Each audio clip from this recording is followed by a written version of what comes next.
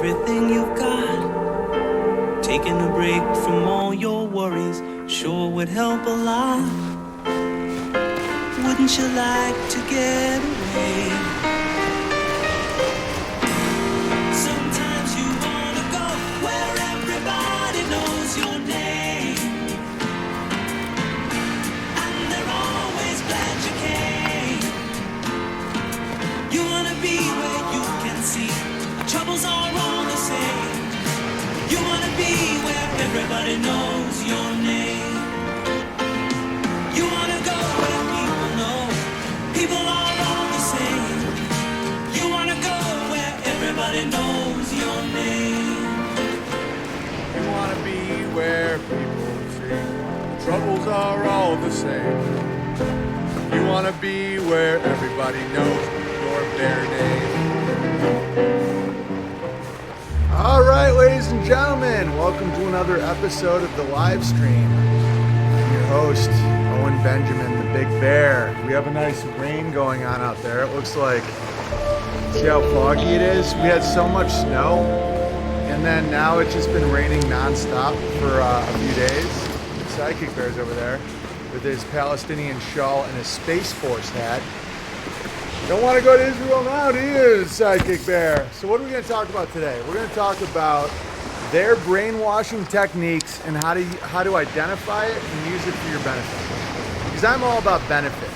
And it's funny, people on Twitter, they think they know what I'm going to say. You know, when I was just making fun of Zionism and what was going on in Gaza. And, you know, a lot of times social media figures just kind of do the same thing forever. It's just like, that's their thing. And I just like take hard turns like this last week about slavery and abortion because I like results. Like I like actual results. I'm not one of those people that just condemns things and talks shit to feel good. You know, like a lot of truthers will break down brainwashing techniques and whatnot, but they don't tell you how it can benefit you, how to identify it. It's not scary. It's not scary at all. And you get all this red pill stuff about like, oh, you must exit the matrix. You got to exit the matrix. Bro, you're not leaving the matrix. But what you can change is your perception of it and your gratitude and just how you live your life, like lower your fear. Because this whole realm is a matrix. This whole realm has an element of illusion to it, of Maya. And then even in the system itself, you know, a lot of people think that somehow I exited the matrix because I'm homesteading, I'm fairly decentralized, you know, I have no debt, things like that. But no, we're in basically a giant labor camp. And this one dude did this hilarious sketch about it, and it fit with what I've been talking about with is it better to be aborted or a slave? Guys, if you've been watching me long enough, you kind of know what I'm getting at. We already are free-range financial slaves. Like, that's why this is all so funny. It's so exposing. And someone in the chat just said, what did she say? Owen's taking a lot of heat for being the lone voice of sanity again. I'm very appreciative. Must send a donation. Why, thank you, Hostess Bear, but that's my job. And if I didn't do this, I'd be a mailman or the postmaster general. But yeah, it's like I take heat, but it's fine. The donations are always more than appreciated. But yeah, like I'm going very viral constantly right now. It's weird. Something switched. Codsworth, what do you think it was? Do you think it's that my rhetoric reached the other half of the internet, like the other side of the internet, that normie, SJW, oppressive woman, you know, the Karen, the sexually and spiritually oppressive woman, and the gay men, like these creepy men, that they now see me and they're reacting, and their reaction is wild. Maybe Elon is pissed at Grab Wars. It's bigger than Grab Wars, though. I don't know what to say. It was the slave tweet. Yeah, it's the idea of would you rather be a slave or dead? Like aborting a baby or being a slave, like that one question is really breaking people's matrix. Like they're like, because one way of looking at quote unquote the matrix is it's it's a conglomerate. It's like a group of agreements. You know, like a matrix could be every contract you're in, or your assumptions and agreements, how you view the world. Like, how, do you function with logic? Do you function with pathology? Like, what is your assumptions and agreements you've made with this realm? Another form of the matrix is just reality itself. The laws of physics, you know, the cycles of the sun and the moon, like, you know, the nature of the government. And let's kick it off with this. Oh, and we're going to also do a little exercise today called Sympathy for the Devil, because I genuinely do understand where a lot of Jews, like how they got the way they are. And I may have been in that group under the Pope's rule. Like, I may have been, like, I get it. We're going to get to that section. It's kind of interesting about, like, what would you have done if a king said the Pope was the voice of God? You know? May you have started an underground government and did some financial, you know, what's it called? Unrestricted warfare? You know, because a lot of people think that it's just crimes that the Jews were doing when they got sneaky. Because that was the case. Like, this is illegal, don't do this, they won't stop doing it. Okay, king takes all their shit, right? Then they get bitter and resentful, and we just have to make pornography, oh. But that wasn't always the case. And I'm here to be very honest about everything I'm seeing. And I really want to get to the actual truth. Like, I don't have an agenda when it comes to these things. And there were times when, you know, the Jew would be, you know, conversion by the sword to kiss the ring of the Pope. And they were very resentful about that if their shit was taken from them. And so what would you have done? Would you have and you couldn't have been open about your plans because then they'd kill you. Like, the Catholic rule, the globalism of Catholicism was way longer than the World Economic Forum has been, all right? And some of it was good. Some of it, there were some good Catholic societies, and there was a good way of managing people. And, you know, I'm a big fan of the Bible, but I was raised Catholic, so I know how little of the Bible they usually operate under. But I'm not here to mock Catholics. Like, I have a lot of cultural Catholicism in me. But imagine if that was the case. Like, you had to swear, like, they said the Pope was the vicar of God. Like, his voice was God, basically. Like, he was God's representative on this earth, and they made a claim on the entire earth. And if you didn't go along with it, they took all your shit, okay? That did happen to quote-unquote Jews, and it sets the stage, because I'm not dismissing the crimes, but I really like analyzing the systems. Like, what system led to that being a productive thing for a group of people? Catholics were the Jews before the Jews? Totally, yeah, and the Vatican is like Israel. It was a political nation that was formed based on a claim of a religious thing, even though a lot of them are atheists. It's very similar. When you make a religious claim on a nation state and then rule governments based on that, it's very similar. Like, when America got infiltrated by Catholicism, there was a huge pushback to it, especially the Kennedys and all those guys, because they didn't want rule. Like, back then, the Israel was the Rome. That's how people viewed it. That if you had a Roman Catholic politician group, then you would be swearing allegiance to a foreign power. Like, any Catholic president has allegiance to a foreign country, not a religion, but a fucking country. The Vatican is a country. It's a nation state with an army. Okay, and so it's very similar to Israel. Okay, so let's check this out. This is a really funny sketch. And this kind of explains how there is no exiting, there is no leaving Babylon when you're in this camp. Like, you can't even live in the woods or be homeless without breaking the law. Can I please go live in the woods for free? What the fuck are you talking about? I mean, I just want to go live in the woods. Like, I can't do this. You're asking me to sell you my entire life just to live with air conditioning? Like, I can't. You made me spend 18 years in school jail. No. The fuck you mean? It's the woods. I don't care if I croak. I don't care what happens out there. I just want to go live in the woods. Like, yeah, no. What if I go really far? Yeah, we're gonna lock that. We'll send men with Bottle guns, rocket. kidnap you and put you in a cage, okay? Don't fucking try it. Okay. Fuck. So I live on the streets? That would be illegal. So to exist on the streets? What are you, a vagrant? I didn't ask to be born. Shut the fuck up. Okay. Well, I'm lucky that there's a creek where I exist. But you can't really drink it. You could drink it if you were inside. The water? Okay. And I'm kind of fucking hungry because none of the trees make fruit. You wouldn't let me do the woods thing. There's nowhere for me to grow a garden. You want me to pay you to catch a fish? Or fish. Okay. Is this a forced labor camp? No. No. Okay, so I can't sleep, I can't eat, I can't drink water, and you're forcing Asking me to sell my time and my work to other people in order to exist without you kidnapping me and putting me in a cage. Is that correct? Okay. It sounds like a forced labor camp. What are you gonna do about it?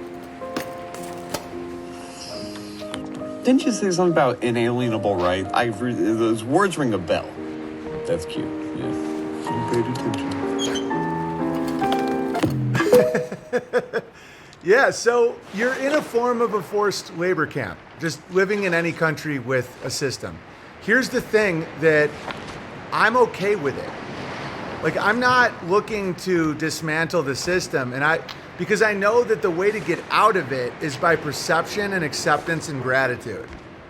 Because you don't actually have solutions. Like, a lot of times people rail against the system or the government, because what he just described is totally true. You legally can't just go into the woods and live. Like, you can, because people aren't really gonna look for you.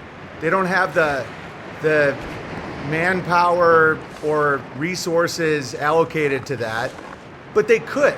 Like, you can't just legally go live in a national forest, And so what is this place? You have the income tax, you have land tax, you have, there's a lot of benefit to be in the system. There's a lot of privileges and rights given to you by the system in the system, but in reality, it's always going to be there.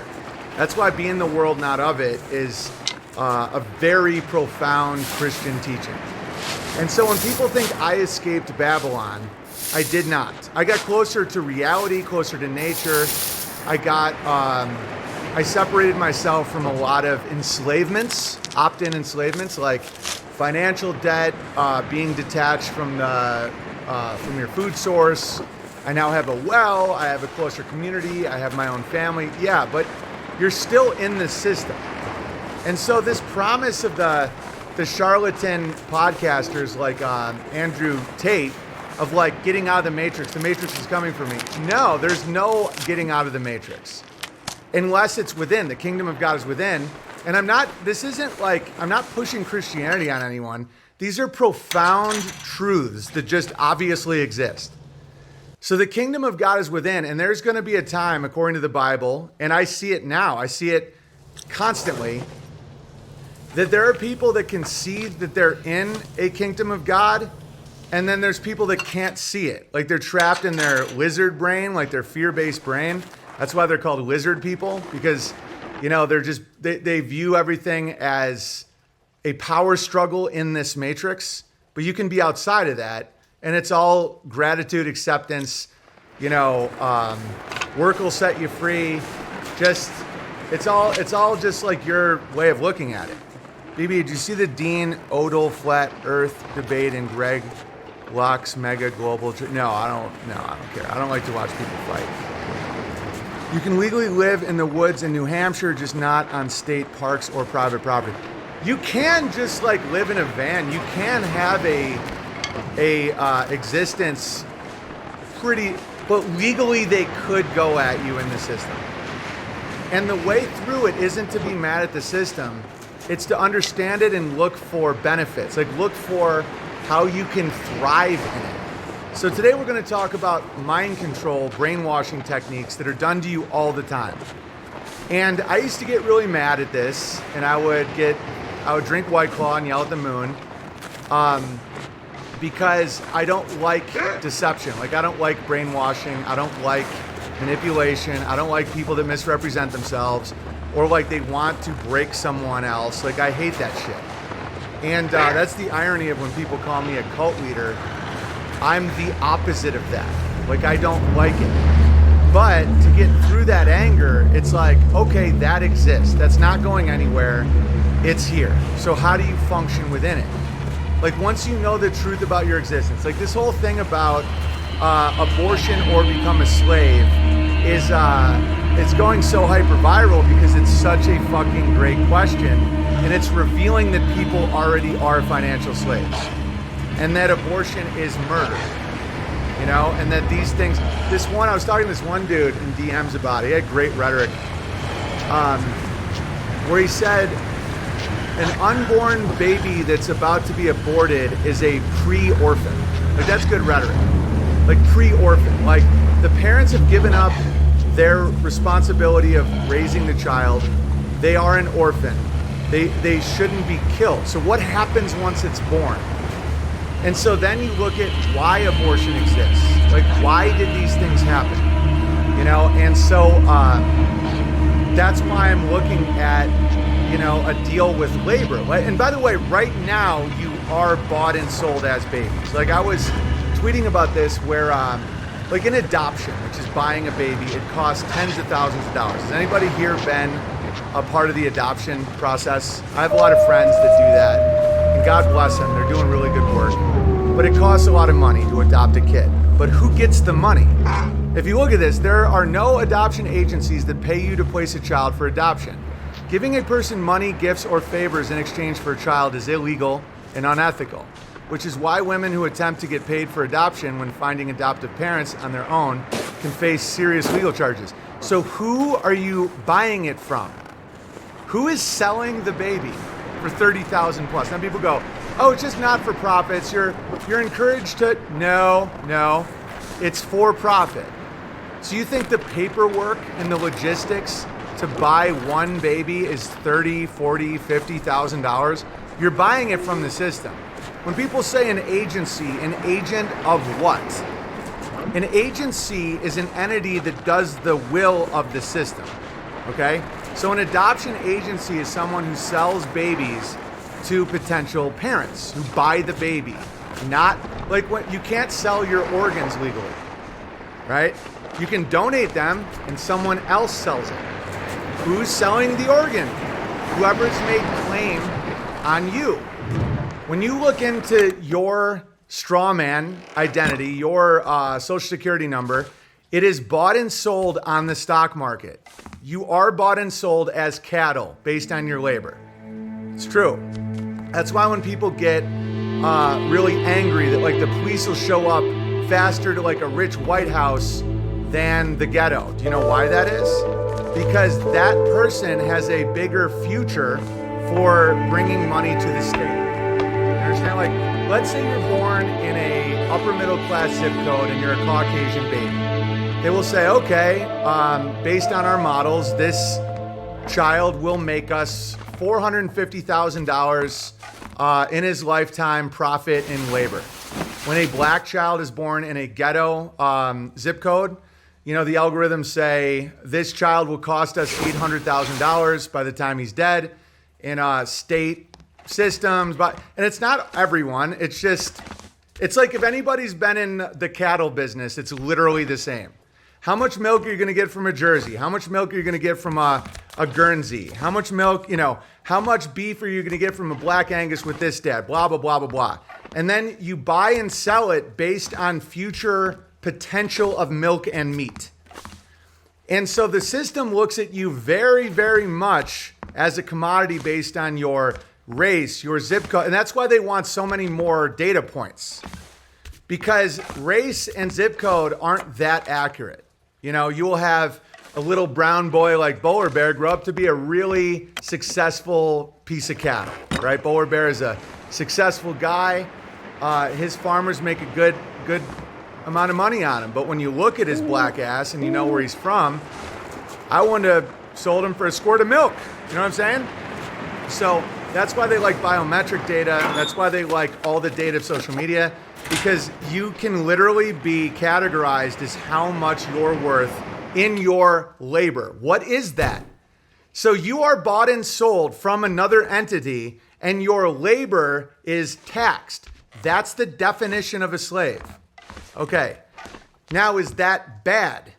I'm going to say no. And I was saying that because it's bad if you're dehumanized. It's bad if you're not allowed to have a family. You're castrated. You're raped. Your arm is cut off. Yes, obviously. I'm fine with that.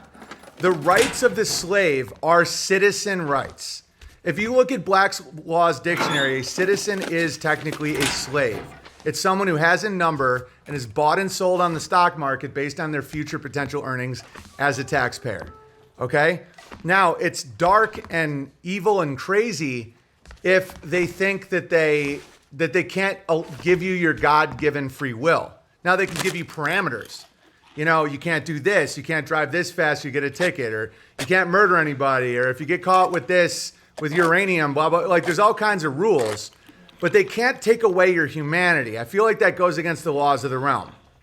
So it's like, they can't, like, all the nightmare stories about slavery, about like, rapes and torture and all that shit, that doesn't last. Like, if you do operate in a system like that, it falls apart because the slave, the citizen, has to have rights, and the rights that are allocated by our ancient religious texts.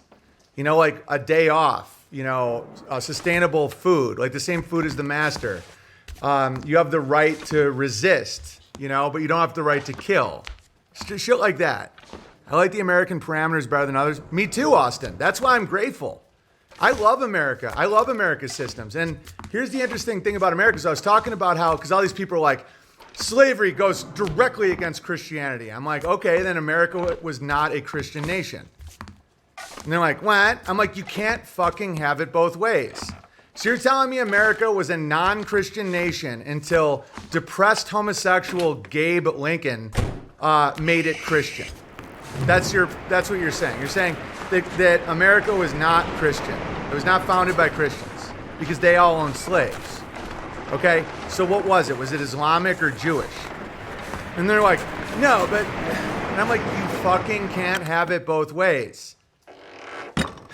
If slavery existed for 1,865 years after the birth of Christ, up until America, we're talking an insane, that's just an insane, uncomprehendable amount of time. And then Abe Lincoln, and then brings us to 2023 with our blue-haired trannies. That's more Christian than 1820 America. Like, that's what you're claiming, right? And so then the argument is that America's founded by Freemasons, which I think there's a lot of truth to that. I think there's a lot of truth that we have a Masonic system and it was settled by a lot of Christians. That's how I view America, that there was an Islamic, because Thomas Jefferson had the Quran in his temple room, same with the Bible, same with one other book, I can't remember.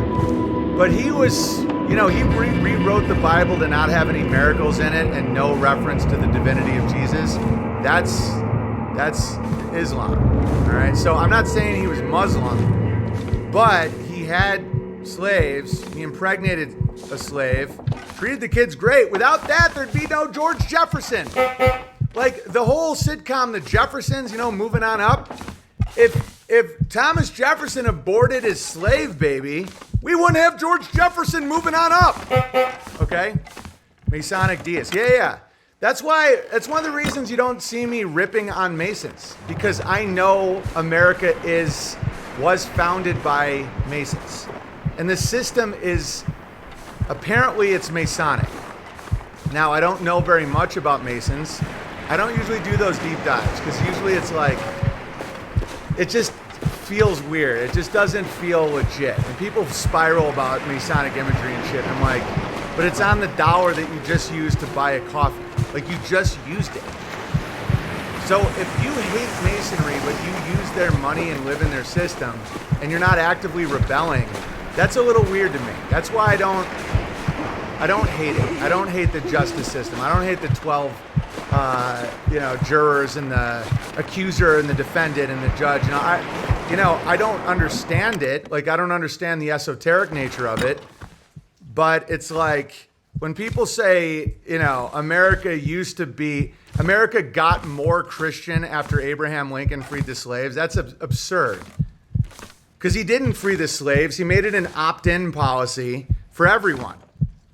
And it's very interesting how it works. Don't expect them to make sense, BB. They're just deer in headlights. I don't know what you're talking about, Brosi. Modern Mason lodges are super corny. We need the old school Masons back. Yeah. I don't know. I mean, anywhere guys hang out, I get it. I mean, we do bear meetups all the time. I just don't take oaths that I'm not public about. That's like one of my principles. So according to my principles, I couldn't be a Mason because I can't do private oaths because my head, it confuses me too much. I can keep secrets, despite people thinking that I always spill the beans. If somebody confides in me something, I'm actually quite good at keeping their secrets as long as it isn't an active crime or like someone is going to be really hurt if I don't tell them something. But other than that, I'm not a gossip. Like I mean, a lot of you guys in the chat have told me some wild shit. Do I live stream about it? Of course not. Unless it's an active crime or somebody would be really hurt by it, that I could stop with spilling beans. The Masons are all gay boomers. I'm talking about like the founding of the country. When you look at people are like, we gotta make America great again. I'm like, well, they own slaves. And I'm not against the slave thing. It's really funny how some people get like this made me laugh. Somebody's like, super duper Christian, how horrible did the slave master treat their slaves? Who were the slave masters? And it's like, at the height of American slavery, 78% of slave owners were ethnic Jews. 40% of the Jewish population were slave owners, while only 0.35% of white Americans owned slaves. And I wrote, that's true. It's pretty embarrassing for us. I'd like to see our numbers start to get at least competitive with the clip tips. But gotta say, that's one industry they're really good at. I ain't playa hating, right? Like this idea where it's like, yeah, but the Jews were the ones who owned the slaves. I'm like, no, we own slaves. It's not just them. And people are like, I don't know how to react to this. I'm like, just don't be like dumb and stupid and crazy. Like, here's a really funny sketch. Did I not download it? I can sometimes be a real hard R. It's a Key and Peele sketch about slavery. It's fucking hilarious. And I really hope my former manager manages them. And we still have, like, I can, he's cool. Like, I can still, like, reach out to him. I really hope that they're still funny like this. Because this was years ago. And it's so fucking true that I feel like comedy has to keep degrading as the world gets crazier. But this sketch is right on the money. Like, Key and Peele are fucking talented dudes. And their writing team, and I knew a lot of the writers. I mean, this sketch is right on the money. Oh, here we go. Here we go. Been a pleasure. Give him hell. All right. Okay. $8 on lot A. Going once, twice, 3 times sold. How does that happen? Not true. What How you just does it said, happen? that's gobbledygook. Okay, that can't be true, because what can Look this at dude him. do? Look at him. What could he pick? A cotton plant is like this tall. Yes. I'm saying, no offense, brother. I'm just saying. Offense taken. What? Am I wrong? Is he not short? He's short. But you are actually short Yeah, you're in good. real life in the world. You're good, man. Enough. I will not have my reputation tainted selling superficial, bigoted slaves. Superficial? Did that really just come out of your mouth? That's it. This auction's over. Auction's over. Oh, no, it ain't over. It's not over. I'm strong, y'all. I'm very strong. I can sleep in a bucket. I'm fast, I got stamina, No, I don't look it. and I know magic. My worst quality is that I'm a perfectionist. Have I mentioned this? Docile. I am agreeable to a fault. You should have seen the dude who asked me to get on the boat when we came over here. Not a violent I just bone walked in my right body. on, no big deal. Never seen a boat in my life. Okay, so that's right. That's exactly it. And the sketch starts with them being like, how degrading is this? We're being used and abused, but no one's picking them. And then they start being like, what the fuck? That's a job fair. That's a job fair, guys. You get an unpayable student debt, and then you like really hope, you're like, no, I don't know if I could work for Philip Morris. I mean, it's just so immoral. And then you're not getting a job. You're like really trying to work for Philip Morris for the benefits and privileges. That's literally real life right now. And I've known that from the beginning of my little abortion thing. But you got to just let people get there. You know, you got to give someone some rhetoric, like that little kernel of thing that lets people talk about it. Like, here's another guy that's spiraling about it. Let me,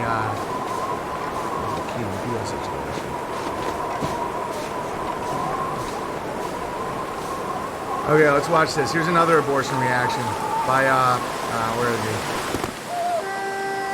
By My Chemical Santa Claus here. This mascara wearing fucking creep. And by the way, after people told me, and this went super viral, that this guy openly gets in fights with 10-year-old girls and encourages people to bully them.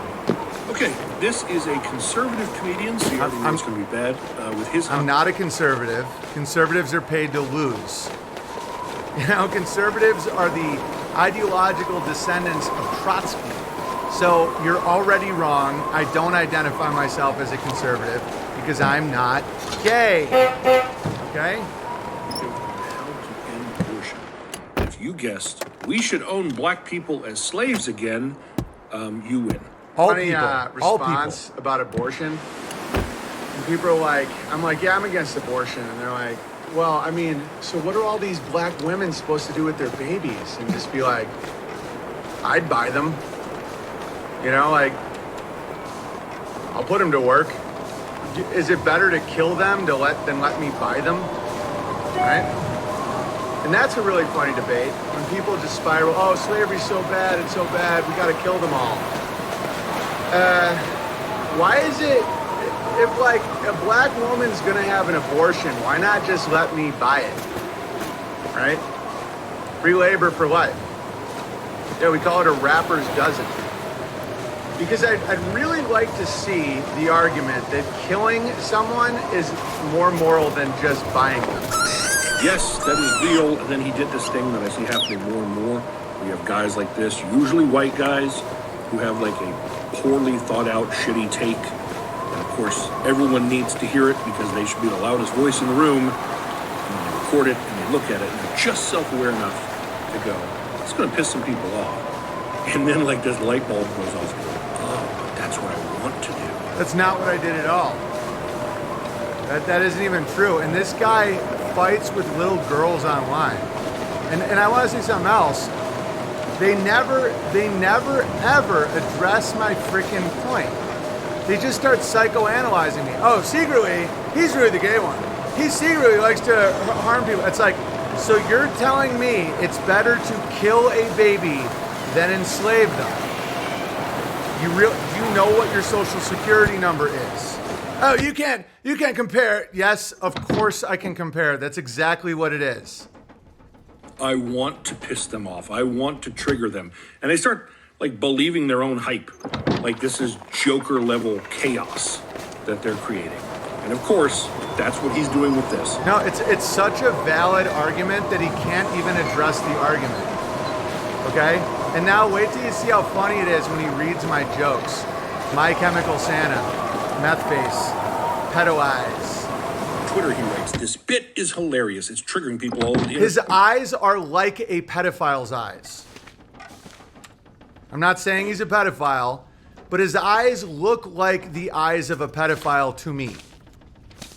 Saying I want to be a slave owner, blah, blah, blah. No, you said that. The root of so many of my favorite jokes is a simple question. Is it better to kill a man or own his labor? I think the answer is obvious because I'm not a psychopath, but apparently a lot of people think murder is a valid alternative to owning someone's labor and providing... The thing that I find wild is he's reading this argument, and it's so obviously true, but yet he's just acting offended with his mascara. I have no interest in owning and managing African slaves. I don't have enough Kit Kats to keep them happy. Yep. But this joke has really grown on me from the psychotic, demonic reaction to it by the entities, because he's one of those weird dudes who's like the Democrats and believes that. No, I'm not. I think it's two wings of the same Zionist bird. And yeah, I believe in demons because that's Christianity. Like all Christians, if they read the Bible like it's not fake, would believe in demons, obviously. And so wait till you hear what he's about to say. And then the guy who made a video to upset people got upset that people were upset. I'm not upset. I literally say that I like it. Like how am I upset? Like that, I was like, this is a great topic. This is great. This bit is hilarious. I was not upset that people were upset. He just lied again. All he's doing is lying. About his video, making posts like one comment said, "You fucking racist. What if you were bought by a black family and made a slave?" Great. Isn't it obvious that it's better to work than be dead? Yep. How is this even a debate? Obviously, I'd rather be a slave than murdered. So Yes. first, is he a racist? Let's look at the facts. He only talked about owning black babies. Yeah, I'm a racist because I'd rather have white slaves. Obviously. It's the exact opposite. I have in-group preference with white slaves. I was just bringing up the black situation because blacks are the reason that there's Planned Parenthood. Like, they're the ones that are constantly getting killed before they're born, when they're pre-orphaned, because they're so hard on the tax system. I'm proposing a solution where instead of killing them, you put them in indentured servitude until they've paid off over $800,000 in labor to the system itself.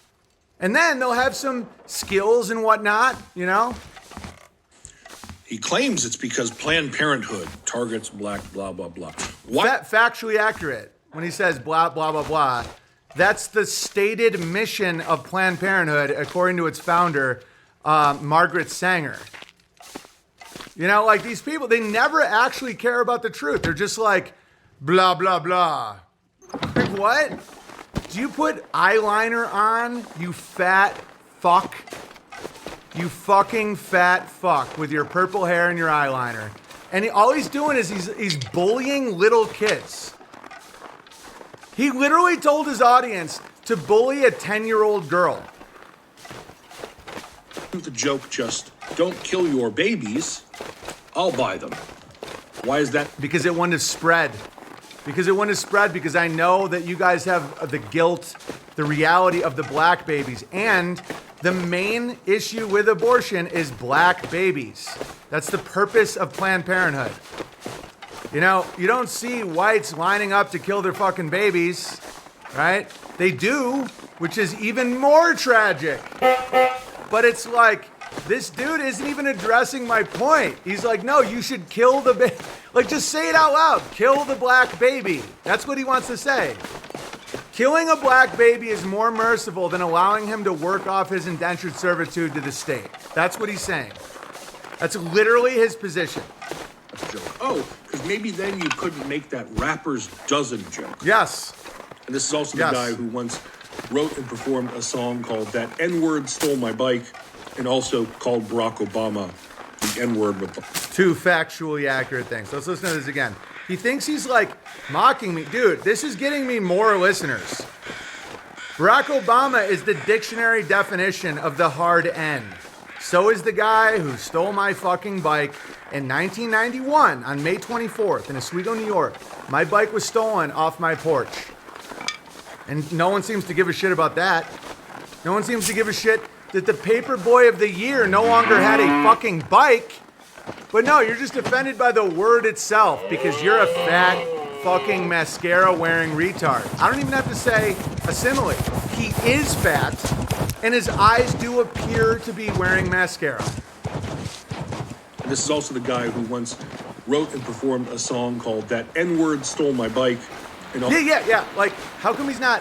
He's the guy who had his bike stolen by an N-word and was victimized for years over it. Called Barack Obama the N-word. Barack Obama killed millions of people in illegal wars for money. Like, he's the definition of that.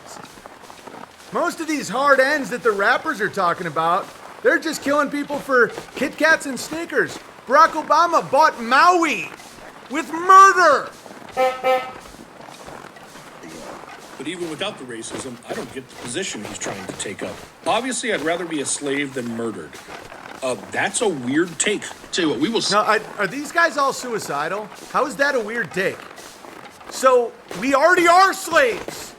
It's like, so you'd rather be dead than work on a farm for a guy?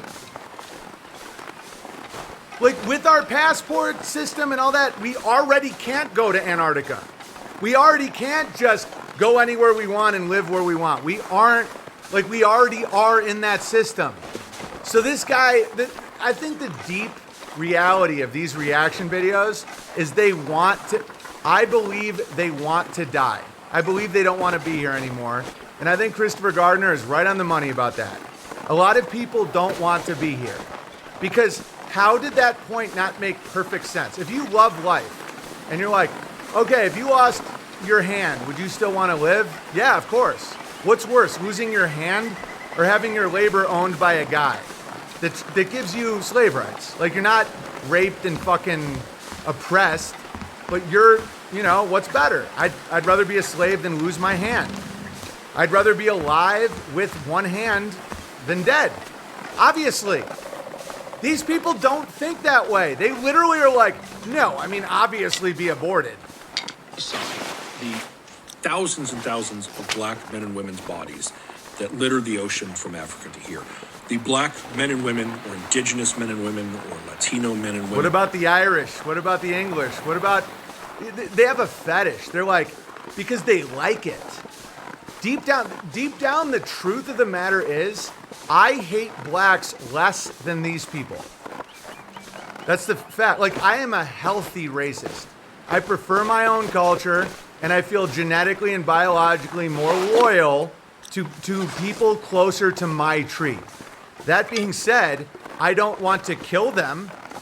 I don't fantasize and fetishize thinking about all the black slaves at the bottom of the ocean, but you don't ever talk about any of the white slaves at the bottom of the ocean because you don't like that.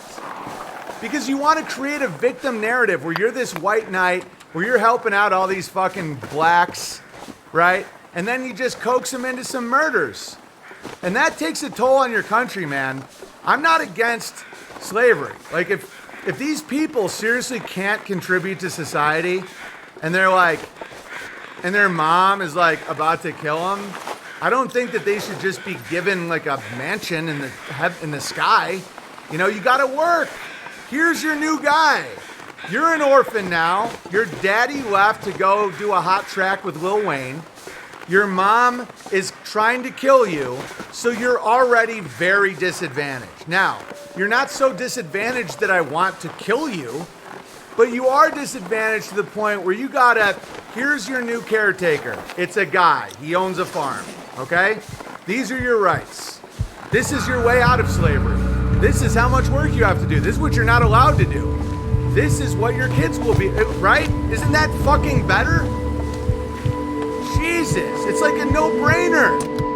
Whose bodies are scattered across the North Americas because they literally chose death over servitude. What the? It's because they can't swim.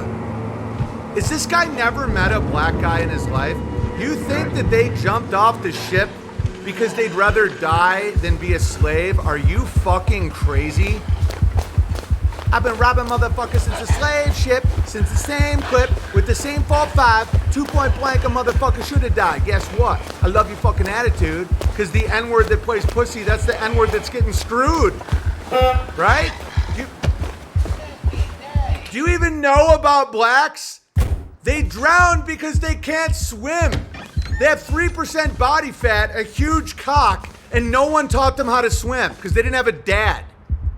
Oh, they chose to drown. They were robbing each other on the ships, trying to get more bread. They were offering sex, just like they do in prison. We'll set that aside. Well, look at prison right now. Prison is like, Supermax prison is way crazier than the antebellum South slave system. Way crazier. Slave system, organic food, you had a family, you work outside, as long as you don't fuck around and try and bang the boss's fucking wife. You don't get whipped. No one's trying to whip you. It's like no one wants to let's say you are viewed as farm equipment. They're like how we are by the system. Like, they don't want to just kill you unless you're like a parasite on the system. That's why COVID-19 vaccines, who did it go after? The elderly, the fat. No offense, I know all of us have lost someone from that vaccine that were good people. But people that are no longer doing labor, that are getting tons and tons of 401k action, fat, disease, scared, weak, right? Blacks, indigenous, Spanish, right? It didn't affect that many like prime whites. Did you notice that? I noticed that. Did anyone? It affected whites, but it affected poor whites, whites on welfare, whites that were on retirement, fat whites, diseased whites. That was because they were killing off the what they believed to be a weight on the system. That's why they have food. They could make all food organic. Why is poor people food give you cancer? I don't know, because that's obviously what you would do if somebody isn't fucking giving you tax money. So you can be poor and not killed by the system. It's very simple.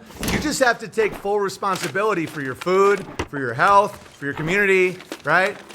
Because that's how they get you. They don't just send a guy to your house to whip you and shit. They get to you through your doctor, through, you know, the supermarket, through financial weaponry. So why the fuck do I tell people to have a garden? Because they can't stop you from eating good food, but they can make shit food cheap. If you're poor and you're not taxable cattle, they're like, here you go, here's some fucking Kit Kats. Okay? I'll tell you what's even funnier to me about this. It's the fact that there are conservative, God-fearing, red-blooded American patriots who will see his post and will go, damn right. Yeah, it's better to be a slave than killed. It really is that simple, and they just can't see it. They'll say that with their whole chest. Meanwhile, this will literally be hanging in their living room. Yes. Ever heard this phrase before? Do people not know what the fuck? It was done by guys who own slaves. Jeez, it's like crazy behavior. Do you have a Capital One card, fat fuck? It says, doesn't it say like the Freedom card on it is like a funny joke? Do you understand that like the Masons that founded America were rebelling against the crown and the Pope? They weren't rebelling against slavery. They were rebelling against their slavery to the crown and the Pope. They wanted to have their own slaves in a new land. It didn't mean everyone's free. So what about prisoners? I bet this one's gonna bother them. What about pedophiles in prison? Do you want them freed too? Live free or die. Well, what about a murderer or a rapist in prison? What about a tax evader, right? They're in prison. How come we don't do videos on that shit? Because it torpedoes your entire argument. Freedom is not a guarantee. It's a behavior that you have to earn. It's better to attempt to earn it than to fucking die. Like that ominous dream I had 10 years ago before I even had a kid. I had a dream that I had a son reading the story of his father after I'm gone. And the first line is, my father was born a slave. Okay? And it still gets me emotional because all the implications of that one line. My father was born a slave, which means I no longer was by the end. And I find that very beautiful. All our ancestors at some point were slaves. Obviously. And it's a really profound, and I'm honored that I get to usher in this conversation to the world. Because Codsworth, how many people have seen all these videos at this point? We're talking about tens of millions, right? Would you rather be aborted or a slave? And then the next question, if you're not fluoridated and vaccinated and doing sodomy, is, what is a slave? Kind of a big part of the building and creation of America. It's literally the mantra of New Hampshire. It's what our forefathers built this country upon. Your forefathers owned slaves. Okay? Like, it's what our forefathers... Who? Thomas Jefferson? George Washington? Hamilton? Who exactly are you referring to? With our forefathers had us all be free. No, they were free from their enslavement from the crown and the Pope. That's what they did. And I love it. I love America. I love this system. I think it's awesome. They made a declaration of independence for themselves and their posterity from the Pope and the crown. As they owned slaves. And they brought more slaves here from Europe and Africa. Because it wasn't about being free from the concept of slavery. It was that they could be free from the crown and the Pope. All right? How does this guy not know that about the Founding Fathers? That they owned people in a way that I would actually think I would be way better of a slave owner than some of that shit. I would give them a lot of leeway. It would take a lot to get a whipping from me. I don't like whipping people, but I would if I had to. Free, or we will die. Those are our two options. So you'd rather die? Given the choice, human beings, the vast majority of the time, would rather die than live as slaves. And we're So murdered though. So what about the babies that wouldn't rather die than be slaves?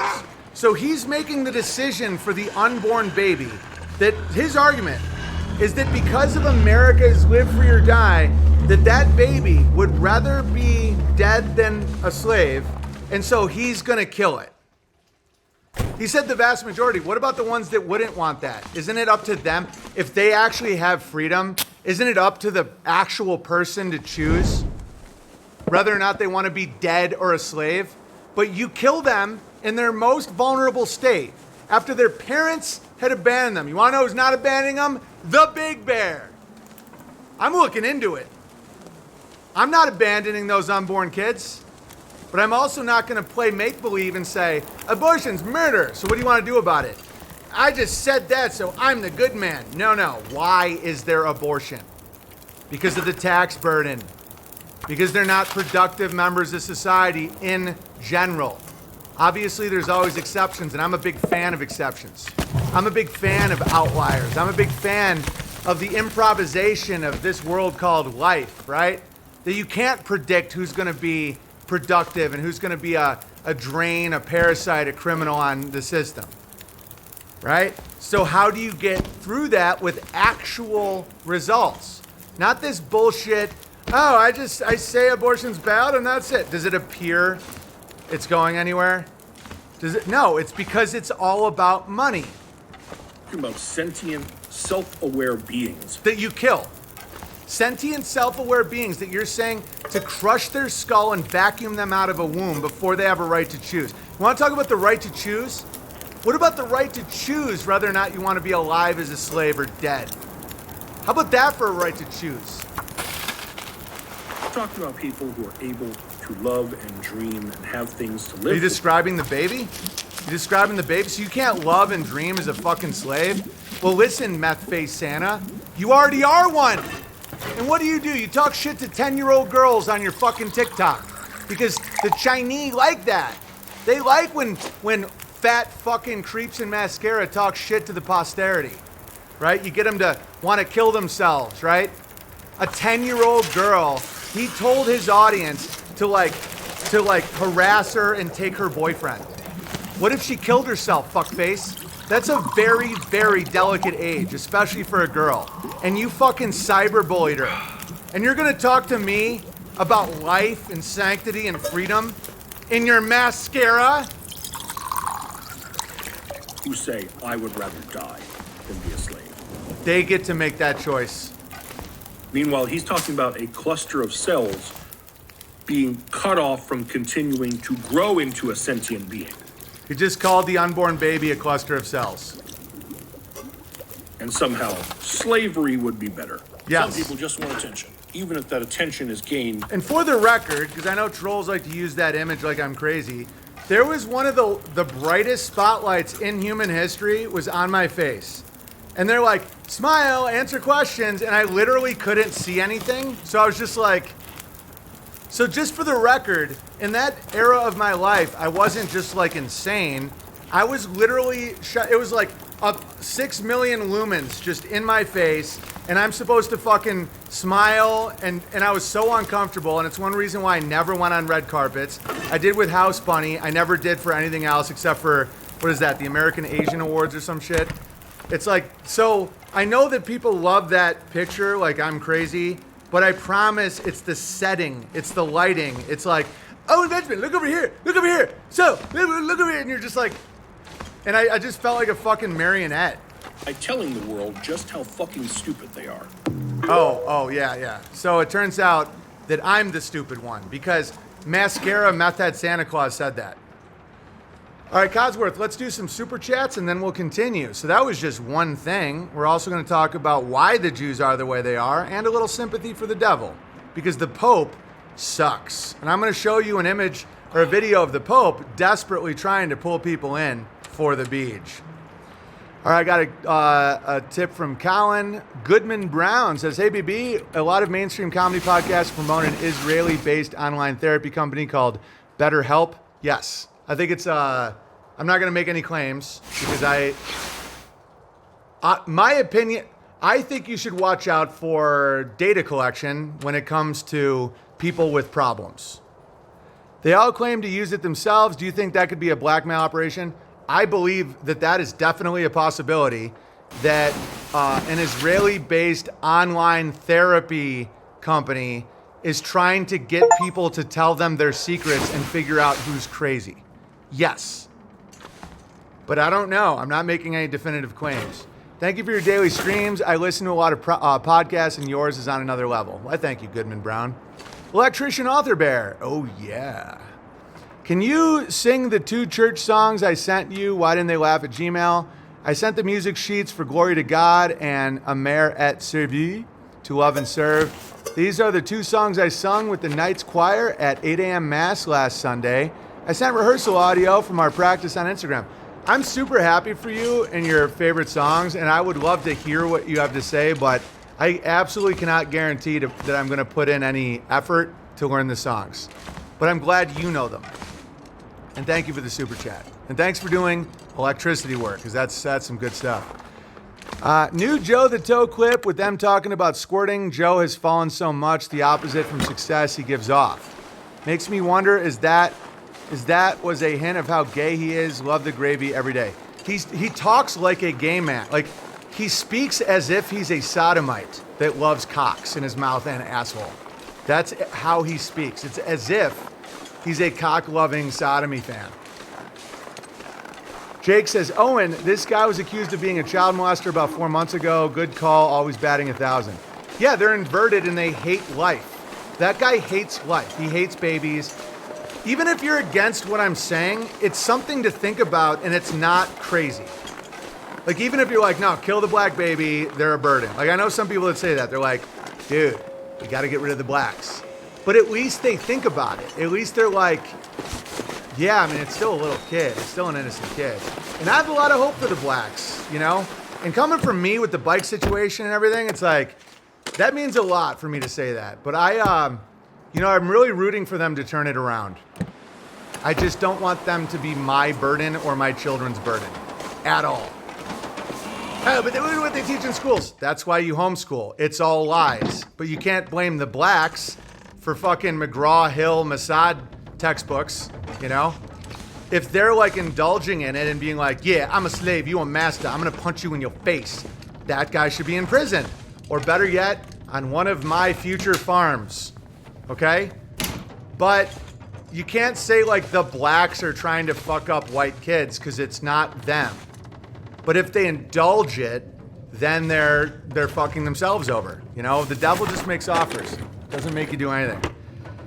The one, the only, the Big Bear. Here's a tip. Thank you. Couple nickels for the bar. Thanks, 2-8 Grand D-Bear. Are we caught up? Sodomy Santa? Yes. Oh, yeah. My bike was stolen by a Mexican, but someone returned it. Let me guess, a white returned it. By the way, I just sent out Christmas cards. Would you guys like to see the Christmas card? This is our family's Christmas card this year. And we even sent them this year to Europe because we know one Dane always needs a pick-me-up and a reminder that he should do cardio. So that's our Christmas card for the year, and I just sent it out to a ton of people, so, you know, fucking appreciate it. But I appreciate you guys so much, because it's, you know, because Amy was like, you sure we want to do this? I mean, you know, money's a little tight. I'm like, they all wrote me handwritten letters, or typed if you have bad handwriting. The least we can do is show them how much we care. And so we are. And it's an honor. It's an honor to be with you people. Can I volunteer to be your first SPIC slave? We're still on Twitter, right? Let this spread. Let this spread. I can't hear the stream anymore. It's cleanup time at work, so I will catch the replay. Even if you don't do my request, BB, I still am happy to contribute my share.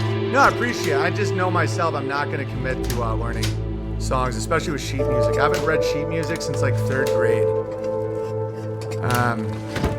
The Christmas card is a highlight each year. We love them. Awesome. I appreciate getting one in New Zealand last year. I will laugh if a Jew listener actually gets the card. I'm sure Toronto Jew Bear got it. I don't hate Jews, by the way, Persian Jew, and that brings me to my next point that I really want to talk about, is why are they the way they are? Because if you look, they've been buying kids for a while. So here's Woody Allen, and there you see adoption and marriage. Woody Allen bought a child bride. And then people go, oh, he waited to fuck her. No, they bought a kid, and then he fucked her. Okay, like they do this right in plain sight. And it's pretty incredible how good they are at it. It's like no one ever sees it. They just do it right in front of you.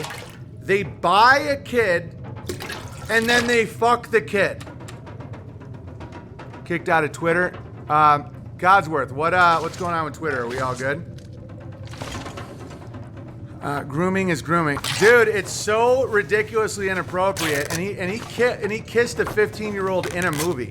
I'm doing Stu Peters' show tomorrow to talk about the abomination that is the Daily Wire movie, where they get a little prepubescent girl to talk about seeing a man's penis in a bathroom. That's literally child abuse, and they filmed it and they're selling it for money and they're acting like victims. It's insane.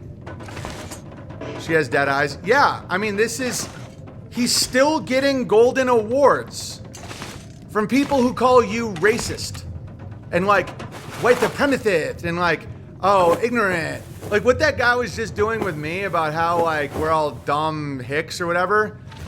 They award that guy golden statues and they watch his movies like they're good.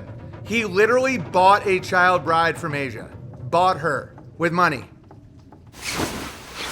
All right.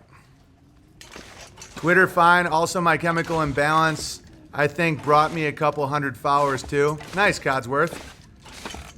Okay, let me stay focused here. I already did that. I like to delete the things after I do it.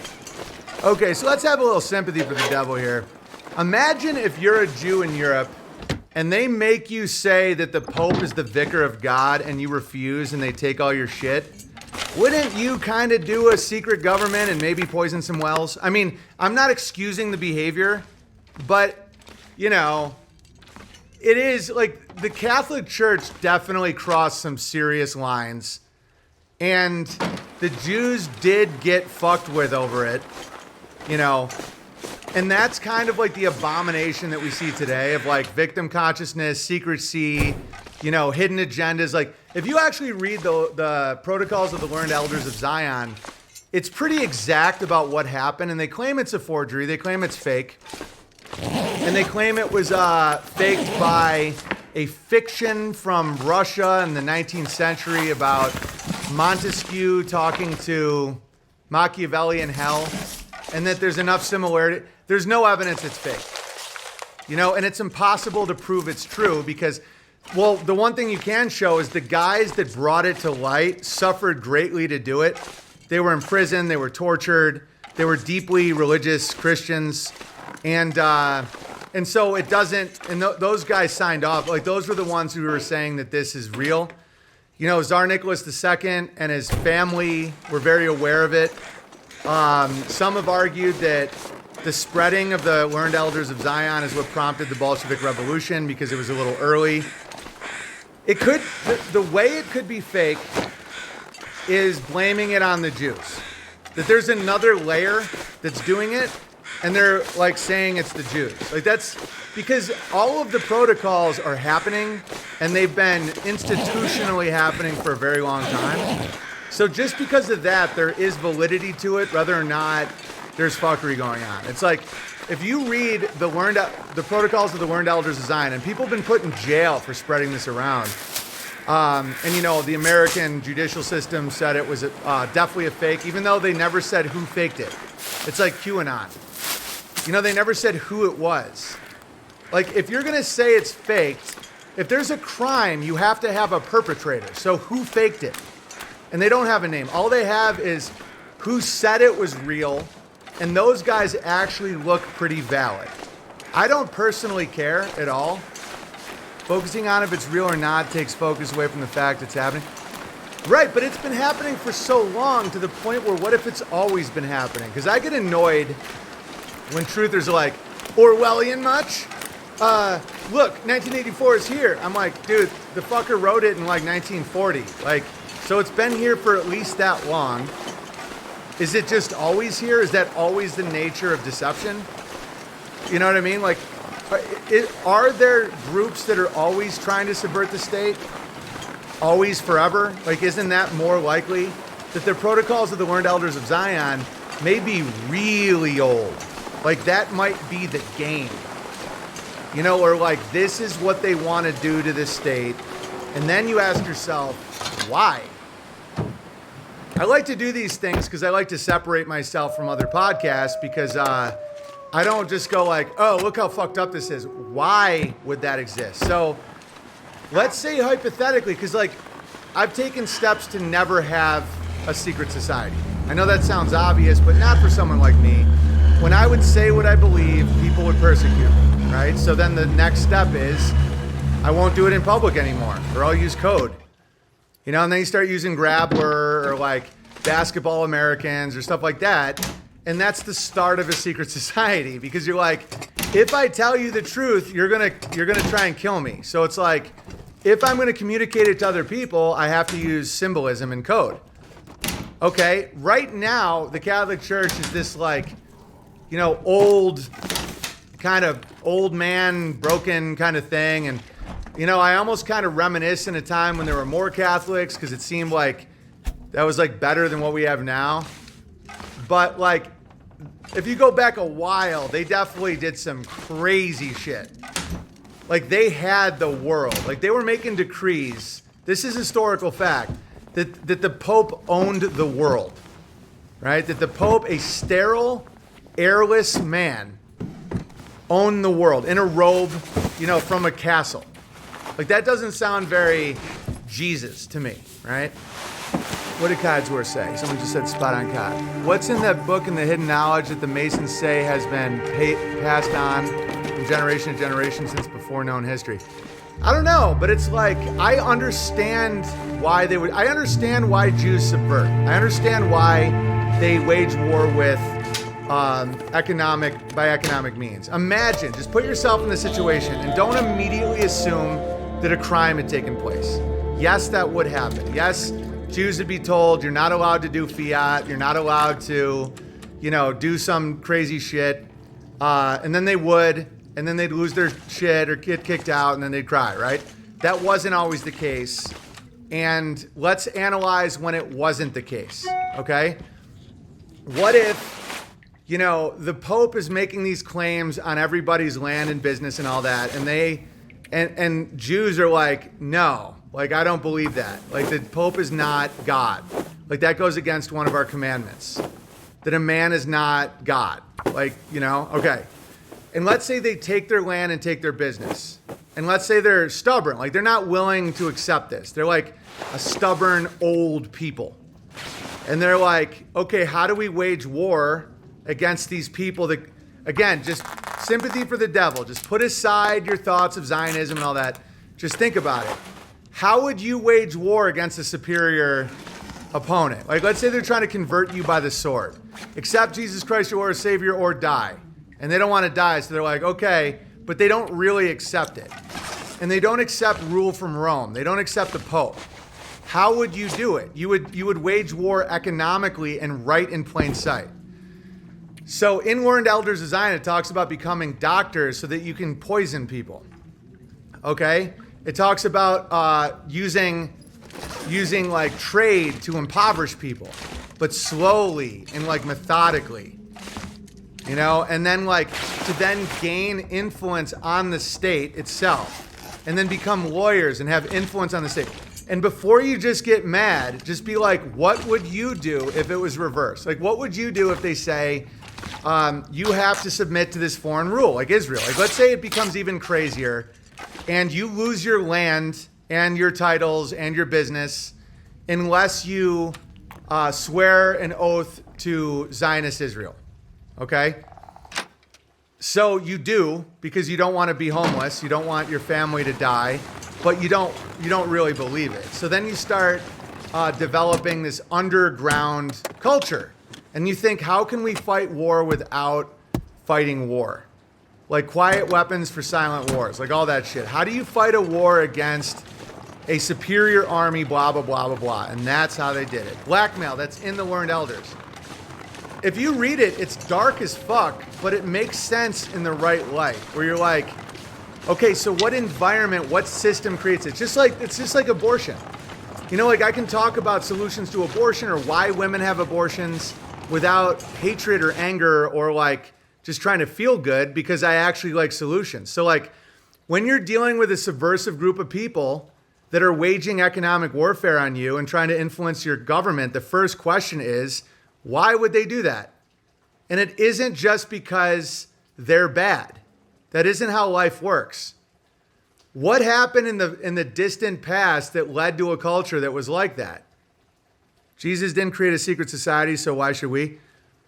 Right, but the Vatican is the opposite of Christianity. It's like, you know, like everything Jesus said is the opposite of what the Vatican does.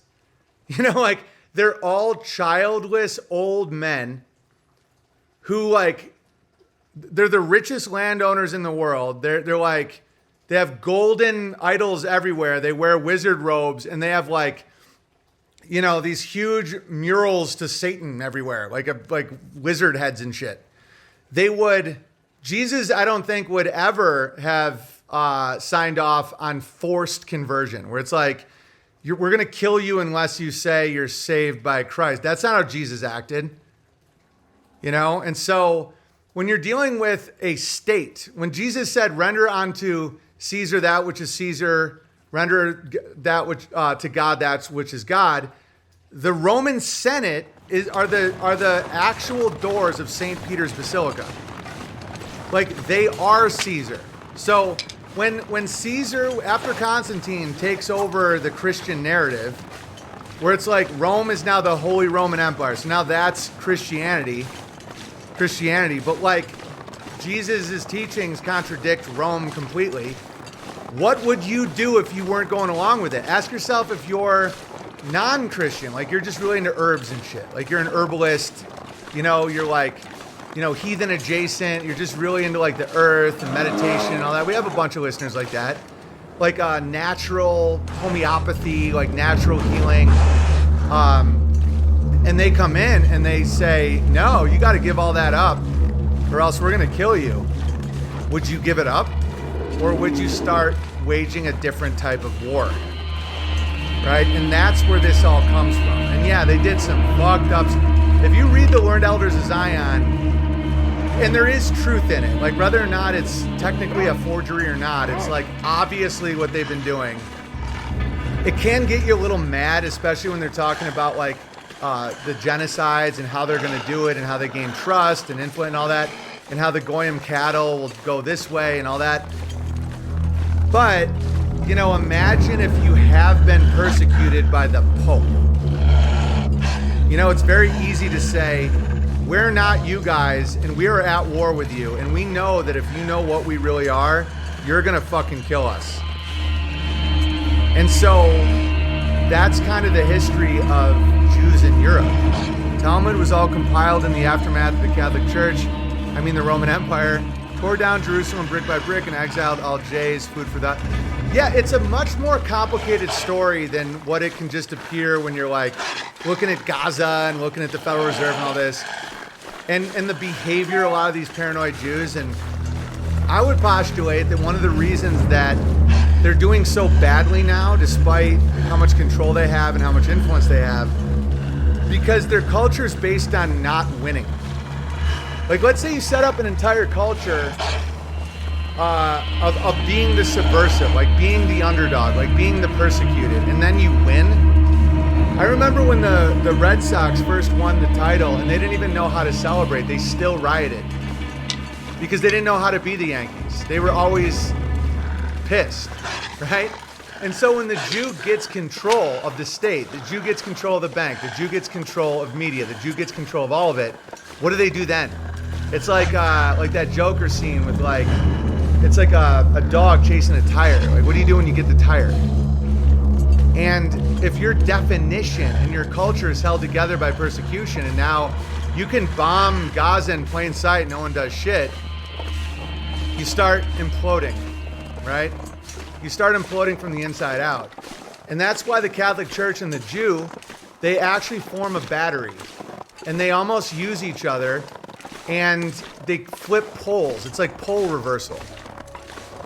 You trigger persecution and keep cohesion. Yeah, but what if it's not real for a long period of time? Like the moon landing or something. You know what I'm saying? It's like deception works in bursts, but it doesn't work long term. It really doesn't. It becomes absurd and everything falls apart. And there was a time when the Jews actually were persecuted because of the Catholic system. And a lot of you guys would have been persecuted too if you didn't kiss the ring of the fucking Pope. And a lot of people just accepted it, like a lot of Celts, a lot of Germanics, a lot of Anglo-Saxons. They would just be like, all right, just kiss the fucking ring, let's get back to work. And they didn't have that desire to survive like their culture like some of these Jews did. And so the Jews waged war for centuries. And I think it has taken a real toll on them. Because no matter what they think, the Gentile is not cattle. No matter what they tell themselves, it's not us. It's not like the people they're waging war on actually aren't persecuting them. And so over time, a lot of those deeds take a real toll on them. They had to adopt the Trinity to differentiate themselves from the Jews. Interesting. All right, here's some super chats.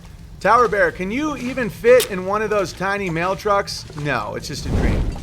Professional Expert Bear, blacks were better off under slavery compared to the black community today? Yes. Black slaves got plenty of sunlight, earth grounding, and organic food, and actually had cohesive families. Yeah, historically that's accurate. No, E-Bear, love the slavery abortion theme. You're driving them crazy. Onward. Yeah, but it's like a healthy crazy. I think it'll be good for them. Like, for example, watch this.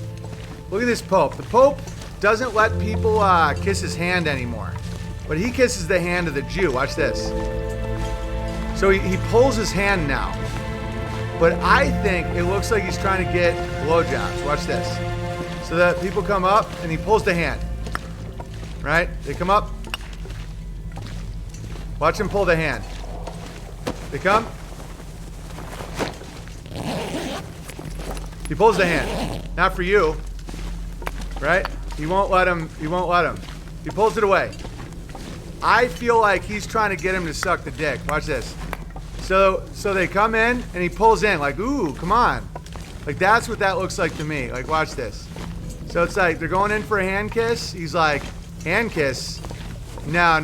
Let's get some cock. Like this is fucking nuts, right? Like he's a crazy fuck. Right? He just pulls his hand right away from that guy. Nope, not for you. Nope, not for you.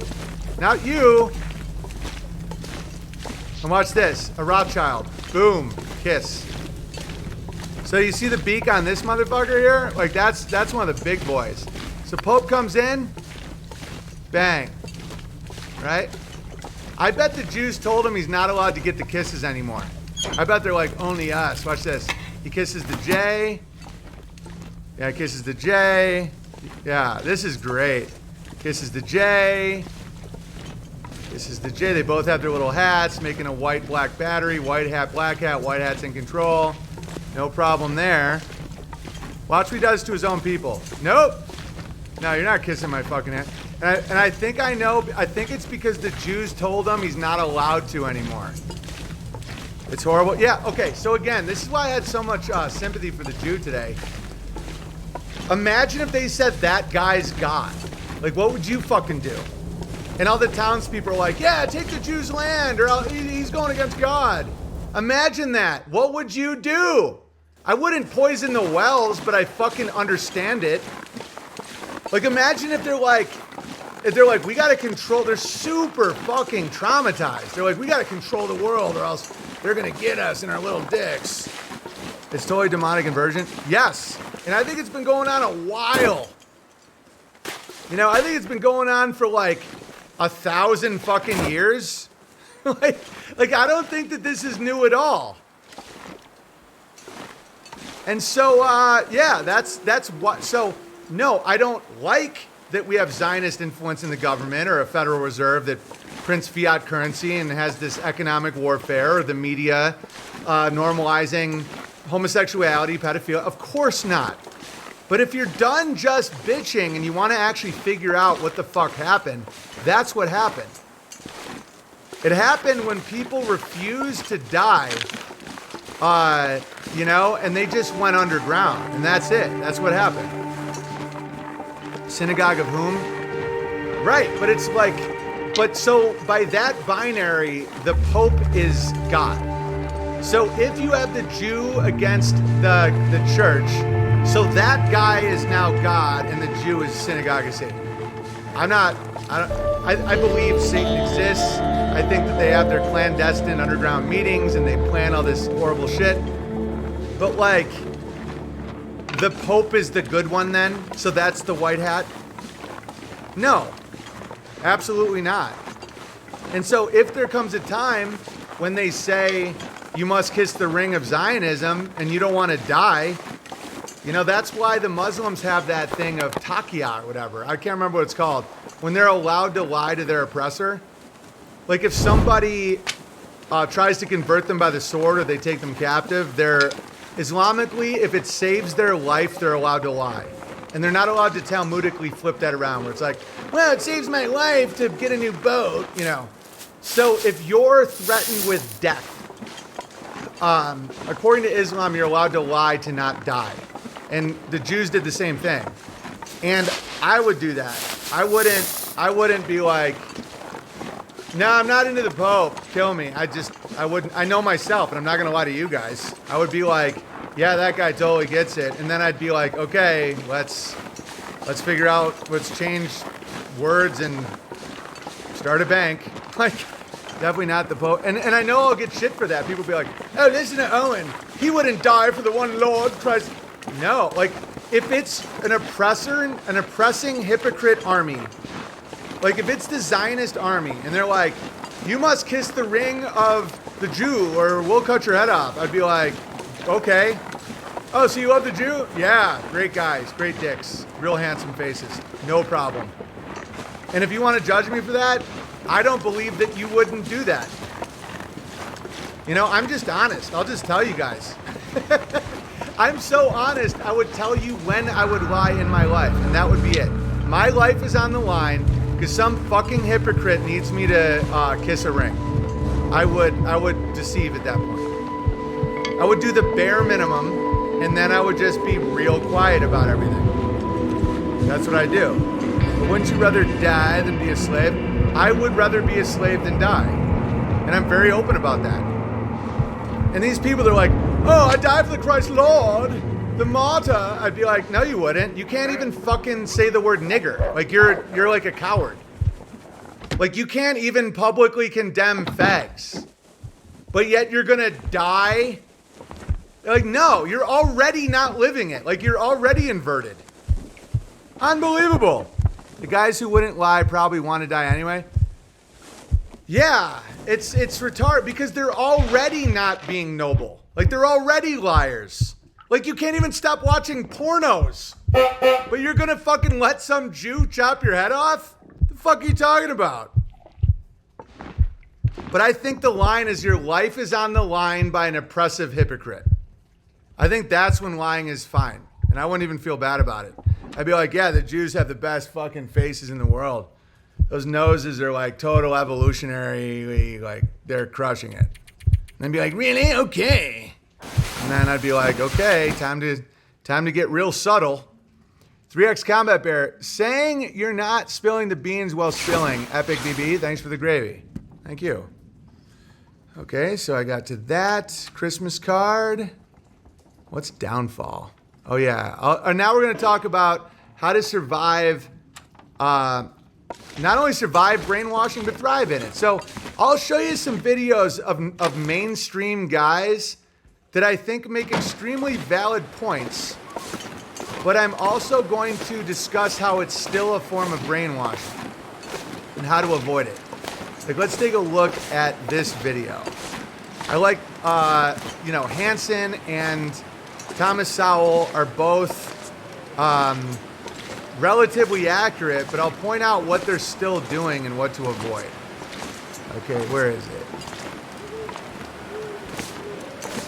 Think a minute. Barack Obama said these people clung to their guns. He just ridiculed them. Joe Biden has called them chumps. Hillary Clinton said they were irredeemables. Or Peter Strzok says, I went into Walmart and it smelled like Trump people. So when you go after them, how long will they take it? They're playing with fire. Their recruitments in the U.S. Army are down 45%. The left always operated on the premise that they were the critical intellectual elite, but was always the assumption that there was always some guy fracking oil. There was always a guy to fix their car. You wanted a nation build in Iraq. There was always a guy in rural Pennsylvania that's family had been 4 generations from World War II to Korea to Vietnam, and he was going to go over there and God knows where and die for this agenda. And when you start attacking those people that make the country run, it's everybody of the middle and working muscular class. That's who kept the country going. Because now what's happening, you're starting to see a subtle but definite trend that people feel there's a war against them. You started out as a Marxist, as many young people do in colleges and universities. Okay, so it's very subtle, but Hansen just made some great points, and I make those points too. But he's still doing the right-left paradigm, and he's still creating a sense of despair, and not acknowledging that there's another apparatus that is right-wing and left-wing. He's pointing out the arrogance of the elites, and that people eventually will stop doing what they ask, without addressing the central banking aspect of putting people in unpayable debt, so they have to do the shit that they're told. Right? There is no solution to what he just said. Now watch Thomas Sowell. Take long for you to realize, wait a minute, this isn't all that it's cooked up to be. Was this social justice stuff and this inequality stuff, these terms, these ambiguities, did that have an impact on you first being a Marxist and then realizing, wait a minute, this is all BS? One of the big problems about the social justice field is that what they say sounds so good. It's only after you study history that you find out just how bad, how horribly it actually turned out. They seem to assume a world in which if things don't turn out the same for everybody, that means that somebody has done somebody wrong. There's no... Okay, so this is some pretty milquetoast, obvious stuff that we all went through years ago with the left, equality of opportunity, not equality of outcome, blah, blah, blah, blah, blah. They never, ever tell you any solution or address the economics of it. It's always just the left is doing this to you. A direction, like an ideology of Marx. Like Marxism already happened. Like all the pillars of Marxism are already firmly in place in the American society. It's a boogeyman. It's nonsense. All right? So one thing that is very crucial is hope.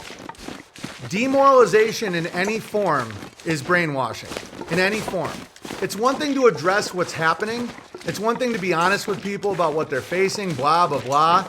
But if you just let people sit there and you don't then talk about potential solutions like my whole abortion slavery thing, I know that sounds wacky and comedic, but it's better than just saying abortion's murder and it happens all day, every day. Like, okay, so what are some of the things we might be able to do? Okay, now watch this next thing that he does.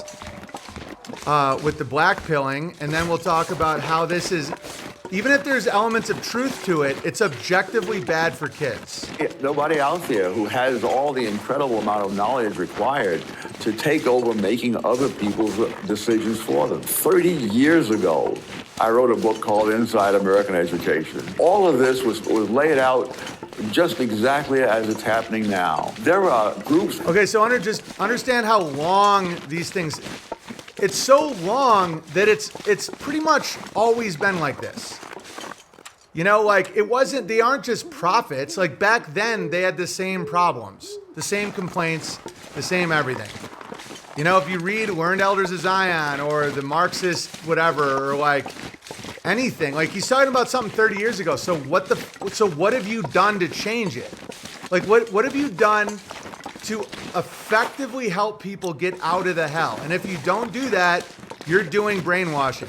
All right? And watch out for this, especially from people you agree with. It makes it even more nefarious. Outside the school system and inside the school system who want to do this and who know that the parents don't want them to do it, and they do it anyway. Once I was at a meeting of educators. There was a man who was going around the country selling a particular brainwashing program, and he showed me his schedule, and he was scheduled, my gosh, for every 2 or 3 days for months to be pushing this stuff in all the schools. It's clear. Okay, isn't that ironic? He's talking about the brainwashing of the schools as he's brainwashing on Fox News. Because this is despair, and I'll go through all the steps of how to do it. This is what he's doing. And I like Thomas Sowell. I don't even know if he's aware of it, but this is what he's doing. It's not a spontaneous thing. This is organized. The tactics used are the tactics that were developed for brainwashing in communist countries. There are people who've taught academic courses at Harvard and other places who just simply stopped teaching their courses because if they were saying anything that was different from what the propagandists were saying, you would have violence on the campus and so on. You had ignorance silencing knowledge. You've been studying our country for a very long time. 40 years ago, 50 years ago. Was the country in a better position today than it was half a century ago? Or is it in a worse position today? Oh, much worse, much worse. That's bad. That's bad. Like what he just did is bad. You want to see a black man do it properly? All right, 1 second. Watch this. This is beautiful advice, and one of his main things is what Thomas Sowell just did. Watch. To produce high-achieving students, we identified 5 common characteristics. First of all, in the high-achieving homes, these parents believe that the world's going to be better for their children. You know, in some homes, the parents are already right there. The parents who believe the world will be better for their children is a high-achieving family. Thomas Sowell just said it's much, much worse. Think about what that does. It creates the environment that creates that. That's why today I'm talking about the system that created the subversive Jew. The system that creates the demoralized kid. The system that creates the demoralized, black man who thinks he's a slave, yada, yada, yada. Okay, this is it. You have to get to the behavior, not the title, not the, a Jew who says he's Christian and calls himself Levin, but is his behavior subversive? Is his behavior demoralizing? Is his behavior, does he have loyalty to a foreign power? Like, you can just go through the list. What they say they are doesn't matter. Oh, I'm a right-wing conservative. Yeah, you're a demoralization agent doing brainwashing on kids. The world has way more benefits in a lot of ways than it did then. Way more. And if you don't express that to children, you're abusing them. I've never once told my kids, the world's way, way worse now. Like, you're going to grow up and everything's going to suck. What would that do to a kid? And it's not even fucking true. Like, think about all the potential advantages that people have now that they didn't have 40 years ago when Thomas Sowell thought the world was so great. You have way more access to homeschool curriculum, classical learner bear. The homeschool community has exponentially increased. When my mom homeschooled my brother, it was fringe. Even in 1980, it was fringe. There was 50,000 total, 20,000 total. Now there's 5 million, right? Think about your access to knowledge about organic food, not having DDT in the fucking food. Understanding what war is, having your best and brightest not sign up for to die in a jungle, right? It's yeah, we have issues with the financial system, but like that also has potential benefits. Let's say we have a Weimar Germany hyperinflation and you have possession of any precious metals or land or anything. You just became wealthy. If you set up a system where you tell these people, like, life sucks now and used to be great, that is by definition a demoralization form of brainwashing. And so is the hyper revisionist situation. And I know that that's something I've wrestled with because I'm a truther. So like I talk about how, you know, we didn't go to the moon and stuff like that, or 9/11 isn't what the media said, but I'm trying to get people back to their sensory perception. My goal, and I am very conscious about this, is never to create a new world for someone, like a new paradigm that's also not provable, that's also based on me just telling you. That's why I stay away from like, past the ice wall is blah, blah, blah, and like, you know, we live in all these rings and there's other realms. Like I try not to guess and to like present a brand new revisionist world that isn't obviously right in front of you. You know, because I think taking away the lies, like the assumptions, really helps people actually get more sane. And it's like a way to counteract demoralization and brainwashing. So like, just listen to this guy. This guy nails it. And I love this guy. To produce high-achieving students, we identified 5 common characteristics. First of all, in the high-achieving homes, these parents believe that the world's going to be better for their children. You know, in some homes, the parents are already downtrodden, already beaten, and they transmit a dismal attitude to their children. But not in the high-achieving homes. These parents say, well, it may not be all what I want it to be, but it's going to be better for my children. They first of all transmit hope. Secondly, in the high-achieving homes, these parents are consistent with their children. You know, in some homes, mama got one rule on Monday, another rule on Wednesday. Not here. There's consistency. Third, in the high-achieving homes, these parents are complimentary to their children. You know, in some homes, every other word is 4 letters. Not here. These parents praise their children. 4, in the high-achieving homes, these parents give their children high expectations.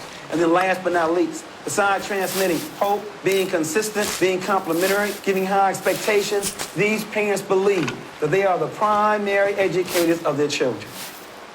Okay, boom. That's something that actually helps. And the doom and gloom, we're the new Rome, is not, it's like pointless.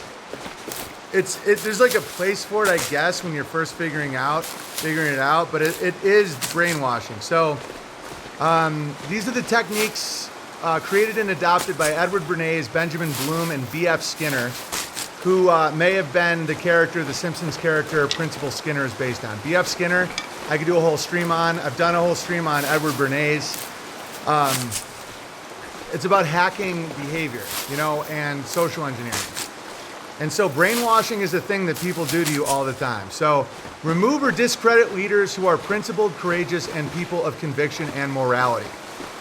Okay, that's one of the first things they do is no living heroes. I've been told this from high-level grabblers. They really do follow this. So nobody you can look up to in the public, none.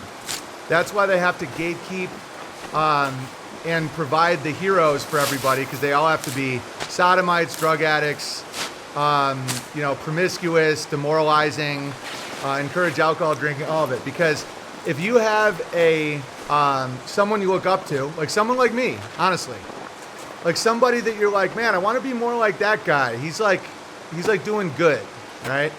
You can't demoralize and brainwash as easily if you have someone with any sense of morality at all in a leadership position.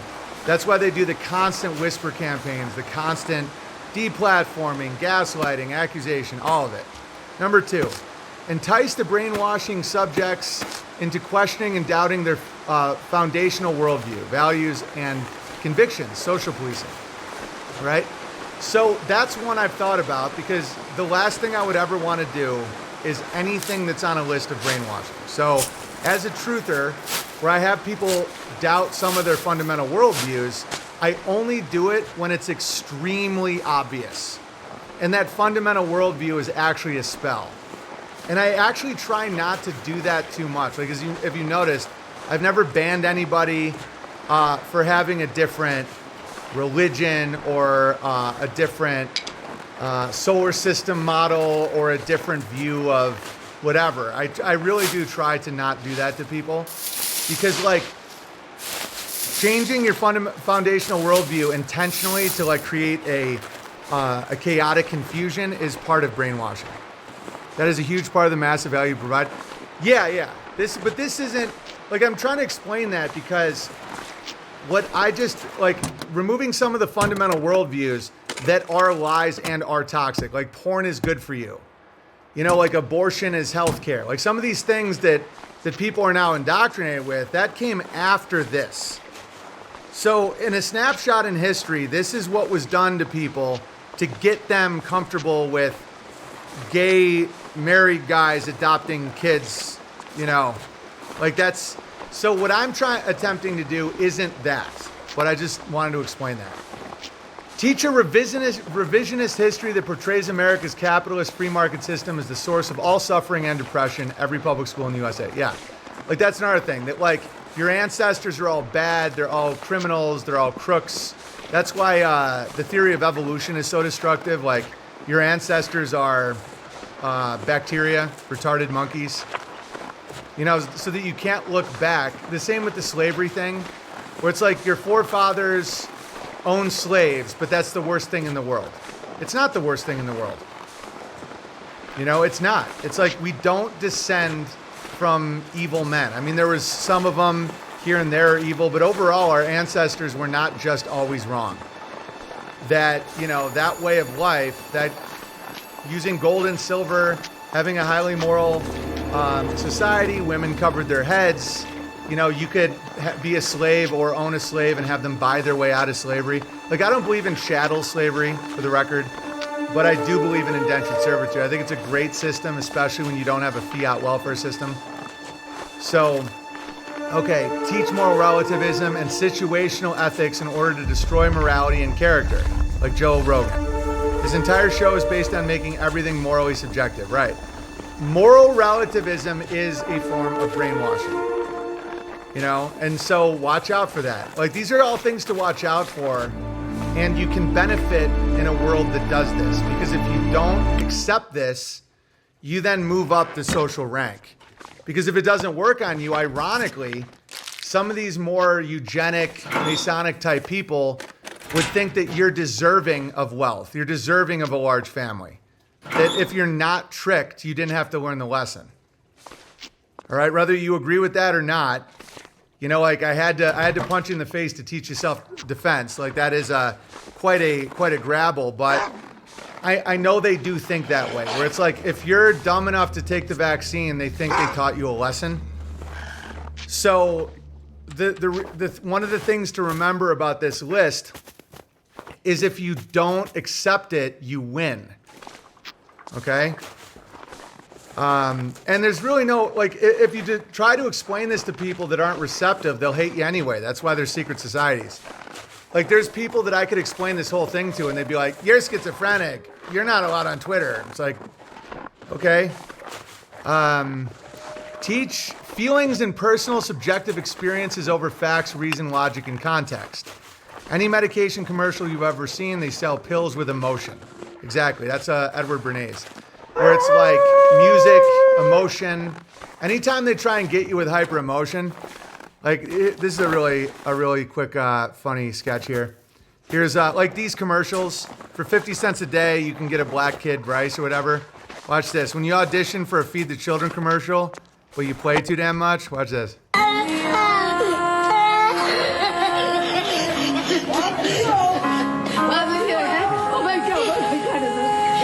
Okay, so that in the arms of an angel shit with the crying black kid covered in flies to get money, like that's obviously manipulation and brainwashing. So, and they did it with they did it with the vaccines and the wars and all that shit. So watch out for that. That's literally brainwashing. One of the best ways out of it is comedy, is humor, is just indifference. Okay, put the brainwashing subjects into a state of fear, anxiety, confusion, and social turbulence in order to diminish the subject's ability to think critically using reason, logic, and context. The ultimate goal is to force the subject to surrender their individuality, values, and worldview to those of the change agents in the controlled and craftier group Consensus, CNN, and Fox. So the confusion's intentional, where they change the rules of COVID. They say the universe is infinite but expanding. The light is a particle and a wave. That is to exhaust the subject. Where you have X amount of energy in the day, X amount of prana, and if they can get you to burn it for no reason, like just thinking about trans kids seeing a dick in a bathroom or something, right? If they just keep you in that state of expelling energy, and then they keep you in debt and keep you in a place where you're like spilling your energy, it's much easier to just say, just tell me what to believe. I'm exhausted. Just tell me the right answer. Like, I don't want to fight anymore. And so that's why confusion is, they say the devil is the father of lies, the father of confusion, because that gaslighting, that constant changing of the facts over and over. That's why they'll do the George Floyd thing, then reveal that George Floyd died of a fentanyl overdose. Then Chauvin gets stabbed in prison. Blah blah blah. Just sucking emotions, confusion, outrage. Just because then you get to a point where you just go, tell me what to think. That's it. And they perfected this in prison camps in China and Eastern Europe, where you just keep someone doing nonsense and you change the rules every day. You have to hop on one foot to get your food today. Now, if you hop on one foot, you don't get food. You just change the lighting, change when they fall asleep, keep them going, and then give them freedom, and then take it away right at the end. Game of Thrones showed that with that dude who got his dick chopped off. Remember that? It's like you let him escape controlled, and then you stop it at the end. You give a new hero, a new idol, Donald Trump, whatever, Barack Obama. That's the guy that's going to take you to freedom. Stop it at the end, over and over again, until they can leave the door open, and you won't even leave, because what's the point? It'll just stop over and over again, right? That's brainwashing, and it's so common, right? It's like to get you to a point when you can leave the door open of a jail cell and someone would not walk through it because they've been conditioned and programmed to think it's pointless. That's why nihilism and demoralization is always brainwashing. Always. When someone tells you about how bad and hopeless everything is, that there's no way out, blah, blah, blah, or if they try and give you hope and then they ruin it over and over again, and they keep giving you confusion, right? That is just to get you to submit to their control. This is exactly how they do it. Using individuals and trusted institutions and occupations to give credibility to the worldview and values being inculcated into the brainwashing subjects, like Steele the Bike Tyson and all those guys. So that's the expert class. So you have a face with the expert opinion. Once you have somebody really broken down, conceal the lies and agenda of the propagandists behind masking terms that are chosen in order to shame and manipulate the targeted subjects into willingly embracing their own demise. The Patriot Act. Classic. So many of these things that are called the opposite. I am pro-choice. That's why I kill babies, right? It's like an intentionally confusing, so you're against choice? Oh no, so you're against life, right? And so you set people up where they're like when I was debating the Trinity and so many people would be like, Owen hates God. Owen hates God. Owen mocks God. Owen doesn't accept God. Owen's going to hell. Owen's bringing people to hell, right? So you trigger these MK Ultra responses with trigger words, like Trinity, Godhead, Jesus, stuff like that. And you go, okay, he hates that. And then people just go, bad man, right? Because don't just think this is SJWs in the left. It's everywhere. It's everywhere, okay? And so they will use these beliefs, these like words, and say, oh, you're Antichrist. You are the synagogue of Satan. You are, and it's like, but why though? Like, what did I do? Like, what's the behavior that justifies that claim, right? And they don't really need, once they get you exhausted enough and confused and nihilistic, people don't even ask. They just go, oh, what are you, not patriotic? Patriot Act. That's it. That's one reason why I live such a humble life. Like, I do the same thing every day. I'm on a farm. I don't leave that much. I don't expel a lot of energy because I can go down all these roads. I'm like, I've put myself in a position where I can retain so much energy for these live streams. All right. Set up a system of rewards, honor, and recognition for those who embrace the worldview and values of the brainwashing program. Apply punitive consequences on any worldview and value that are contrary to the chosen worldview and values being articulated into the subject. Lollipops for the good boys. And then gossip and slander and exile for the bad boys. Now, at this point, by step 10, no one's even thinking about morality or truth or character. All they're thinking about is, are you accepted by my master or not? I saw it in Hollywood. People I'd known for a long period of time. Owen's now out. But what did he do? Bad. Don't you want your lollipop? Right? 11, use informants, gossips, and tattletales to report on non-compliance of individuals and groups. Bad actors, i.e. January 6th and many other movements. Okay, so that's another one. Like the surveillance states. One reason why I don't hide anything. Because I never want leverage over me. So the gossip, the tattletale, they have to have actual things to tattle on. And something that you have to be ashamed of. And so again, if you're always looking for the behavior and not the tricks, January 6th was obviously a honeypot. For anyone that wasn't already sold on the Donald Trump idol, exhausted, manipulated, using programming, blah, blah, blah, blah, blah. In fact, when you're outside of that, it's comedically ridiculous. Like watching them try and pull this off. Like associating Donald Trump with King David and Jesus Christ and Sound of Freedom. And it's just like fucking retarded, you know? But when it's working on you and you can get someone to be like, okay, go to January 6th, make your voices heard, march to the Capitol. And that's all by design to get you to then have shame and then use the legal system already set up for, what was that called? They had a word for it. It's called, January 6th was there's like a specific word about someone trying to overthrow the government. And they wanted to trigger the protocols that were associated with that word, but they needed a dramatic spectacle to do it. So it's called, what's that? Coddington, you know. Yeah, an insurrection. The Insurrection Act. So the banking system and all this, they already know what they need to have happen in order to trigger a change in governance. And they're really legalistic and contract bound. You know, the irony about quote-unquote Satanists is they're really litigious. Like, they really don't just run and gun. It's all what can they get away with based on the contract that they're in. So to try and trigger the Insurrection Act, you need to have a large display with a lot of real people involved, and you have to get them to do something. And so you already have people, let's go through all this. Like, just look at January 6th. Remove and discredit leaders. Look at what Donald Trump did to everybody else. Everyone else is sleepy, corrupt. I get it. They are horrible. I get it. Part of the elders of Zion is to only have politicians that are blackmailable, obviously. But just that constant shit-talking of that. Entice the brainwashing to question, doubt their fundamental worldview. You got the QAnon stuff, revisionist history, moral relativism.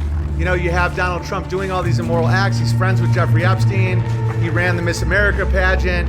He's a billionaire who made all his money in gambling and he went bankrupt 11 times. But he's this great guy. You know, these contradictions.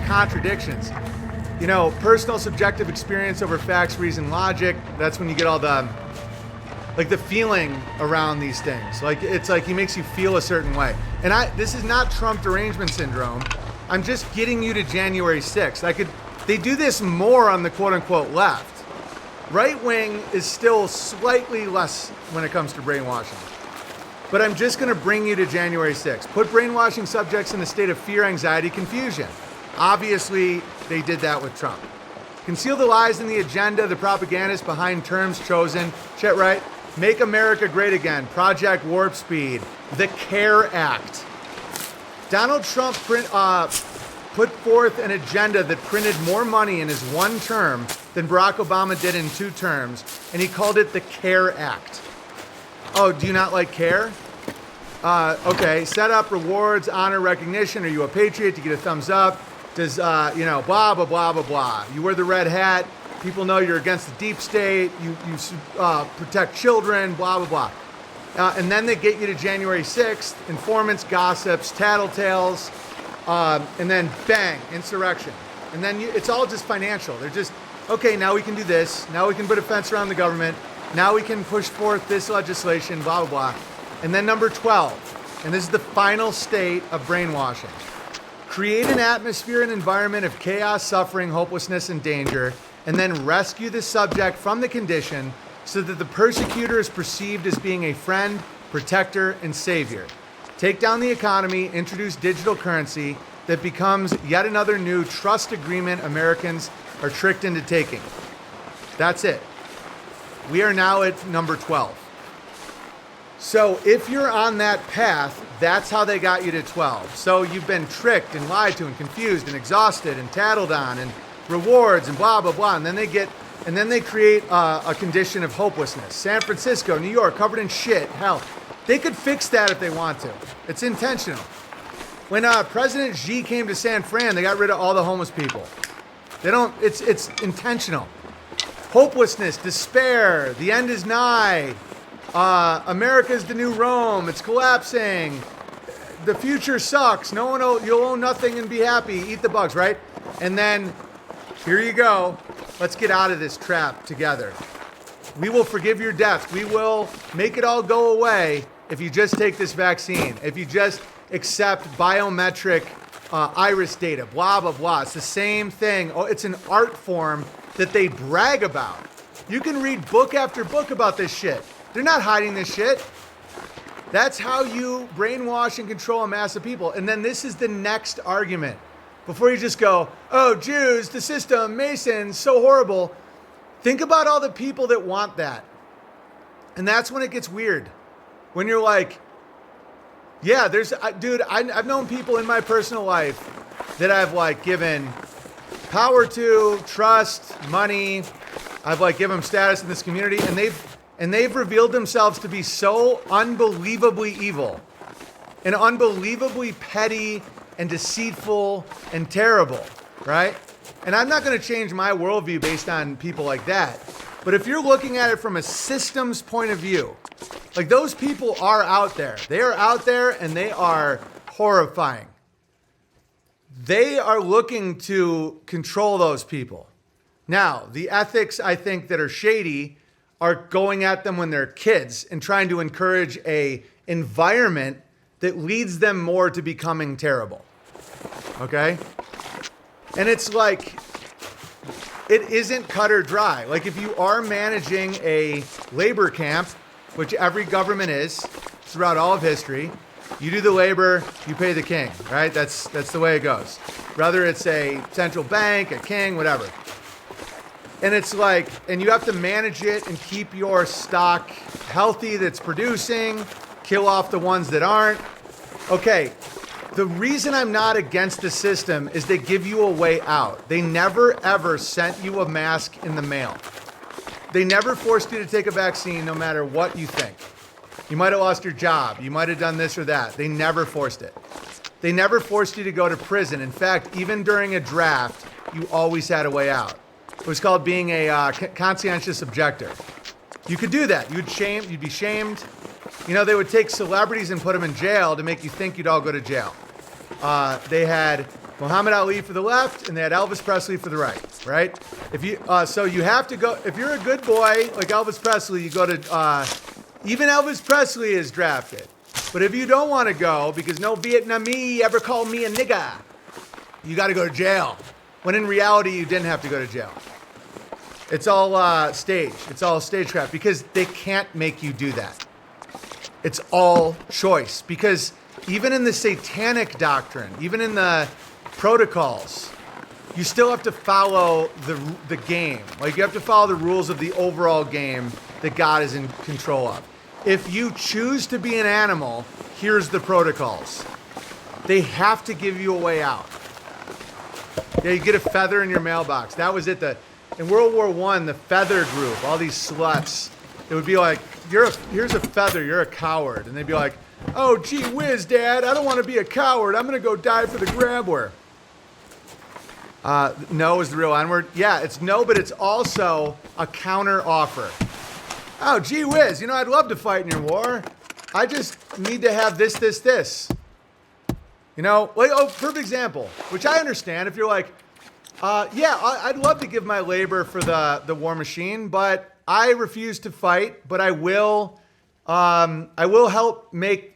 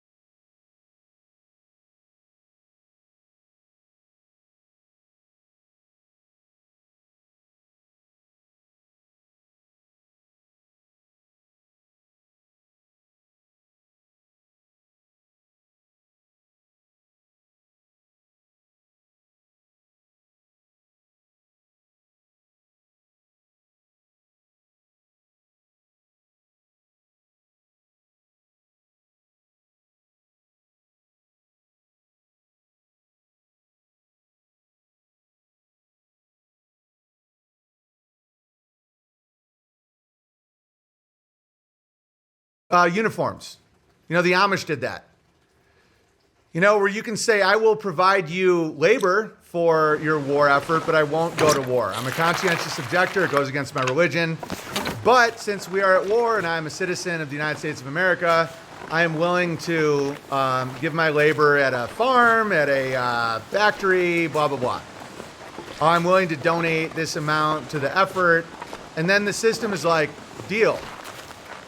And that's how all of it is. Okay, I'd love to take your vaccine, but you know what? If I ever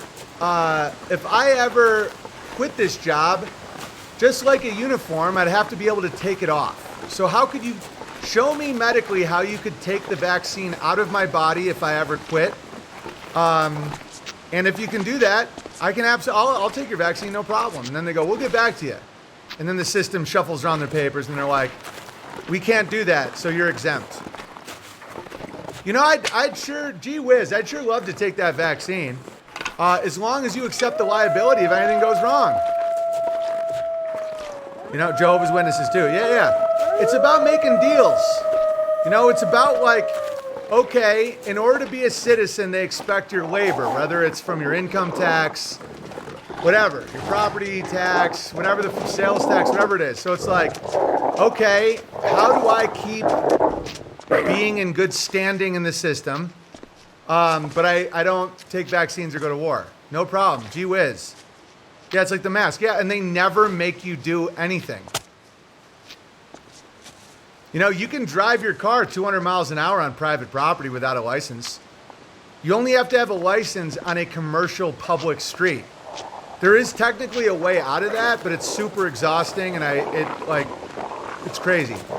So it's like, so I have to have a license to drive on a public street managed and protected, plowed, salted, controlled by the system. Yes, that's the deal. Now, if you want to make a deal and come up with another thing, sure, but that's the deal. If you want to buy private property, you can drive your car on your private property without a license. But in order to be in a commercial environment, you need a license, and you have to pay the king this amount of money. And that's it. And so that's my white pill for that, is it's really simple. It's just, you're in a game, you're in a system that is created and overall controlled by God, a benevolent, merciful creator. But this realm is operated by systems, and those systems are allowed. How do you have a great life in the system? You don't have to destroy the system. Not only that, you can't. Like, our forefathers actually found a legal way to declare independence as an entity from the Crown and the Vatican. And they did that. Fairly bloodlessly. Like, the main opposition they had were the loyalist citizens of America when they had the revolution. You know, and so that's where the war comes from. If everybody agreed to it, I don't even know if there would have been any Revolutionary War. I used the vaccine to have an excuse to be loud about being pro-life. Nice. Sovereign citizen stuff? No, but sovereign citizen is a contradiction, and I don't recommend going down that road. Sovereign citizen is a false emancipation from the system that never happened. A citizen is a slave. A sovereign is a king. You can't be a king slave. It's like big small. It's an oxymoron. And I know people whose dads have wasted their life in those realms and ended up in jail. Really smart, good people.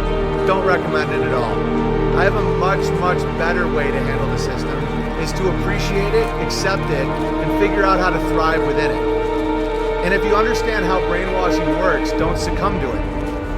And then be grateful that there's someone that's willing to manage and control horrible people. I believe that all souls deep down are good, but there's a lot of layers of shit. And there's a lot of layers of people that you don't want to have to manage. And they really would do great evil if they weren't controlled and managed by a system. Great evil. I know this from personal experience. Okay, let's read some mail. For a good laugh, look up videos of sovereign citizens getting arrested. Says Rabbit Ears Bear. Well, as a Jew, Rabbit Ears Bear, I don't appreciate you laughing at us as you arrest us. Peter Schiff's dad went down that road. So did Vox Day's. Vox Day's dad did a lot of prison time for trying to show that the IRS is illegal. Don't you think you'd rather just be a dad? You know? Like, are these really the fights? There is evil in this world. There are fights to be had. That ain't one of them. And Jesus even said, render Caesar that which is Caesar. That, like, pay the man, right? That's the government. That's the Caesar. That's Rome. And I actually think it was a darker time when Rome became the religion. Like, I'd rather be alive now than when the fucking Pope was the voice of God and the voice of taxes. I think that sounds horrifying. I think what we're at right now is way better than then. Way better. Just based on the system. Now, the morality and the quality of people might be down. I can agree with that. You know, look at those cathedrals. Look at, you know, the morality, the family size, the way of life, how competent everyone was. Great. But the system we currently have, where there is separation of church and state when it comes to the Pope isn't the government, is way better. And I think we should all be very grateful to our Masonic forefathers for figuring out a way the fuck away from old daddy poopy pants. I'll tell you that right now. I'm grateful for that. It was late July in the year 1995. I was 12 years old. Times were simpler back then. I grew up in a small town, actually a peninsula with one way in and one way out. 1 square mile and 2,000 people. There wasn't 1 square inch that my friends and I didn't explore and know in our town. In a small town like this growing up, you know everyone and everyone knows you. This was a big summer for me as I had finished elementary school and next year we were being bussed out of town to middle school. This particular day, my best friend and I rode our bikes to one of our favorite spots to jump off the rocks in the ocean. I know where this story's going. It's about 5 to 10 minute hike out to these rocks that jut out into the ocean. There are 4 spots of different heights and danger levels to jump from. These range from 6-foot easy jumps all the way to a 40-foot jump from Dead Man's Cliff. I don't remember what kind of bike my friend had, but I had a blue Magna. I couldn't afford the dyno, which was lighter weight, so I had to go for the knockoff from Toys R Us. In any event, I was grateful for the bike because it allowed me to easily get around town. We arrived at the spot known as 40 Steps because there are 40 steps down to all the rock beach. When we arrived, there was another bike there at the top of the steps already. We parked our bikes there and made our trek down to the beach and the hike out into the rocks to make our jumps. The sky was crystal clear blue. It was almost 86 degrees out, and the ocean was calm. It was in between high tide and low tide, so it was the perfect time to jump. When we arrived out to the rocks, we met the other kids who were already there, and who we assumed had parked their bike out by the steps. Being a small town, it was rare to see kids who did not know, but we didn't know these two. They were friendly enough and initiated some conversation. They hadn't jumped yet and were unsure and fearful to take on the endeavor. My friend and I were glad to show them the ropes. Started at the 6-foot rock and then up to the very safe but more exciting 20-foot rock. They jumped a couple times and said it was time for them to get back home. My friend and I had just gotten there, so we decided to hang for a bit and hit the pedestal rock and Dead Man's. When we finally finished for the day and made the hike back to the beach and the walk up 40 steps, to my heartfelt dismay, my blue Magna was no longer there. Immediately, the pieces came together. The two kids had only one bike, and they had stolen mine.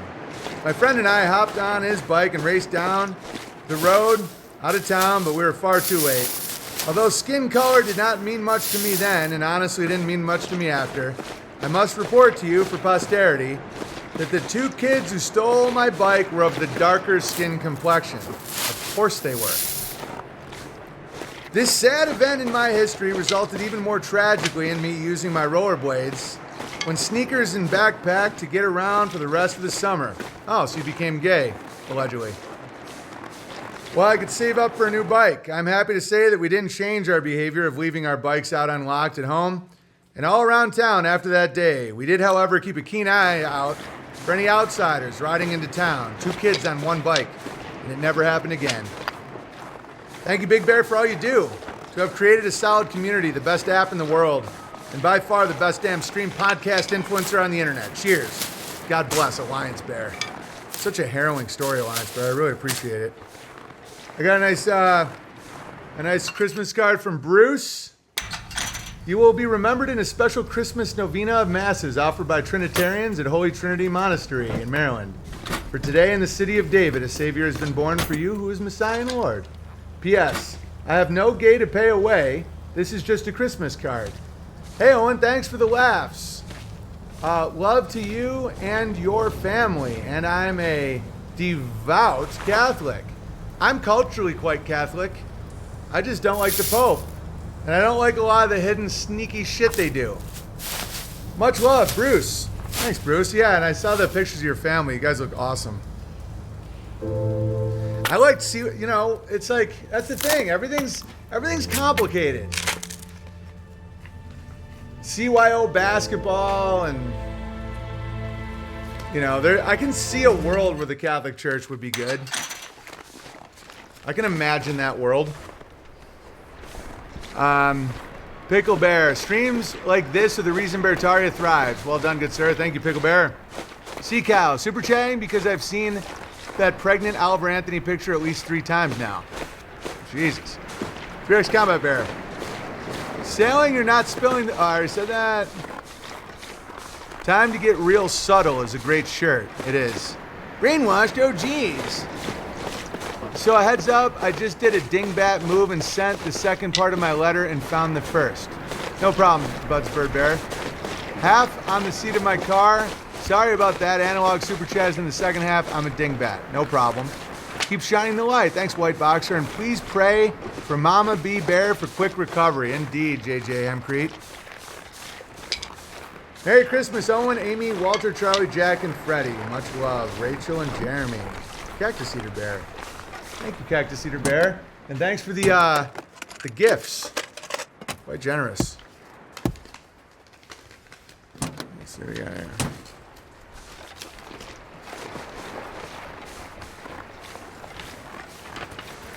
I will read one more, and then I gotta go see if my wife needs help.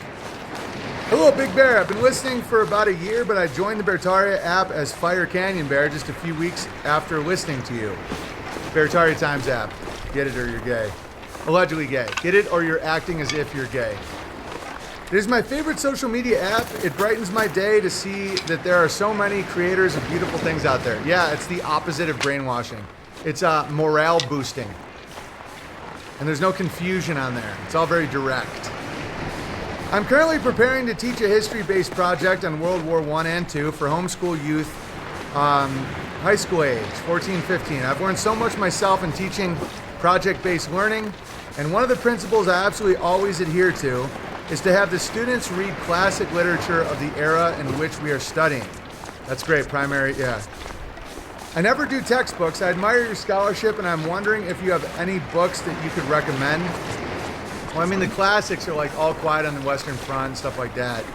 But that's a great Vox question. His junior classics are a great thing to look into for primary literature. There's so many memoirs from that time, and to be honest, it is difficult for me to discern what may be the truth in some of them. I know the Holocaust was not what we were told. Evidence is beginning to prove otherwise. I realized this a few years ago. My hubby and I were on a road trip for our anniversary, and we were listening to a few books. The first book was Dr. Mary's Monkey by Edward Haslam. It was fascinating. In part, the book, it describes what it actually takes to burn a body to ashes. Oh yeah, that's a real problem for the Holocaust. The very next book we listened to is A Man's Search for Meaning by Viktor Frankl, who was a psychologist that was placed into a concentration camp. Yeah, he was lying a lot. In one part of the book, he describes how while walking to their destination, one of the German soldiers pointed over the horizon and showed him where the smoke was rising. This German soldier told him that was where all of his friends were going to be burned once they were worked to death. Paraphrasing. Yeah, nonsense. This made me stop and think, wait a minute, it would be so much coal to keep a fire constantly going for hours at an incredibly high temperature just to burn one body to ashes. Yeah, it's illegal in Germany to just say that. That's why you got to get a little subtle. I'm just loving what we have in America, you know. With the limited resources at the time, how would they be able to burn hundreds or even thousands to ashes? No, they claimed 4 million. I think it's more likely 4. I'm not kidding. How would they be able to burn? Yeah, my husband and I had a discussion about how the two didn't add up. Oh, dude, didn't add up? It gets insane. How did they burn all the bodies but still make them into soap? Like, it's fucking retarded. All right. The rabbit hole of truly understanding what happened during that time in history. It's a hard rabbit hole. I'm still not there. You know, like, Hitler's main ideologue that confiscated a bunch of Jew art was named Alfred or Albert Rosenberg. And they say he wasn't Jewish. And his name's fucking Rosenberg. That's why I focus on gardening. Like, Rosenberg? His name, it's like saying Goldstein. How is that the main... I have met some Jays that hate Jays. Like, the most aggressive anti-Jay dudes I've ever met are like sons of rabbis, not kidding. Like, they go nuts. So maybe that was the deal. But Wikipedia says that he wasn't a Jay, which makes no sense. It's just, I don't know. I think one of the biggest challenges in homeschooling high school age youth is that we are constantly against the grain. Going against what the world is being taught about history and then showing and proving the falsehoods. I recommend doing more of like what's good, true, and beautiful. You know, I'm all about that, don't get me wrong. But I think the curriculum should be mostly about what's real and true. Like, get them into like trades and crafts and learning languages and music. That's why my kids are so focused on music. Like, if you're rebelling against the system only to teach the system and why it's wrong, it kind of undercuts it. It can be very challenging, but it's rewarding and empowering. It is, yeah. Against the grain is good, but don't be defined by the grain that you're against. It has been my experience that a piece or sacrifice is paid for great education. Yes. Thank you so much for sharing your stimulating intellect to spark good conversation and always for sharing your musical talents. It brings much joy. Sincerely, Fire Canyon Bear. Well, I thank you, Fire Canyon Bear. I like bringing much joy. I like joy. I'm a joy guy. I'm going to land the plane because I'm a joy guy. Let's see. You want to see a more positive role model in the black community than Thomas Sowell? Watch this guy. Let's see Thomas Sowell say something this true and effective. You're opening doors for demons when you engage with that type of stuff. So always understand that. Keep that in mind. You're not alone when you're watching that. There's demons, guys. There's demons. Pornos. Also, I want to say this too before I go with them. Oh, let's talk about number 2 real quick. Soul ties with the opposite gender. You got to understand when you're watching pornography, you're not only, let's say if you're a man, you're not only watching the girl, you're watching the dude too. You're watching, all gays porn. You're watching the guy pee-pee, okay? You're watching that, so you're gonna get a soul time with not only the female star, but also the male star too, okay? That is just demonic, and also like the LG spirit might jump on your body too when you're getting that type of stuff, okay? Always understand that. And also, guys, porn is so demonic. Satan, he knows what he's doing. You have some of these porn stars who are females who are actually men, okay? They get the surgeries, the Jackobat, the surgery, and you're actually watching a man which is disguised as a woman, and you're beating yourself off to that. Okay, you gotta understand, this is spiritual warfare. Satan is setting it up. That's why, it's just like back in the days, like in the 80s or 70s. Now I wasn't born at. Okay, that guy's doing way better than Thomas Sowell. Thomas Sowell's like, it used to be great, and now it sucks. Because here is a guy that watched a little too much porno. Turn around and tell those people. Tell them. I'm not gay no more. I am delivered. I don't like men no more. Turn around and... Okay, so that guy watched a little too much gay shit. And check this out. Technology analysis. Google. Should I cut off? Google AI technology analysis suggests Apollo 11 moon landing photos are fabricated. Apparently, AI has been watching my streams on BitChute. Okay, so that's going to be it for me today. Subscribe to unauthorized.tv. P.O. Box 490, Sandpoint, Idaho 83864. Entropystream.live/app/Sean Benjamin Comedy. Join the Bertaria Times app. The Good, the True, the Beautiful is all that's allowed on there. And also BeartariaCampgrounds.com. I hope you guys enjoyed the stream. Codsworth, final super chats. Great stream, Big Bear. Thanks. Yeah, this one is good. This one's a good one to send to people too. It'll help them out. Caught up? All right, guys. I'll see you tomorrow. Be fruitful, multiply. Don't be fruiting boy guy.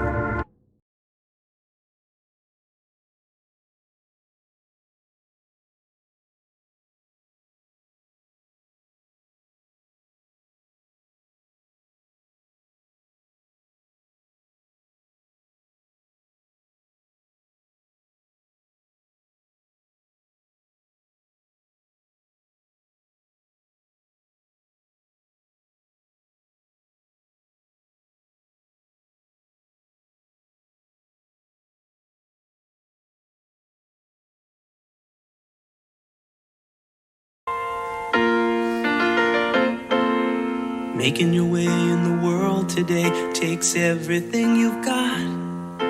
Taking a break from all your worries sure would help a lot.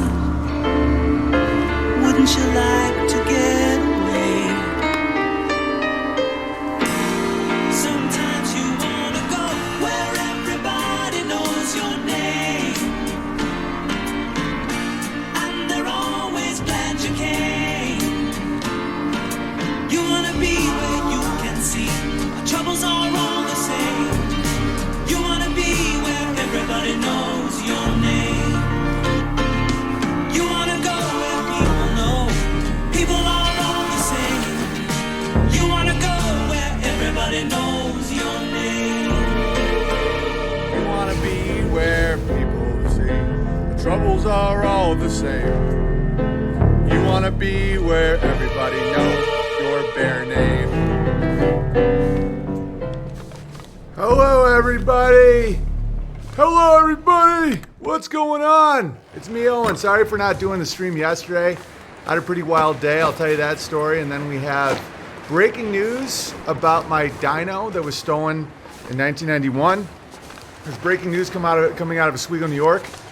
We're also going to talk about the Holocaust a little bit, because that's been getting brought up a lot on Twitter. And I'm a real resource with a lot of information. The abortion debate of would you rather be a slave or aborted has reached critical mass. We now have some blacks weighing in on it. That should be a lot of fun. Gay Harvard, Nuremberg, white hats in control. AI becomes anti-Semitic, and an idea for a comedy based on the Holocaust. We'll get to that. All right, welcome everybody. Hi, Wobbly Bear. So yesterday, because I'm not just against the medical system. I've always talked about that. I'm against the pharmaceutical, for-profit infestation of the Western medicine system. I don't think vaccines do anything except for occasionally damage people. Although I do believe in homeopathy, I think that you can develop a resistance to things based on small amounts of it, yada, yada. So I think Western medicine is awesome for trauma, and my family is very, very watchful of moles and skin cancer, because Amy's grandfather recently died of very fast acting skin cancer. He was 87, but you guys get it. And that part of her family is extremely white. So they're Norwegian and English. So skin cancer seems to affect them. And so whenever we have like a mole on a kid or something, like I'm all about dermatology, like get that shit removed. I'm all about trauma medicine. I'm all about all kinds of stuff. What I'm not about is fear-based sales techniques of the Western system. So anyway, yesterday we bring in Wally to have his mole checked out, and it's fine. But the doctor was like, who's based, North Idaho, mainstream. Hey, Denmark Bear, we're talking about medicine. Our mainstream doctors up here are pretty good. They're not totally insane cult people like in other cities in America that are just nuts, But so we kind of trust them when they bring stuff up. We are we are watchful of the techniques, the sales, the pharma, all that stuff. But the nurse was like, do you mind if we check Frederick for, check his iron levels? Because Frederick is a little lethargic. He's very pale. And he just has, some symptoms of anemia. And Amy has anemia. She has to consume a lot of meat and a lot of organ stuff. Like, especially when she was pregnant, she would get very anemic. My mother had anemia issues when she was growing up. And so we're like, yeah, we kind of thought Frederick might have anemia. So we got his hemoglobin test done. And anemia, like the low range for someone his age, he's like 1.5, is like a 10. And healthy is like 17. He was at a 5. And so the nurse got a little concerned. It was like, this is dangerously low. And so she brought up the possibility that he could have issues with his bone marrow, and she didn't say leukemia, but that was on the table.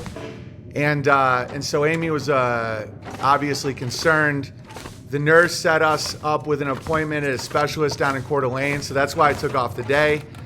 And it was very stressful, but it was cool. I got to spend the day with my other kids, and we went to a bouncy house place. And so Amy and Frederick were in the hospital getting his blood work tested and all these things. And it's good when you go into those situations to, before you do anything, understand what you're willing to do, what you're not willing to do. And so, again, I'm not just anti-Western medicine. I'm anti-vaccine.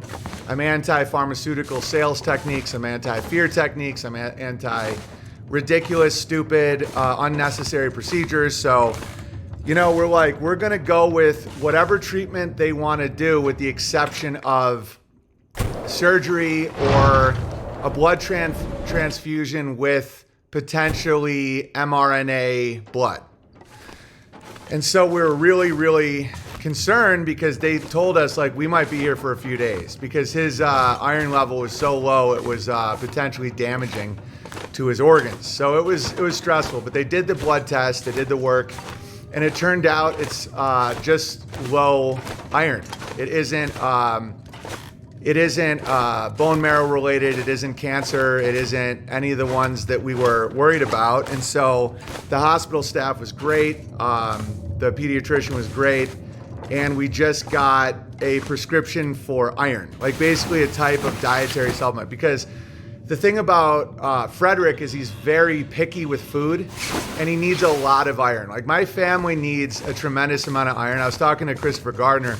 His wife needs to consume a tremendous amount of red meat for her genetic makeup. Some people are just like carnivores, and Frederick a lot of times doesn't like to eat meat. He will just throw it to George, and it's hard to keep him going with that. And so basically what we were told is just be very, very mindful of his diet when it comes to iron, and don't let him skip on the iron, because he does like beets, but he needs a lot because I'm a giant, and when you're growing really quickly you need a tremendous amount of iron. So we got a supplement, and it's already working. Like, he's already has more energy, he's less fussy, he's walking more, he's his color's coming back to him. And it was an overall wonderful experience. I think where I live in North Idaho, it's like how Western medicine should be without cult behavior and pharmaceutical insanity. And so that's what I recommend. And then thank you all on Telegrams. I want to shout out Amanda Balmer, who just popped in and commented. And those are the type of situations where I really want to hear from nutritionists and holistic medical people when it's nutritional, when it's about consumption of iron, because there's all kinds of issues with that. Because part of the reason some people might not be consuming enough iron is copper. Amanda Vollmer brought up vitamin C, put some lemon on it. Because the way our bodies work, it's this complete system that requires all these nutrients. And although we live on a farm, we grow our own food, we have our own whole milk and all that, if you have a fussy kid that isn't consuming it, and a kid that genetically needs a lot of iron, that's a situation. Amanda crushes. Yeah. And that's where it's all about. You know, I'm all about Western medicine when it comes to removing precancerous moles, trauma medicine, blood work to see how your white blood cell count is at. Like, that's great. What takes the iron out? I don't know what you're talking about. Yeah, and thank God. I mean, this is another thing I'd like to throw out there. It's really helpful to have faith when you have a sick kid. And I think it's one reason why a lot of nihilistic, more materialistic type people don't have kids. Because without a sense of faith or like God's mercy or God's plan, it's so crazy stressful. Because it was stressful for us, and we're relatively faithful people. I mean, I could have more faith. Like I could, because I mean, my mind can fuck with me, and I can have all kinds of crazy thoughts. And sometimes I try to put it in my hands and not God's hands and stuff like that. But it's doable when you have faith. When you're like, whatever happens, it's in God's hands. All we can do is be shepherds. All we can do is be the best parents we can be. Whatever happens is in God's hands, and there is something after this world. And if you have those feelings and thoughts and knowledge, it's doable, even though it sucks. If you don't have that, I don't even know how people function. Because it's like crazy when you see like a beautiful little kid, this innocent little child that you've slaved over with a pregnancy and, you know, a birthing plan and sleepless nights and all kinds of shit, like the crying and the investment you put into your kid, and at any moment they're just like dirt. You know, that is a brutal way to live, and I think it's probably why when a nation becomes atheistic, their birth rate plummets, because it just doesn't feel worth it if you're a materialist. But if you have a sense of faith, and God forbid you do lose a child, you know, you can handle that. You can live with it. You can move on. You can know that his soul is eternal. It'd be unimaginably painful, no matter what your level of faith is.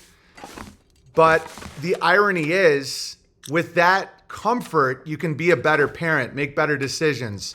Don't go totally crazy and just like fearful and all that stuff, you know? And then your family can have like prayers for your son. You know, like his brothers were just, we had a great day together, and his brothers were concerned, but they, you know, when you have a sense of God in your life, it's manageable versus, I just can't imagine what it's like to be like, depending on what materialistic choices I make right now, he's just gone or he's here. You know, that's a beautiful view of faith, Apply BB. Yeah, it was an intense day, so that's why I didn't have my stream yesterday, but everything turned out good. You know, praise God. And the medical system did awesome, and so now our new adventure is iron. You know, it's about how to get our kid to eat liver and heart and meat and stuff like that, and oysters and beets. Jokes aside, I did shrink a sketchy mole with DMSO. I just like cutting that shit off. That's where I like the Denmark Bear scalpel method. I'm not going the distance and letting them finger my ass to see if I have quote unquote prostate cancer. But, you know, I like just getting rid of moles. But Walter's mole's fine. Freddie gonna be at least 6'9"? Yeah, he's crushing. It's always shocking the number of Christians that say, I don't want to bring kids into this world. Yeah, watch out he doesn't get constipated because of the iron, says Denmark Bear. Yeah, we're watching out for all that. Thanks, Denmark Bear. But I know you probably have an answer for constipation, don't you? Let me guess. It's 2 digits long, and it's in Denmark, and it's called a finger. Okay, anyway, we have a brand new update. Boer Bear's here. Actually, Codsworth, let's do the super chats, and then we have a breaking news story about my blue dyno bike, the case, the unsolved mystery, the cold case out of Oswego, New York, that I have never let drop. Do those moles away with a laser beam. But nutrition's huge, man. It's like when it comes to to health. It's all about getting all those minerals. And the stuff that we just got for him is solid. It's like a very holistic approach. It's not pharmaceutical. It's just very easily absorbed iron.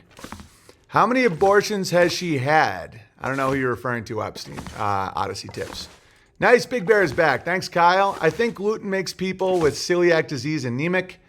Thank you for that. Rockfin gives me a tip. Greetings, BB. Just paying some gay away because I don't participate in any bear groups and not using Beartari Times app. Asset to good people, not a liability. Thank you. Please look into the book, The Milner-Fabian Conspiracy. The second half of the book is all about the Islamification from Islam, but we are American. I don't think you understand what American or Islam means, but that's fine. It sounds like you're really crushing it.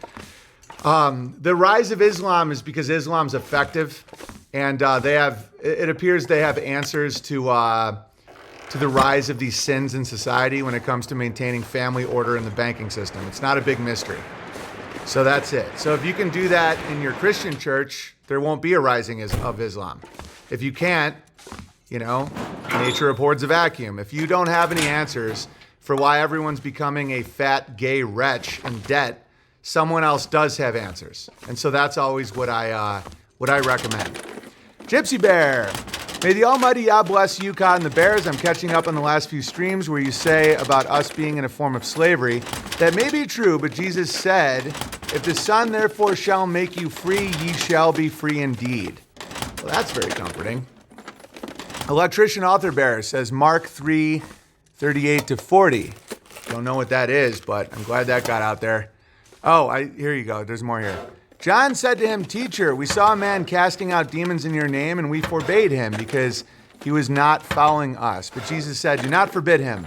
No one who does a mighty work in my name will be able soon after to speak evil of me. For he that is not against us is for us. Yeah, I like that a lot. That's awesome. J-Rock, thankful to hear Freddie will make a good recovery. God bless. Thank you, J-Rock.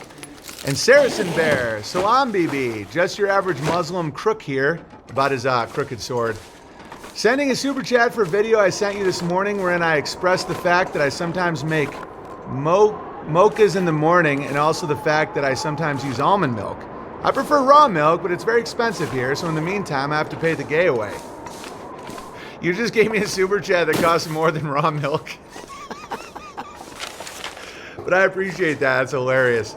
And I know, some people that try to slander my stream are like, oh, Owen just runs an Islamic cult now. He kicks out Christians. I would say of my listeners, I'd say 1% are Muslim, like 1%. That's fucking retarded.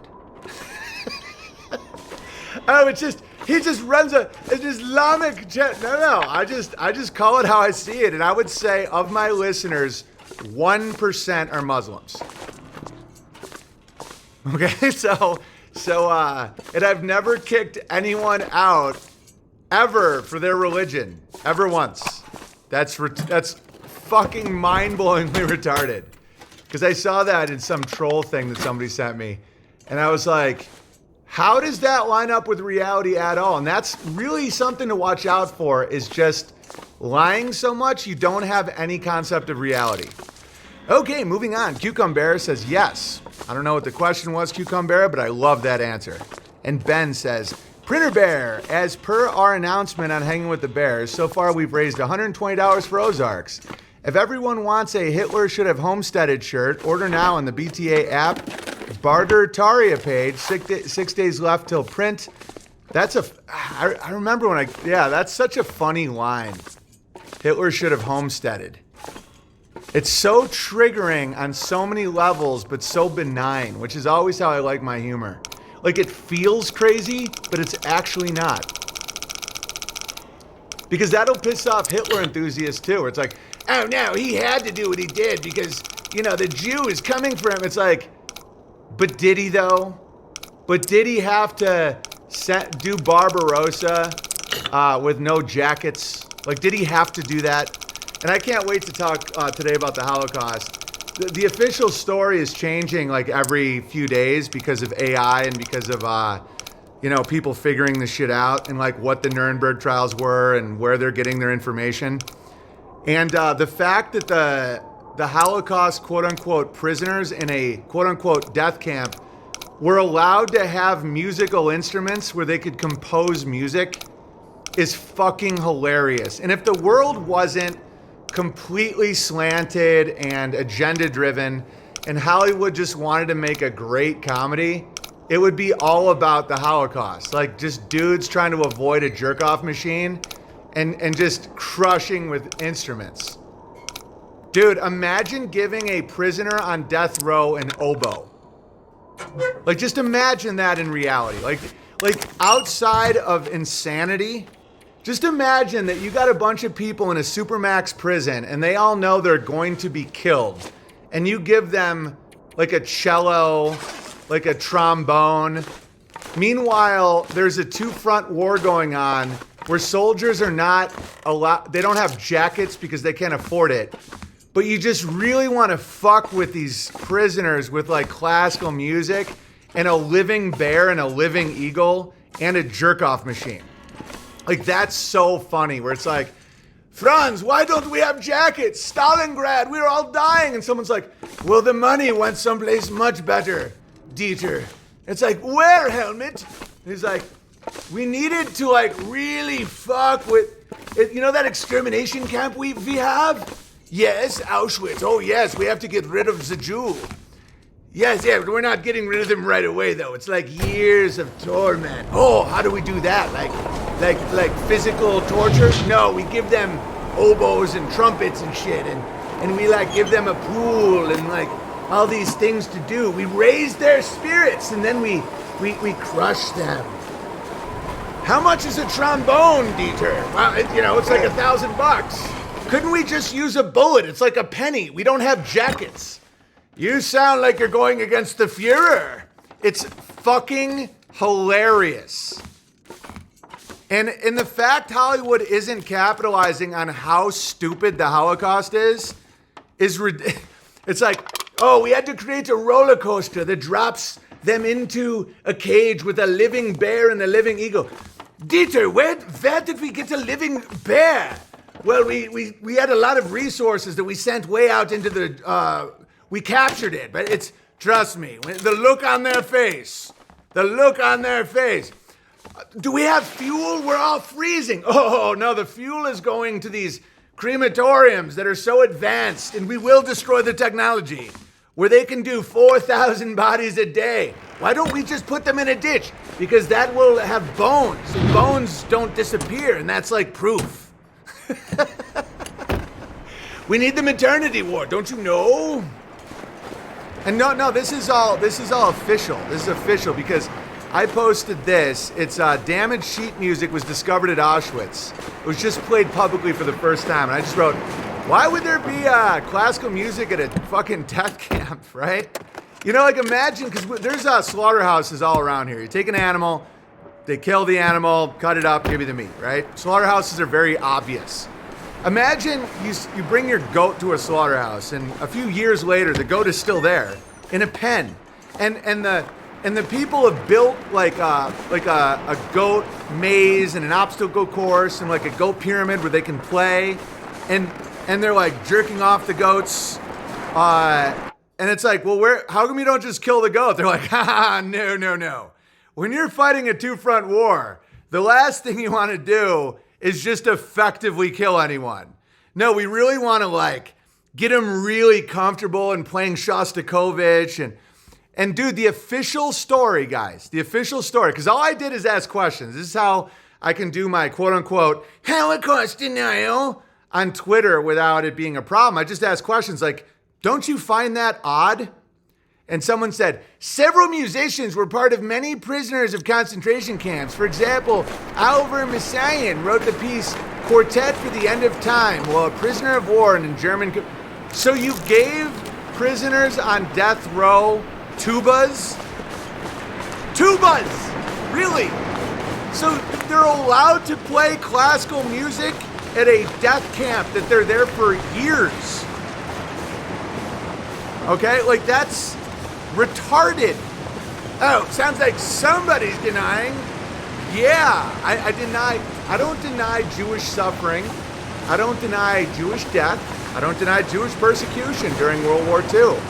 But I deny most of the details of the quote-unquote Holocaust. Most of them. And we'll get to that. Oh no, we need the goat to like get real fat and like feel real. And then when they talk about soap, they're like, oh, they turned the Jew into soap. I'm like, you've never made soap. You've never made soap. You don't know how stupid that is. Oh, they took the fat from starving prisoners. Do you know, like, it's hard enough to use a pig. Like just a super fat fuck, right? This giant pig. That's why a lot of people use canola oil, or actually we use a lot of coconut oil, because you need fat, but to extract it from an animal, you can do that. You can use lard, but it's very time consuming. So a human being would be almost impossible to make soap out of. It's like retarded. Right? My grandmother, there were scratches on the door from their clarinets and bassoons. And I think someone is fucking with the Jews at this point. I think the quote-unquote Hamas attack is an attack on Israel, but not the way people think. I think somebody knows, I think a think tank knows the weakness of the Jew is that they immediately exaggerate, lie, come up with stories, and spread it and scream and bitch. And this time it's like retarded. I think because it's not just bad. Like, it's not just like Jews are bad. Like, that quality is awesome at playwriting, Hollywood scripts, books, you know, that imagination, like that. I actually, part of me likes that. Like, as an artist, you know, part of me understands that that is a really cool gift where you can tell a story with a beginning, middle, and end, 3 acts, that has a lesson in it, and you gather the children around and you play the violin and all that. Like, I'm part like that, right? Yeah, the Fablemans, right? But when you make it seem real and it's like international war shit, it's really bad. If Spielberg put it in a movie, it's true, Goyim. Yeah, but they're doing it. Toronto Jew Bear, don't you feel like they're doing it to each other at this point and it's really backfiring? Because, you know, I have a modicum of respect for Brett Weinstein. I think he's like trying to do a good job with his life, and I'll read his tweets, and like sometimes guys like that will talk about how there are outside forces that are pushing narratives in the West to tear the West apart. And I think he's right. But at the same time, I think the narratives are right. You know, it's like the moon landing, the Holocaust, the ridiculous shit, like all kinds of shit in America that they're pushing that is kind of tearing apart its society. They are ridiculous lies. So both things can be true simultaneously. It's like imagine if you cheat on your wife for 20 years and somebody wants to get back at you, like you make an enemy. And so they tell your wife about the cheating and you're like, oh, he's just trying to tear us apart. It's like, yeah, but you did do it though. Like you cheated. It's the same with the Hillary Clinton emails. Remember those? Where it's like, I did that bit in 2016 at the Improv. Like, I've always been like this. It's like, but you did write the emails, you know, and it's like, oh, Russia hacked us and stole the emails and blah, blah, blah. And it's like, yeah, but you did say some crazy shit in the emails. Without the victim privilege, Jews would be as poor as gypsies. We need those good stories to get ahead, says Toronto Jew Bear. Yeah, but don't you see like it's fucking with you guys like spiritually and emotionally? Like, it's hard to, it's like you can't really rule as the victim. It's like, because the Jews, a small group of Jews are kind of ruling the secular financial media banking world. And it's just like a real weird contradiction to be the ruler and a victim. The Bible does caution about a word out of season being bad for something. I don't know what that means. I visited my mom last week. She watches Fox 24/7. They make the Palestinian children sound like they hijacked planes on 9/11. Yeah, and someone's like, so you're supporting Hamas? Do you deny? And I'm like, no, I don't support that. I don't support beheading unborn babies and raping them after paragliding. No, I don't support that. I don't think it happened. Just like I don't support turning 6 million people into lampshade soap after you jerk them to death. Like, no, I don't. I don't support that, but I also don't believe it. And then they go, so you deny? Yeah. I don't think there's any evidence that paragliding enthusiasts pulled unborn babies out of women and beheaded them and raped the babies and then burned the babies in an oven. No, I don't think that that's true. So, like, do I support it hypothetically? No. I'm strongly against the killing of children. Obviously. Like, I'm trying to figure out how people can not abort blacks. Of course, like, you know, some good white Jews in Israel, it's like, I don't want to see them killed, like, as babies before they start committing financial crimes. So, like, but I don't think dinosaurs are real either. Like, I don't think the moon landing's real. You understand? Yeah, if these Jews aren't controlling some things, who the fuck was the Pope kissing in the small hats? Yeah, but it's like, but on a deeper level, it's like they have to figure out how to be the champion. And we'll talk about the white hats in a second. Totally, probably 80% of Jews have diagnosed mental illnesses. Yeah, all right. Pick Guy says, how about the Hollywood movie about those brave American Jews who formed a battalion in World War II to free their relatives? I don't know. I don't watch any of that shit. I want to see a Hollywood movie about a bunch of dudes. Maybe we can call it the Backstreet Goys, or Bring the Goys Back Home, or like something with that pun. But they're in a concentration camp and everyone's terrified of the jerk-off machine, but they get to play musical instruments and no one ever dies. And it's just pure hijinks. Digital Archiver Bear, wishing your family the best. Thank you. Smokey the Berenstein Bear says, Thomas Sowell's surname is pronounced Soul. Yeah, and people are like, oh, Thomas Sowell provides solutions. I like Thomas Sowell. That's why I used him as an example, because Black Redneck White Liberal is a great book. Thomas Sowell is a very smart man. He wrote a great book about his son that had a speech impediment, like my son Charles. And I have a tremendous amount of respect for him. I also don't like demoralization, and I think it's important to see it in the people you like, including me. You know, I hold myself to a really a really high standard when it comes to that. So just for the record, I know some people are like, oh, fuck you, Thomas Sowell's crushing it. He always... Kind of. I mean, he's a smart man. I think he has a good heart. He's got great advice about being a parent. I also think he spreads demoralization, like the baby boomer, everything used to be better. He never brings up Israel or Jews, never, or Zionism. He actually thinks that they're like special boy victims. And at this point, that's disingenuous at best, in my opinion. You know, unless you're like a die-hard Zionist Christian that thinks you need this to happen to bring Jesus back, like a Nikki Haley, I almost find that more understandable than people that are just, they can't see that the fact the United States Congress has to swear allegiance to a foreign country. You know, I don't respect that. I don't respect that people don't see that as an issue. And so I don't know, he might just be from an era where there's no way he can see it, but I don't know. But for the record, I do have a lot of respect for Thomas Sowell. All right, Wonder Bear, super grateful over here, but oh, you a pay away for looking at the gay pic of Oliver Anthony. Yeah, you do. Paying gay away for having a rental property, usually. Thank you for that. Must be nice, though. I'd love to have a rental property. Might be nice. But if I didn't get kicked off Airbnb, I wouldn't have a house right now, so it all worked out for the best. All right, let's kick things off. Codsworth, are we caught up? And don't be afraid to pay your gay away. Entropystream.live/app/Owen Benjamin Comedy. Bowler Bear, you got to watch this one. Hang on 1 second. I always do that. I always click it over at the wrong page.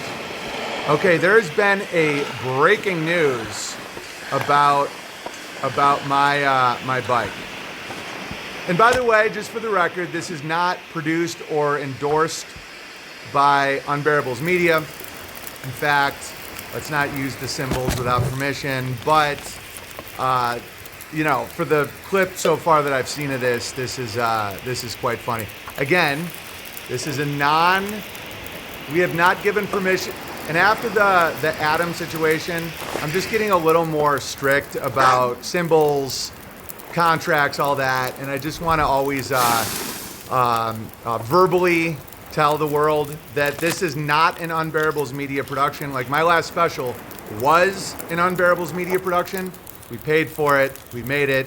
We hired everybody. This isn't, but it feels like this is good-hearted fun. And so now that that's out of the way, let's enjoy a little update about my bike. That's right, Owen. The intensity here we can only describe as profound. Unbearable News has uncovered exclusive information pertaining to the theft of your bicycle all those years ago. Oh, really? Investigators and local PD here in Oswego have confirmed that this is an active crime scene. Oh, how dare you, 33. Someone involved with the case, on the inside you might say, leaked us photographs that show some of the deceased. Whoa. Now I warn you, Owen, some of these images may be very, very difficult for you to view. Trigger warning. Clearly, some of the photos have been redacted to preserve privacy and those affected by this senseless tragedy. It's terrifying. For those who are unfamiliar with this 33-year-old cold case, Owen had his bike, a blue dyno, stolen on May 24th, 1991, right here in Oswego, New York. Lack of evidence early on had investigators vacillating between theories, but with no solid leads. Early focus centered on 9-year-old Timmy Kuno, who was Owen's backyard neighbor and at one time shot Owen with a high-caliber assault BB gun, causing Owen a severe eye injury requiring an eye patch. Now, bro, this is all real. Those are even photos of Oswego. Well done. This is my first time watching it, by the way. Very funny. Stated that Mr. Kuno would kick Owen in the shins and call him a gay pirate. Now, an interesting twist to this story is that Oswego High School's mascot is actually a gay pirate. How dare you? Irony not lost on us.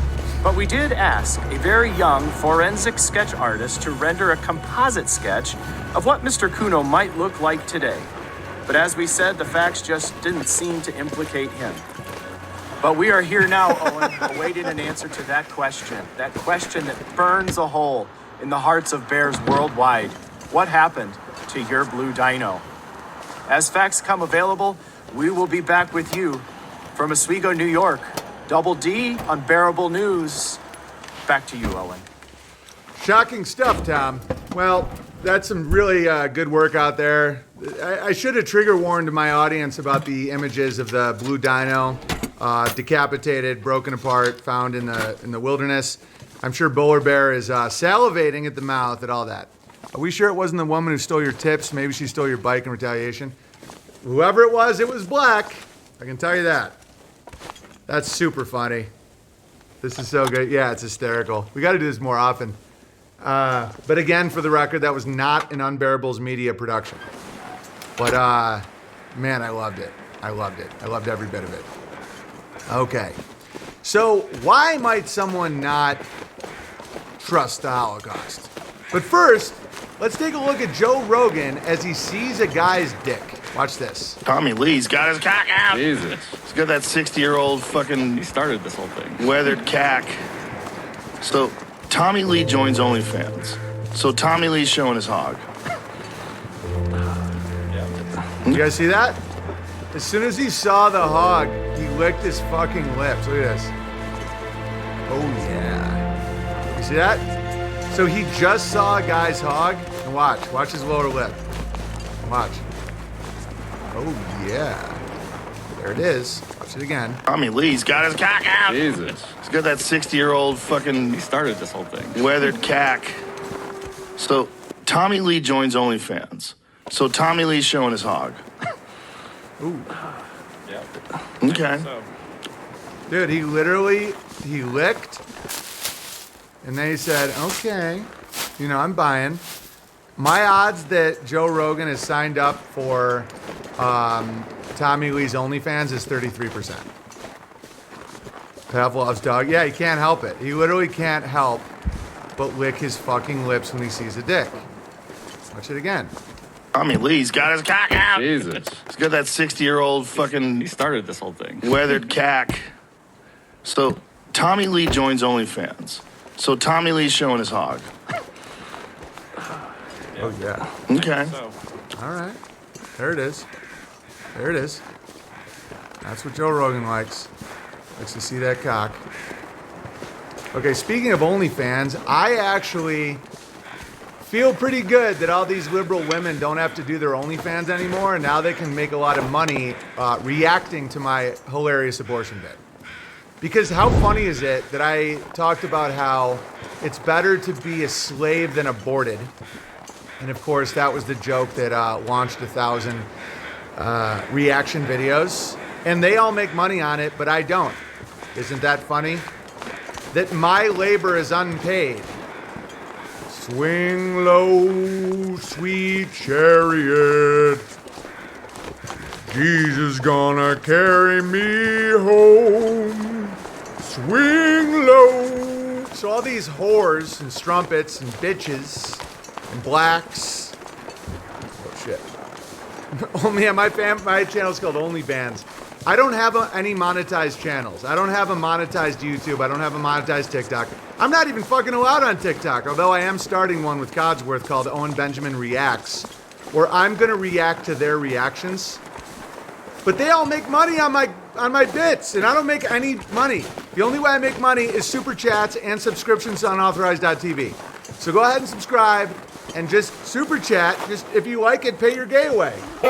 Owen let's see, entropystream.live/app/Owen Benjamin Comedy, or even more directly, P.O. Box 490, Sandpoint, Idaho 83864. Reaction Inception. Yeah.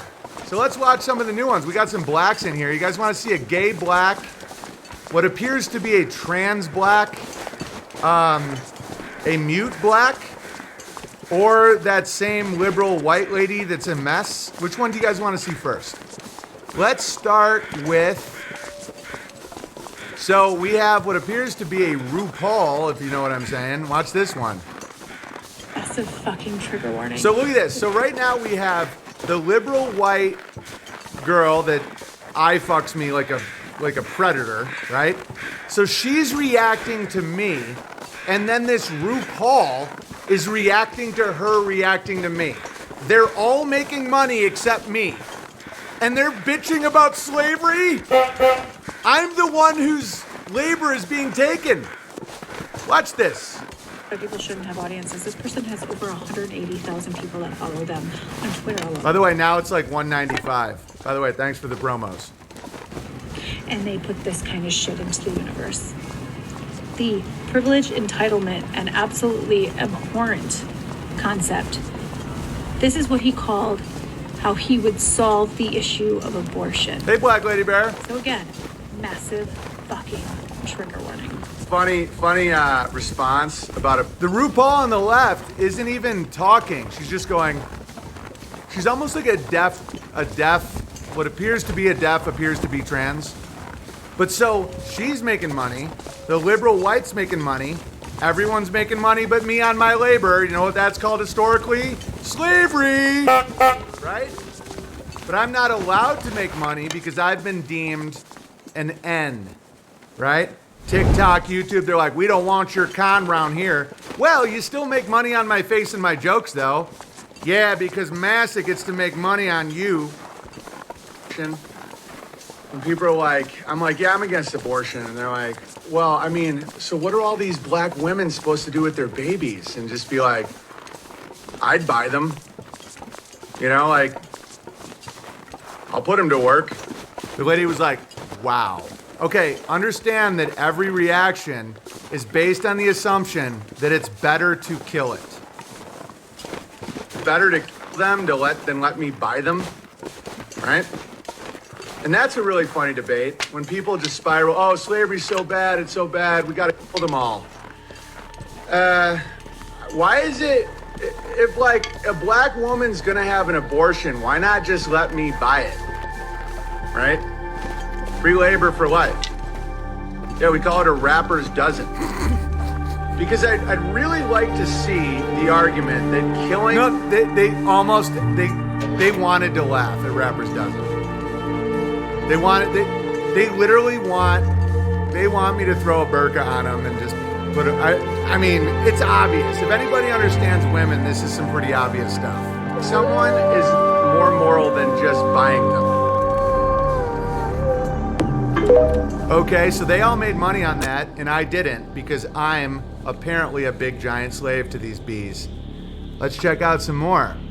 Here's a gay black man, allegedly, but that's what, that's what my read on this is that he's a big old queen, but I don't know. I've never actually seen him as a D. Watch this. I'm going to respond to this under the impression that you are a pro-lifer. Genuinely asking with concern. Do y'all honestly think before y'all speak? Because Coming from a guy that says ax instead of ask, yes, we think before we speak. And another thing I want to say is the thought of having to actually work for his welfare check, it blows his mind that he might be asked to work, right? Watch this. I hope that you are not trying to argue that selling a child into slavery is better than a woman just getting an abortion. Look at how he just said it. A woman just getting an abortion. You mean killing a baby. You mean killing a baby. Like a woman just, getting an abortion. No big deal. No big deal, right? Look at this guy. This guy was, in my opinion, he was raised without a dad and he likes to be with men, right? And see, this is one thing that these guys are going to start learning more and more is this shocked reaction oh, he didn't. No, he didn't. No, he didn't just say that. No, he did. Oh, no, he did. Oh, no, he did. That doesn't work anymore. People are poor. People are angry. People are not getting jobs. They feel hopeless, right? So it's that doesn't work anymore. That whole white guilt thing is gone. I mean, I'm sure it's in some people's heads, but this whole oh, he didn't just say that. Oh, no, he didn't. So you think it's better to kill a baby than for them to work for their welfare check? That's what you're saying, okay? So that said child wouldn't have to go through that in the first goddamn place. So dead. So what he just said is it's better for that child to be dead than work.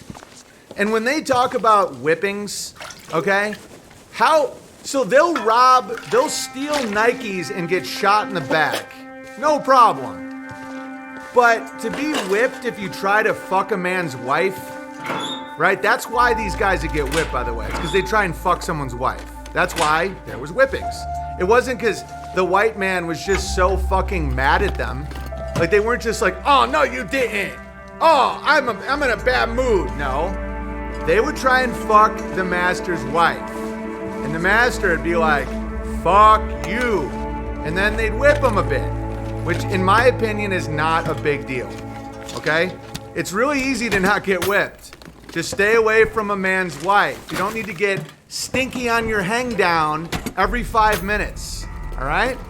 You watch the same video. Yeah. This motherfucker specifically called out black women. That's right, because black women have the most abortions. And you just accused me of fucking my mother, which I don't appreciate. Jesus, do you think before you talk?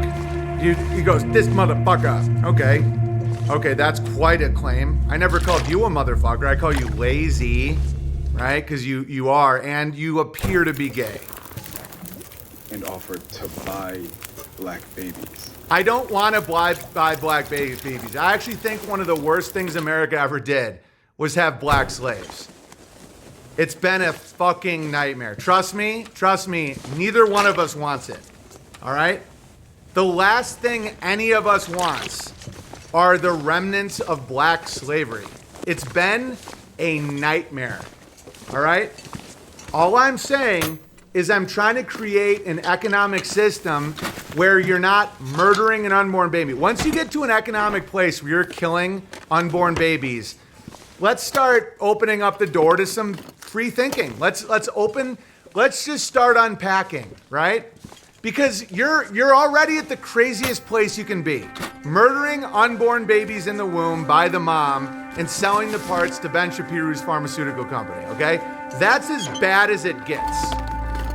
Okay, I've been thinking about this a lot. I don't want to incentivize black women to sell kids. That's why I would not pay for the baby. Because I've been thinking about that. It's like if I were to set up a system where you decentralize slavery, because it already is slavery. It's called private prisons, right? You pump rap music into this little queen's head. He goes out and he done some dirt, right?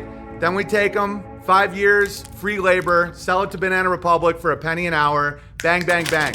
The owners of the rap labels also own the companies that get the free labor in the prison, right? So according to the contracts, they do technically have to do a crime to get the labor, you know? So it's like, oh, we get them for 20 years for third possession of crack. Where'd they get the crack? We gave them the crack, right? So it's like, that's current slavery, and it's pretty fucking horrifying. And so if we decentralized slavery and made it a little more mom and pop operation, and I've been proposing this for a very long time. Codsworth, give me my sketch about starting mom and pop prisons. This is not new, my idea. Because right now we have centralized slavery. Only one group can own the slaves. I think we should have better, more competition with a decentralized slave population. So maybe the slaves can pick where they want to be slaves. Right? Let us compete over you.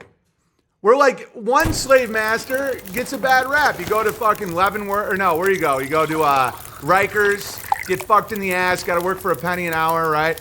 They add on 3 more years because you had to fight a guy in a shower. Like, that's not the type of slavery I would do. You know, I would just be like, if you try to fuck someone's wife, you're gonna get whipped. Can we all just deal with that? Is that fine? Okay?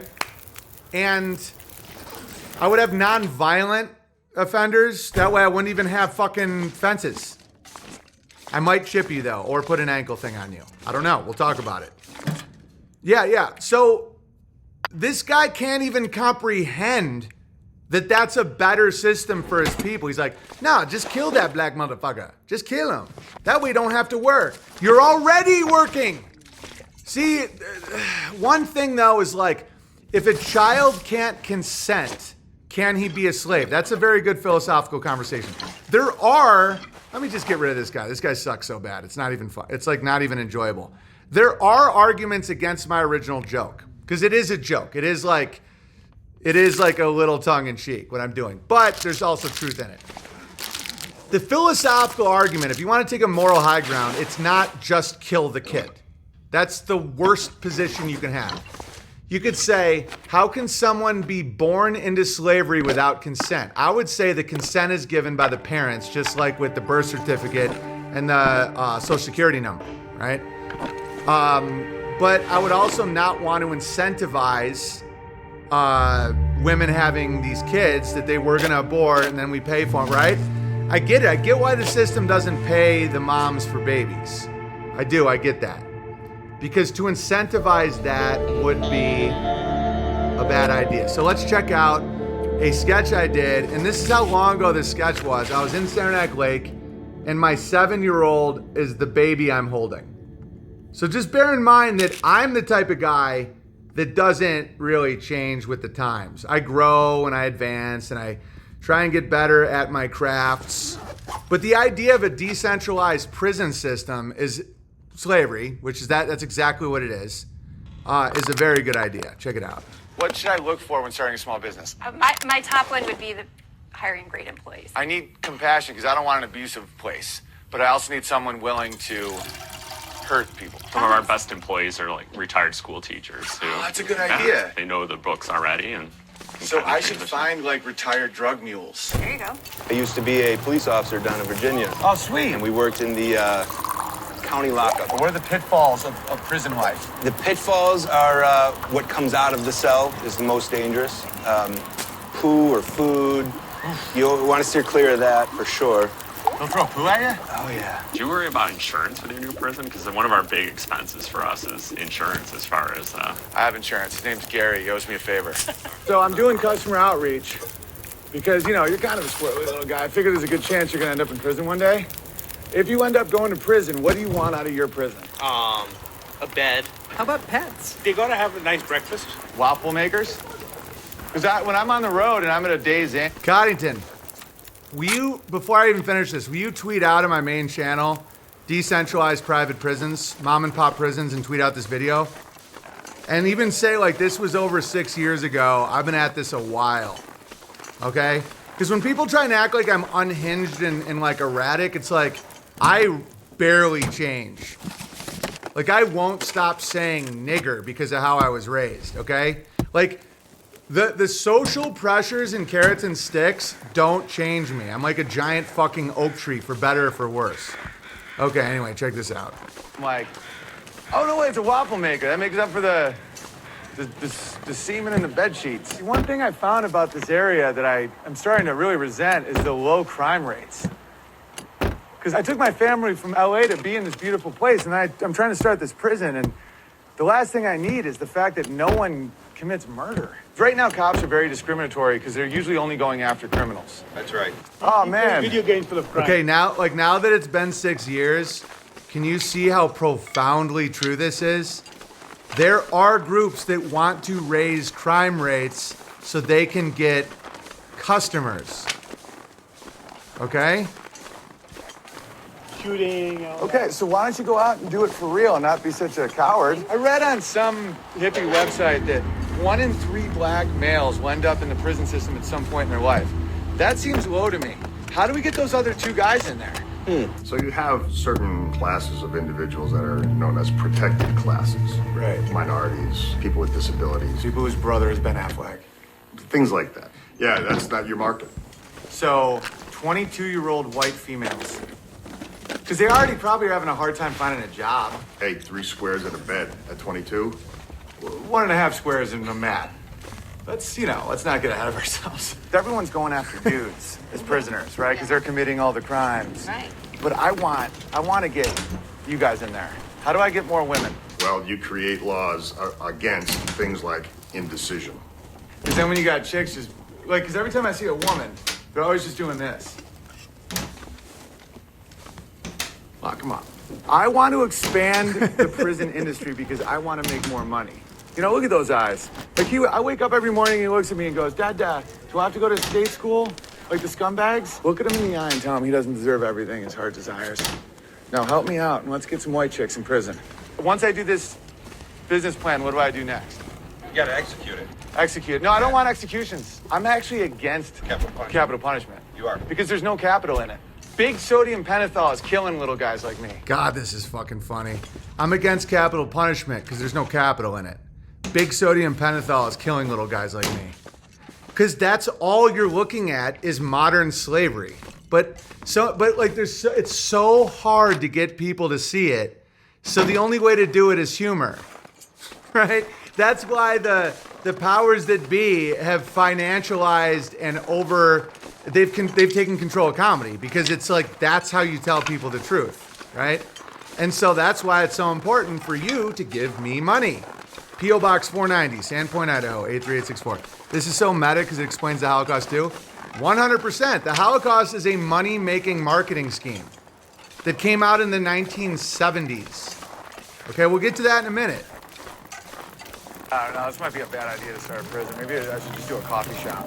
Coffee shop. It's really gonna be a prison.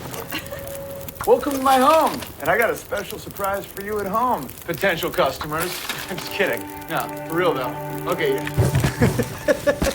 This is my very own prison with my very own employee, Tom the guard. Always asleep, always hammered. Good guy. Good guy. And here are my first 2 customers, right? Who wants some waffles?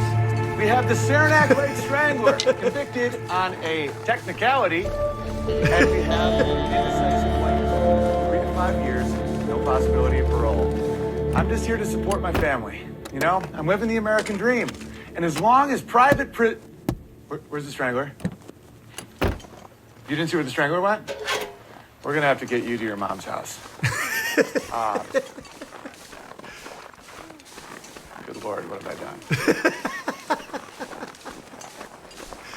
Oh, God, that's funny. And can we all just point out that I'm aging quite well? So is Amy. Walter's huge now. Walter still makes the same faces. Yeah. Man, I've stayed pretty healthy.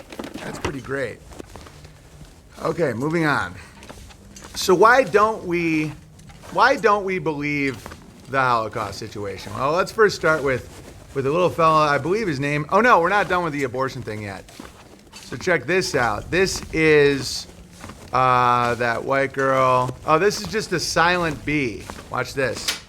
So this black girl is making money on my labor and I'm not being compensated. And she doesn't even talk. Watch this. Is there no audio? It's so bad. It's so bad. We gotta. I'd buy them. Okay, so that's we it. call it a rapper's dozen.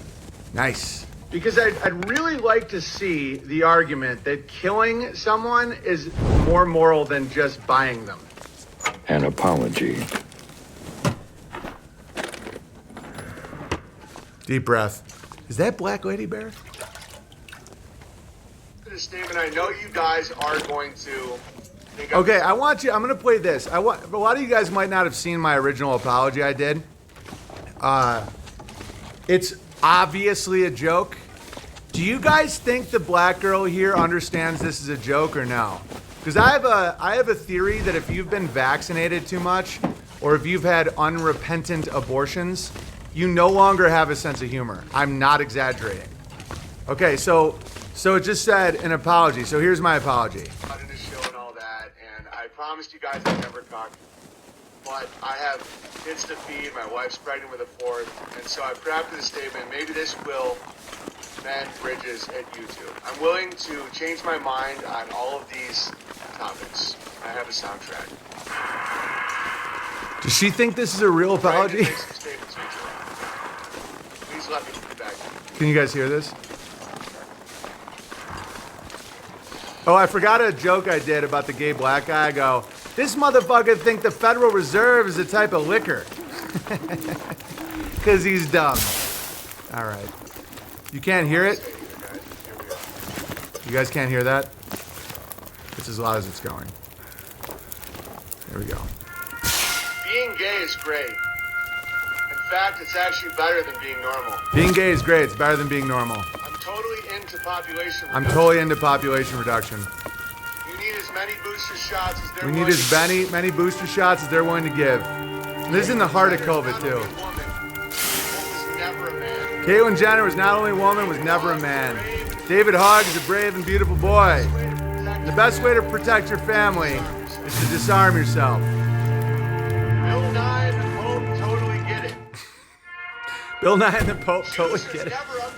Jews are never up to anything. They're open, honest, public. They've assimilated really well into normal people society. Sodomy actually makes your anus stronger. The greatest healers like Bill Gates are convicted criminals with a background in the creation of cyber viruses. And they get awards from the UN for population reduction. Only N-words are allowed to say N-word. Only niggers are allowed to say nigger. And they need to be protected from words. From racially dominant people who cannot say nigger, because we are obviously not niggers. This is, I mean, do they think this is real? Right to say it. The best way to show a bank teller The best way to show a bank teller you're not a threat is for safety is by wearing a mask.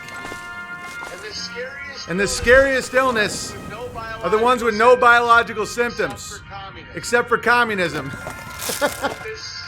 I hope this has done a lot to heal. Okay, that was during like the middle of COVID. Like that was, Amy was pregnant with Frederick, so that was like 2021 too. Like, you know, the scariest biological illnesses are the ones without symptoms except for communism. Great writing, Big Bear. Check out this dumb whore. Here we go, and I'm not kidding. Literally whore. Like sells. Allegedly. I'm not gonna, now. She appears to me to be a woman that would sell herself for money, which she is currently doing here. But I guess whore implies sex. I don't have evidence that she's done that, but I suspect she would. Watch this. What causes abortion? What causes the welfare state? What causes all these things? Nobody gives a shit what you think. Okay, well, you're now making a video about what I think. Okay, she's already made herself look ridiculous. I will say this, though. I'm glad she's doing this instead of OnlyFans because I think it's better for society.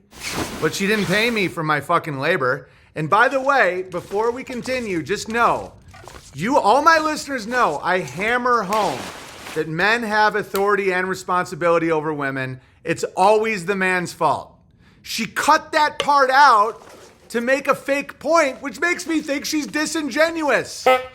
Okay? And her eyebrows appear to be drawn on by dog shit.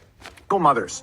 And I know that's the wrong fucking answer. Women who have sex out of wedlock and have a baby, they either kill the baby, they're on hormones, which pretty much brought in the trans movement. They do what the fuck now? Yeah, the hormones change the way your reproductive organs function. That's why, quote unquote, Caitlyn Jenner became a woman because of excessive use of steroids, allegedly. Well, he was an Olympic athlete. So the normalization of giving women hormones to fuck up their ovaries and their hormonal cycles, I believe, brought us right in to the transgender movement. So when you say what now or what the fuck now, I can explain it to you. That's why I'm going to do reaction video. Codsworth, just clip this and put it on my reaction videos on my TikTok. But censor out all the bad words that they don't allow in China. Sterilize a woman with hormone pills called the birth control pill. That's literally what that is. She goes, No, when you take a birth control pill, it literally sterilizes the woman. That's the purpose of the birth control pill. So you can giggle with your little bedroom eyes all you want and make money on my genius. But you know what I'm going to do? I'm going to react to the react. That's called pure capitalism, ladies and gentlemen. Oh, we only wish that worked. Or they have a baby they can't afford or provide for, so the state provides like a father normally would. That's literally called welfare. So this woman's acting shocked like that doesn't happen. So when a single woman has a child and there is no dad, the state gives them money. That's a fact. And so she's like, say what? Literally, it's a fact. That's an objective fact. What brings about the welfare state, the fall of man, the feminization of our military, all these problems, right? Yeah, it's easier to blame the single women than the men who are literally shirking their responsibilities. Yeah, literally, she cut out the part where I talked about men shirking their responsibilities. Literally. So how do you get around that? And I think it's marrying young. The fuck? Oh, I'm going to regret this. How young? People used to get married very young. Juliet was 12 in Romeo and Juliet. Mary apparently was between 12 and 14. Fact, crazy lady. You're an old lady now with a barren womb. I'm not saying to marry at 12. I'm just saying, instead of just being thrown to the wolves, like this lady with her little mic piece being like, say what? Say what? With no family around. Yeah, it was a more functional society when women got married younger. It's a fucking fact. Of consent to marry in America until 1900 was between 7 and 10. And the reason that is because when you live an agrarian lifestyle, girls are betrothed to boys or teenage boys with land, and it can provide for them. That's how you get around the welfare state. That's a fact. Need someone to provide for them. Then once they go through puberty, they start having children. You mean girls? When girls go through puberty. And I'm not even for 12-year-olds getting married currently. Currently, of course. You also... so you're against Mary and Juliet. So when you read Romeo and Juliet in school, you're like, what? Say what? Say what? Say what? So when Mary married Joseph, who was 50 years older than her, and she was fucking 12. So that's bad. So they were wrong and you're right. Because you just take a comedian's labor and you just go, say what? And people go, oh, Jesus, Diane, you're crushing it. Expect women to not have sex if they get married too late, and that will lead to abortion, single motherhood, or having to be on a trans sterilization hormone. Okay, I'm telling you, I'm not saying women should just wait till 30 and never fuck. That's not possible. They wouldn't do that. So I'm saying you get married young. That way you don't have abortions, you don't end up on hormone disruptors, you don't end up a broken cat lady just going, he didn't just say what I think he said. Say what? Say what? That's not what birth control... Oh, so birth control doesn't sterilize your womb. It doesn't. So then why do you take it? Do you take it because it tastes good? Do you take it to improve your skin? The entire point is so that you don't ovulate. For those of you that don't know, the way the birth control pill works is your body believes it's pregnant because you're altering the hormone system of your body. So when your body thinks it's pregnant, the woman's ovaries don't let out 1 egg a month. Typically, a woman is born with all the eggs she'll ever have, and they're stored in her ovaries. I used to do a bit about that, about how, men, their balls are just filled with jizz, and they're always trying to get out. It's like the ghetto. It's like, get us the fuck out of here. We're just banging on the balls. Just like, we'll do anything. Come on, get us out of here. It's like the hood. We'll sell rap. We'll shoot a motherfucker. A woman has 1 egg a month. It's not the ghetto. It just sits there in the womb for like 3 days. Just like, I don't like your shoes. It's like lives in like a nice suburban cul-de-sac, can be real bitchy. Like I used to do this whole bit about that, and it's a fact. So the way birth control works is it convinces the female body that it's pregnant, so it does not release an egg, right? That way, when the horde of sperm come in, they're like, say what? They're like looking for an egg, and there isn't one. And so over time, that affects a woman's ability to even conceive. And that's a fact. And that's the purpose of the birth control pill. And you can see by this crazy lady's fucked up facial expressions, she's probably been on it for a really long time. And here's something to watch out for, ladies. If you're on the birth control pill and you're dating a man, and then you get off it after you're married, you might find that you're not attracted to him. Because when you're pregnant, you like different pheromones. And this is also a fact. Pregnant women like docile, feminine men because they don't want to be hurt when they're pregnant. Unpregnant women like aggressive, strong, assertive men. Okay? So a lot of times what happens is these women that are on birth control will find themselves attracted to bi-curious, feminine soy boys, and then they get off the pill when it's time to conceive after marriage, and they realize they're physically revolted and they hate the man. And that's just something to watch out for. You know what I'm saying? Because a woman not on the pill would prefer a guy like me, right? Ah! Right? It's like, he'll provide. My kids will be strong. Look at that jawline. He's a fucking giant. He's not scared to say that word, right? But when they take the hormone, they're like, I just want a real docile feminine man who won't kill me because I won't fuck him 6 months into a pregnancy, right? And that's why women have so many divorces, because they fuck up their endocrine system so that they can just fuck and have their little job and work at Netflix, okay? Hopefully that helps. Yeah, there we go. If people aren't getting married in their late teens, early 20s at the latest, they're going to have sex. And if they have sex, they're going to have abortions or they're going to have children outside of wedlock. People always act like marriage is slavery for a woman. It's not. It's protection for a woman. Protection from whom? Who do women, or in this case, girls, need protecting from? Next. Protection is in we pay for your life so you can be a mom. Okay? Without us, you're a single lady in a city working for a stranger in a cubicle. Okay? If this bitch is actually going to talk about rape stats or anything like that, you want to know who gets raped the least in the world? Married, protected women, right? Because if you have a guy watching out for a woman, it's like, yeah, don't go to a frat party and just get fucking blasted with pants that say slut on the ass, right? And then we provide so that you can be a mom and a community builder from home. That's literally the protection of marriage. That's who you need protection from, is yourself and strange men.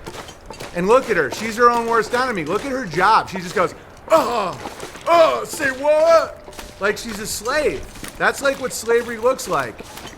Doesn't have a welfare system. But my Mexican buddy who was down there during COVID said that the government might give you a bag of oranges with worms in it. Like people were just dying. And that's a good alternative to government assistance. Just let people die. So when people want to talk about America, it's like she's so dumb it's almost not even worth reacting to. Who do you think pays for the government assistance? White men like me, right? Black Lady Bear does. Black Lady Bear makes a good living. She contributes, so does Bowler Bear. But in general, statistically speaking, white men in America pay for that. Okay, so we not only have to pay for our wives and our children, we have to pay for this strumpet harlot so that she can dance and prance around with her little abortions. Okay? And so that's who I'm talking about. People like me carry the tax burden for people like you, right? That's a fact. That's a statistical fact. That's why the cops show up to white houses in the suburbs faster than the ghetto. You wanna know why? Because we're the ones paying for them with taxes, okay? We're better customers for the state. The state is a giant labor camp. And we provide more labor, more money, more resources, so we deserve more services. It's kind of like if one guy has to pay $15 for bread and another guy gets to pay $1 for bread, the guy paying $15 for bread is like, I should also get butter with my bread because I'm paying more. And then this bitch goes, say what? Say what?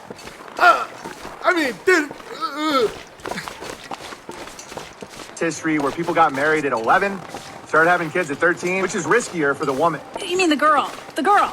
Oh, it's the same in goats.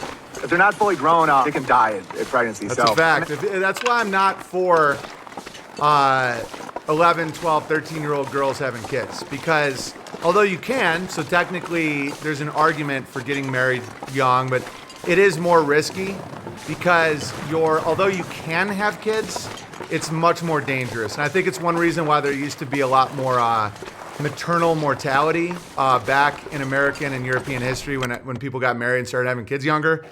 I would recommend not having kids till 18, but I would recommend betrothing or committing young so that you don't run around like a dirty little whore like this girl. Imagine a world where a man Allegedly. is running a farm at 10. At 10, but that's a boy. That's a child, just like the He's going girl. through puberty younger. Okay, so when Thomas Jefferson was running a farm at 10, he was a boy, right? Like that's retarded. It's like, say what? Look at how smug she is. He's more exposed to nature. 12, 13, he has a job, he's running stuff. He's an apprentice. 15, he's making a living, and they start having families. That's a much, much more moral society than you put a girl in debt, you separate her from her family, you put her in a warehouse at a college where she's surrounded by vice and sin and bisexuality, and put her in situations where now she has to work off her debt to the state. She's betrothed to the state. That's slavery. You basically make the government your husband. I thought you said being married wasn't slavery for women. You live in an agrarian... No. You're married to the state who doesn't love you. And that is a form of slavery, yes. How did she not understand that point? I guess she's paid to not understand it, right? So when you put a woman in unpayable debt and the debt note is held by the state and they can't default on it or go bankrupt, that state is basically the husband of the woman, and the state doesn't love her, care for her. That's why the state gives her a cat, an abortion, and a fucking vibrator, and a vial of pills, because they don't give a shit, right? You don't love women, lady. All your little female followers, they're like, say what? You rat. You're leading them into a hellish world. You are. That's a fact. Family-oriented system. Every kid's accounted for. Every woman's watched. Watched by whom and for what? So you don't like being protected and watched? If you got your little bag stolen, you'd immediately be like, say what? Where's the police? Oh, someone better watch me. I bet you have a Ring camera on your fucking door. Amazon's watching. Why wouldn't you want someone who loves you watching? It's like retarded. Watch, say what? I guarantee that this lady relies heavily on the state's protection. Police, blah, blah, blah, blah, blah. It's unreal. You can't let girls be 25 That's a woman. 25's a woman. Oh, you seem so fucking confused. on their own. She wants to fuck me so bad, it's like absurd. She's like, yeah, It's like, lady, I'm married. I have 4 sons. You're not like in my world. You can't like do this flirty sexual shit. I don't like it. Okay? So just calm down. You sound like a thirsty strumpet. You not expect them to bang. They need husbands. So starting younger is the only way to do that. It's like women with a ton of sex partners end up very male, and men with a ton of sex partners that they don't provide for or anything, they end up very female, very sensitive and emotional and materialistic. She's like, say what? Fact. I'm not being a chauvinist.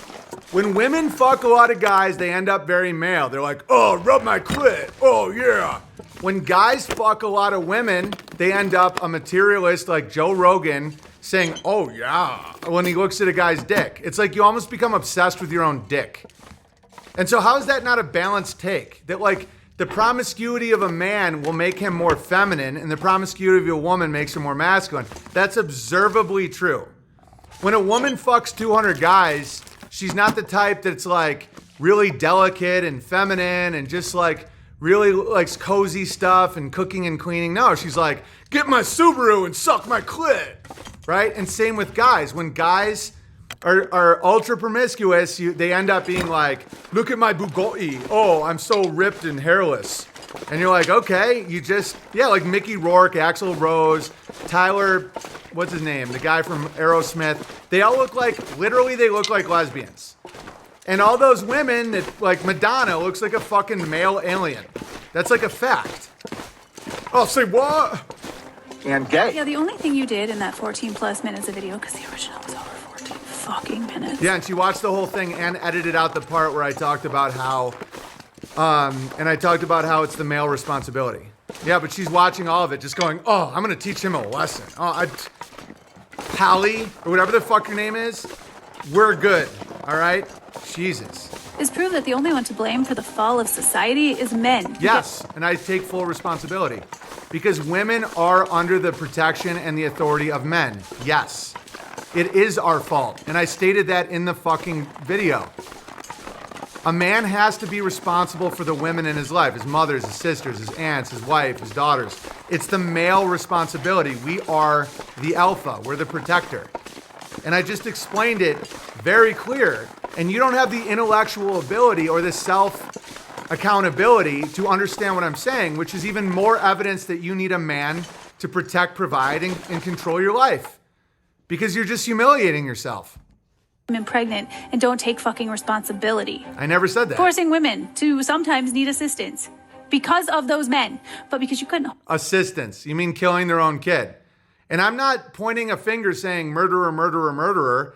I'm trying to establish a world where women don't feel pressured to ever kill their kids. That's the entire point of what I'm saying. Do you think I want to, that's why when I say stuff like that, it's like, oh, so you want to marry a 12-year-old? Oh, so you want to have a black slave? No, obviously not. Even when I was single and promiscuous and I would do colleges, I didn't even hook up with college girls. I thought they were too young acting. I don't like young acting girls. I always thought it was weird. Swear to God. When I was more promiscuous, it'd be like 25, 26-year-old like nurses and shit. I didn't like strippers. I didn't like other actresses. I didn't like girls that acted young and stupid. I never did. None of this is from my intention that I want the things I'm saying for myself. I just have the cognitive ability to step back and say, why is this happening? Why are black babies so aborted? It's because they are viewed as a burden on the tax system. How can we unburden that? How do we get to a position where we aren't literally killing babies because of money? Like it doesn't get worse than that. And it's the same with women. How do you get women to a point where it would never enter their mind to ever kill their own baby? And it is a fault of man. It is because men have used them for sex and promised them stuff. And the feminist movement has tried to make women act like men and be promiscuous and go out drinking alone and all this stuff. And then they end up in a position where they don't have a man that's going to provide for the baby. They feel economically pressured. They're in debt. They weren't betrothed. They weren't protected. And now they do an unthinkable act. And I actually do have compassion for them, right? That's what I'm saying. And you know that, lady. And you're just trying to make money on my labor. So that's what we're doing now. Coddington, clip this, cut out the bad words, and put it on the TikTok. It's called Owen Benjamin Reacts to Reacts. Straight men accountable. You attacked single women. No, I'm sorry, single moms. No, I literally said men have to provide and protect. You go, protect from who? Protect from what?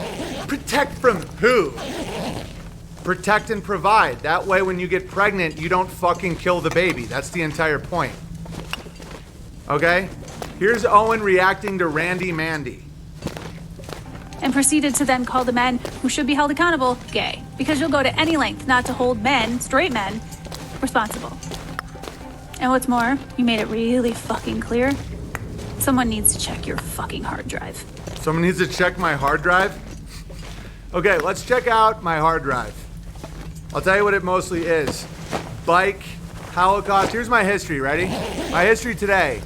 Twitter, Dino Story, Dino Pack, Inbox, Google, Gmail. Tuesday, search results. Gmail, downfall of American Roman Empire. Gmail, Twitter. Monday, Twitter, only Twitter. Saturday, I looked up who Taryn Manning was. Rich Men of Richmond remix. Here's Friday, Entropy. Twitter, Entropy. Here's Thursday, media post by Owen Benjamin. Where everybody knows your bear name, Google Drive. Inbox. There isn't even porn on here. Okay, let's see. Wednesday, I had some issues with some banking, so there's a lot of that. Google account, redirect. How I became a billionaire from blue collar jobs, blah, blah, blah. It's okay, so there's my search history. Let's check out your search history. It's probably like Owen Benjamin naked, Owen Benjamin cock, Owen Benjamin big cock. You fucking pervert. All right? Jesus. All right, moving on. Let's check this out. Statement from President Gay at Harvard. Well, what did Provost Dicksuck say? What about Dean Dumpster Pump? That's the entire joke. Okay. I posted this. It's gone pretty viral. That I said, according Google's AI has now officially been charged in Germany of a hate crime. It said, how many Jews died in Auschwitz? It said, it is estimated that at least 1.1 million people died in Auschwitz, the majority of whom were Jews. Were the murdered Jews in Auschwitz cremated? Yes, the bodies of those murdered in Auschwitz were cremated. How many crematorium ovens did Auschwitz have? Auschwitz had a total of 4 crematorium ovens. How long does a crematorium oven take to cremate one body? A crematorium oven typically takes between 2 and 3 hours to cremate one body. Is it possible to cremate 1.1 million bodies using only 4 crematorium ovens in 4 years? No, it is not possible to cremate 1.1 million bodies using only 4 crematorium ovens in 4 years. How long would it take? It would take more than 70 years to cremate 1.1 million bodies using only 4. So now the claim is that there were 53 ovens. Guys, I was a World War II history major, and by 2003 I graduated, and it was I took a whole class in the Holocaust, all that. No, all of their claims were that there's 4 ovens, 4 crematoriums, and they had images and they put them in museums. Like, that's how big it was, because they're like, oh no, these crematoriums could do 4,000 bodies a day. Okay, do you mind showing us the specs? Because in 2023, a crematorium cannot do that, even given pretty much unlimited natural gas. So you're telling me Auschwitz, and then they go, oh, they had like burn pits. Really, it has a 3-foot water table. So if you dig 3 feet, it's all water there. And they've done, they've like tested the ground and everything. There is no ashes or bones. Like, they're not there. Oh, well, you, sir, no, you're fucking lying, okay? Most of it came from the Nuremberg trials. And bear in mind, the quote-unquote Nazis on trial at the Nuremberg trials, most of the stuff that sounds absolutely ridiculous came from their testimony after being tortured, okay? White hats in control. As you can see here, the Nuremberg trials were monitored by men in white hats. That's pretty funny, right? And so tortured guys were saying ridiculously stupid shit, but there's no physical evidence for any of that. None. Okay? Like the jerk-off machine, the roller coaster ride to the living bear and the eagle. And why does it matter? Because it matters, guys. This one thing has been used to enslave and extort trillions of dollars from the world. And that is called a liability shield. And let me tell you something. I actually have much love for the Jews, and I'm protecting the Jews right now. Ask Toronto Jew Bear. The Jews committing crimes will say that if you call out Purdue Pharma, right, the Sackler family, and the Oxycontin debacle, you go, oh, you hate all Jews. And I go, no, I'm calling out that lie. I'm calling out that crime. I'm calling out that thing you're doing. And so then they use Jews as a human shield. They go, oh, if you're against what we're doing in Gaza, you hate and want to kill all the Jews. And I'm like, no, I'm not blaming the Jews for these crimes. I'm saying that's a crime, that's a lie. And the people doing it try to disperse their blame amongst their entire population. Imagine if I did that with tall people, right? If somebody's like, oh, we better check your hard drive. And I'm like, oh, so you hate all tall people? So you think all tall people need to have their hard drives checked? And someone's like, wait, what? Oh, so she's saying tall people have to have all their hard drives checked. And then other tall guys are like, the fuck, man, why are you bringing me into this? And I'm like, oh, really? It's like, they're claiming now that if you call out an obvious lie, like the Holocaust narrative is fucking retarded. It's like the moon landing. The greatest thing anyone's ever done is this. The worst thing anyone's ever done is this. They both look stupid, okay? A living, breathing, thinking man has the right to say that doesn't make any sense. Why would people that couldn't afford jackets in a two-front war pay for a string orchestra and then not kill tons of them? And have like gas chambers with wooden doors and a jerk-off machine and a living bear at the end of a roller coaster. Like that doesn't, as someone who's made soap, why would anyone use an emaciated human to extract almost zero fat when you could use a pig? That doesn't make any sense. And then they go, oh, so you hate all Jews? You're a denier. I go, no, this is one lie or one crime.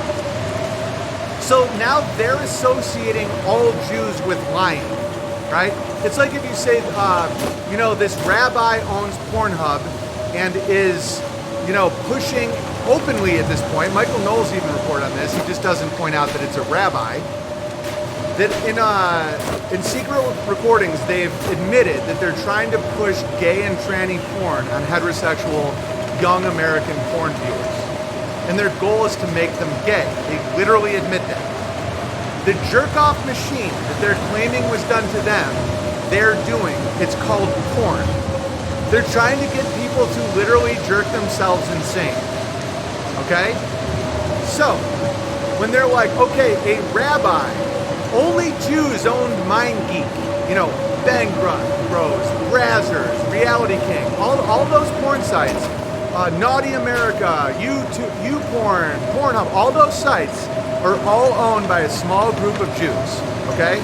Pornhub is owned by an Orthodox rabbi. The biggest distributor of gay porn in America is a Jewish couple.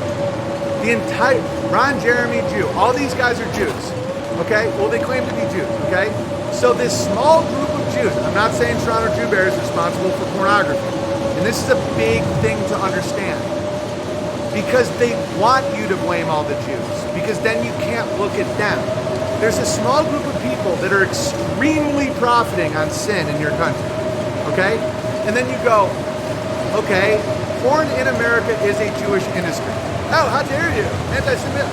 Here's a documentary about it. Oh, Nazi much? It's made by Jews. It's literally made by all those guys. In the 60s and 70s in America, going back to the pawnbroker, okay, that broke the nudity laws in Hollywood because it showed bouncing tits for the first time in a Hollywood movie because it was about the Holocaust, right? It was about a victim. And so that group of people all call themselves Jews. If you point at them and say, you're doing porn, they go, oh, so you hate and want to kill all the Jews? That's the trap. That's the trick.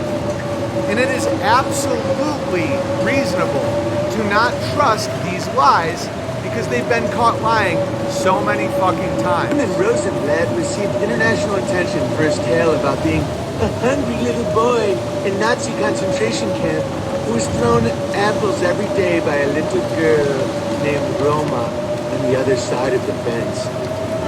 It's the greatest love story we've ever told on this show. Years later, according to the story, Rosenblatt met the same girl on a blind date in New York City, proposed to her on the spot. I used to come by every day, bring the apple, have in my jacket and a piece of bread, and used to say, I'll see you tomorrow. 6 weeks ago, Holocaust scholars proved that it was physically impossible for prisoners to approach the fence at the concentration camp where Herman was kept, and the Roma's family was actually 200 miles away at the time. This is the best part. How did you tell such a big lie to so many people for so long? It wasn't a lie.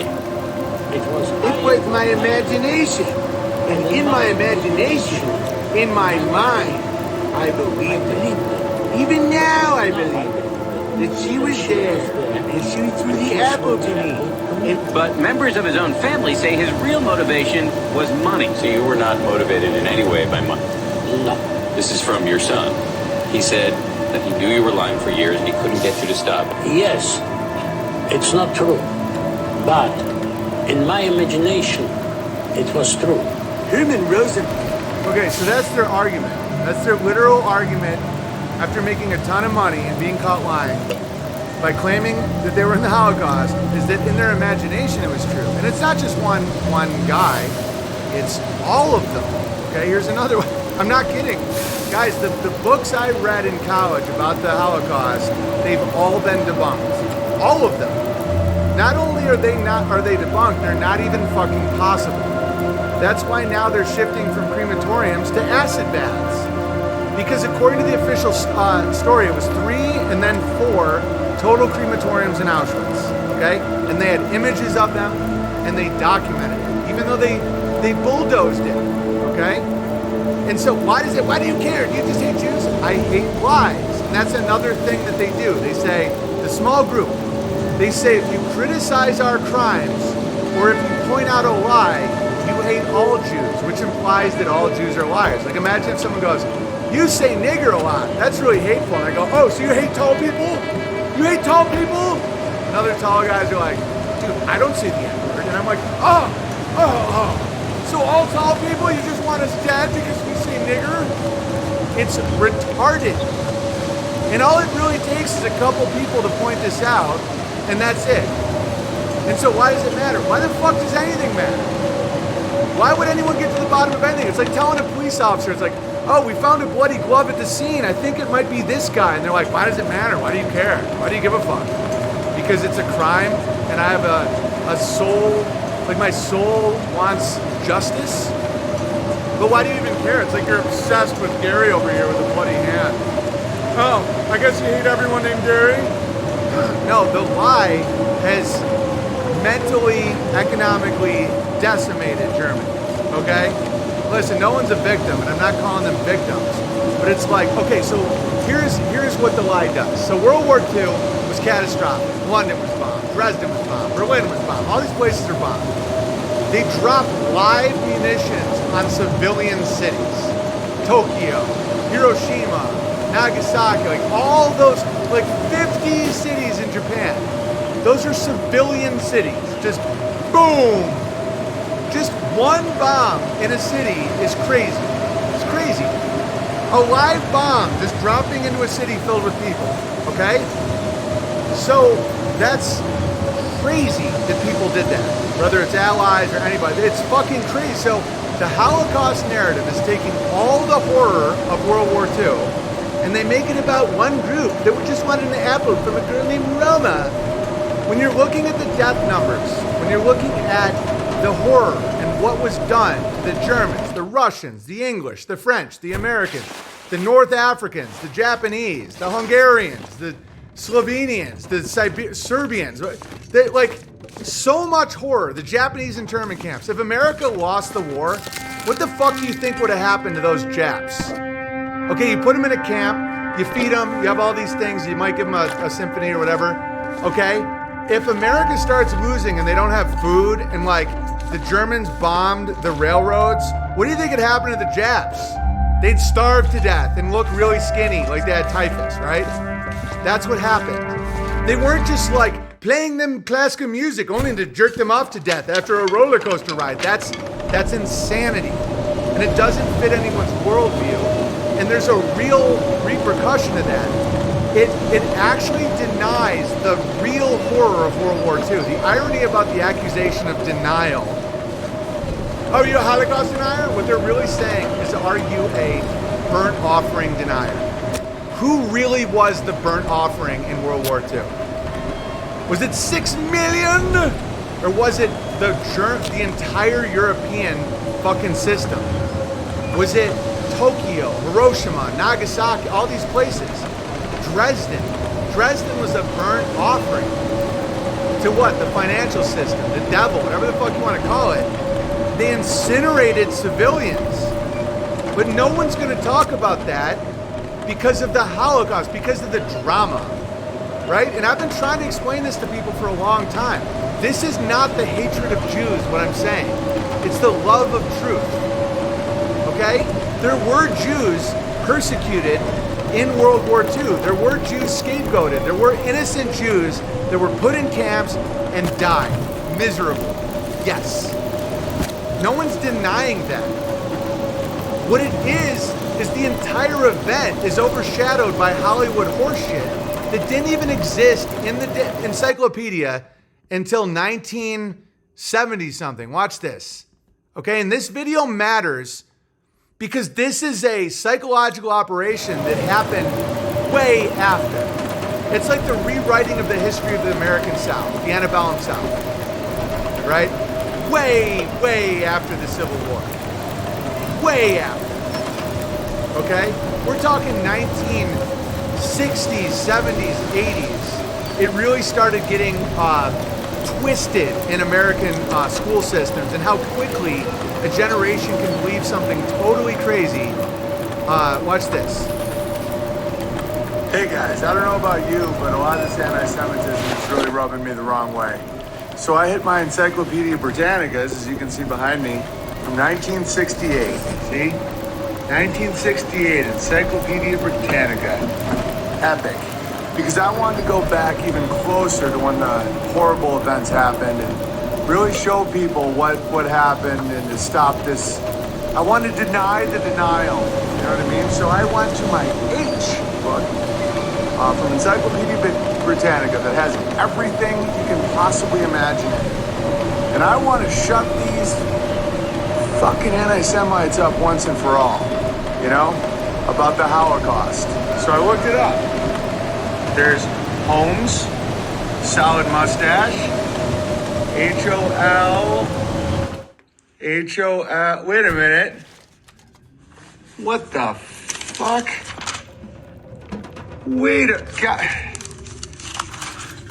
Guys, Holy Roman Empire, okay. Holy Roman Empire, Holy Roman Empire, Holy Orders, Holy Ghost, Holy Land, Holy Cross, Hotel, Holstein, Holt. Guys, this just happened in real time. The Encyclopedia Britannica from 1968 is pure, unadulterated hate. So I wanted to just prove once and for all the Palestinians don't even exist. They're just a remnant of old empire. They're just scumbags. Just total shit. The country's like a fabrication in the mind of hate. And so if Holocaust isn't in here, from all those books, I guarantee Palestine isn't in here. Oh, Jesus. Palestine. So Palestine. Oh, fuck! So much hatred. Okay, so you guys get Palestine, it. You guys get it. Okay, so what does this mean? So there's the false binary that they want you to go down is either the Holocaust was just jerking people off to death at a roller coaster, and that's all that happened in World War II, and everybody was motivated by the Jew and the Jew and the Jew. It's the same as Civil War. It's about slavery, black slavery. No, it was about the empire. And I understand the argument for the northern aggression. It isn't just one-sided. They wanted to control from ocean to ocean with all trade. We wouldn't have the interstate highway we do right now, blah, blah, blah. I get it, but it was an empirical or an empire move. It was a tyrannical move by Abraham Lincoln, and it had nothing to do with freeing the slaves. In fact, Abraham Lincoln was open about how he didn't want to do that. No one wanted to do that. It's all a rewritten history. All right? It was about control of trade, control of the South economically. That's all it was. All right? And so it's the same with World War II. It was not about freeing Jews. Hitler was not just like, I got to get those. Why would these people all have these best-selling books as Holocaust survivors? There's still Holocaust survivors 80 years later. Can you imagine bringing a cow to a slaughterhouse If it's not done in 2 fucking days, it means it's like not a slaughterhouse. It's something else. Imagine if it's like, well, it's been 3 years. Where's my cow? It's like, well, we've been playing it classical music and letting it swim. We're just really fucking with it psychologically. Okay, let's check out another one. It's constant. Wrote a best-selling memoir about her experience of the Holocaust. Her story was published almost 20 years ago as Misha, a memoir of the Holocaust years. The book describes how, when she was 6, her Jewish parents were taken from their home by the Nazis, and how she set off across Belgium and Germany and Poland to find them on foot, living on stolen scraps of food, until she was adopted by a pack of wolves. She also claimed to have shot a Nazi soldier in self-defense. The story became a huge bestseller and was even made into a film in France. But in 2008, it was found to be fabricated, and everything was a lie. The author, whose real name was found to be Monique de Weil, said that it is not the true reality, but it's my reality. There are times when I find it difficult to differentiate between reality and my inner world. Misha will now have to pay back the money she was awarded, which amounts to 22. Okay, so it's just a cash grab, and it's getting preposterous. Okay, but there is actual proof that I am part Jew. I know that 4chan and the boys, they like to say, oh, Owen Ben Jew Man. Oh, look, it's Owen Ben Jew Man. Oh, he's really a Jew. And I'm always like, what the fuck are you talking about? Benjamin's my middle name, and I'm a giant with blue eyes that doesn't grabble. This is proof I'm part Jew. All right, so Amy just showed me this. We just got a bunch of rice. Go ahead, It Amy. was cocoa powder. Oh, it's cocoa powder. It says, please don't look under the bag. And she asked me if I wanted to do it. I said yes. Quite the rule breaker, aren't you? I liked it too. That was me being a dirty little Jew. I was like, I want to break the rule for no reason. I said this, since OnlyFans is saturated with cheap meat, these ladies are now making a living making a shocked face at my jokes. The funny part is they've all made more money on my abortion joke than I have, since I'm not allowed on TikTok. Hang on, I'm sending my brother something. Hang on 1 second. Me and my brother texting. He wanted to call in, and I'm like, I don't want you associated with anything I'm talking about right now. I love you too much, brother. But one day we are going to do great art together. Hang on, I'm sending him that one video though. He's like, dude, I'm calling in. And I'm like, not right now. I'm like, brother, like, just trust me. There's times, this is not one of those times. Like I'm showing liberal reactions to my abortion joke and talking about the money grab that is the Holocaust. So I'm 43 at this point. I have a lot of experience in life.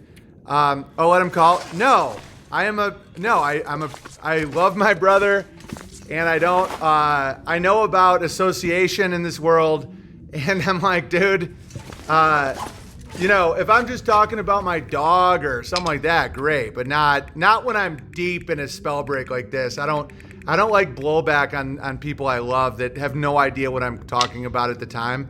It's like, brother, I'll call in. I'm like, no.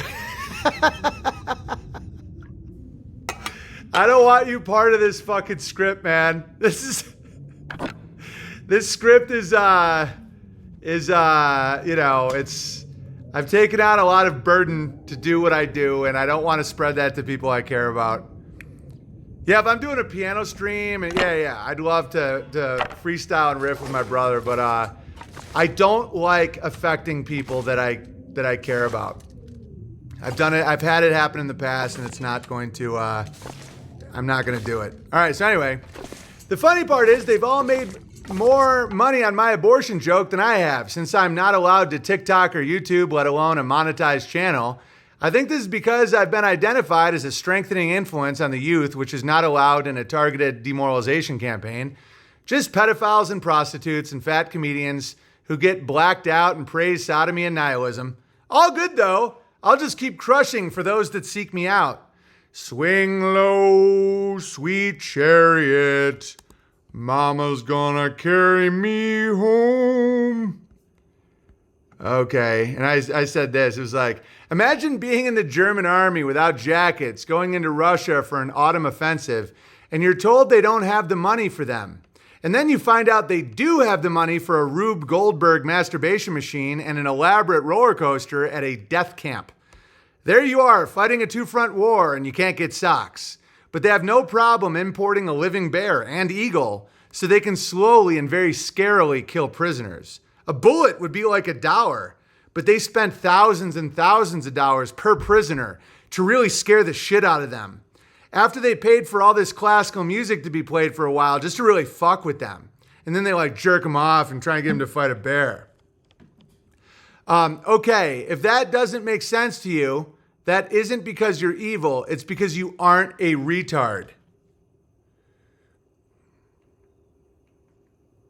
Dude, my brother might be ready to like really make some funny shit.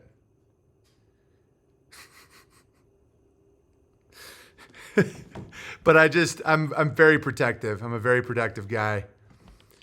After they fired my mom, I'm just like, don't be associated with me. You know, I'm like, that affected me a lot. I'm way, way more protective of other people than myself.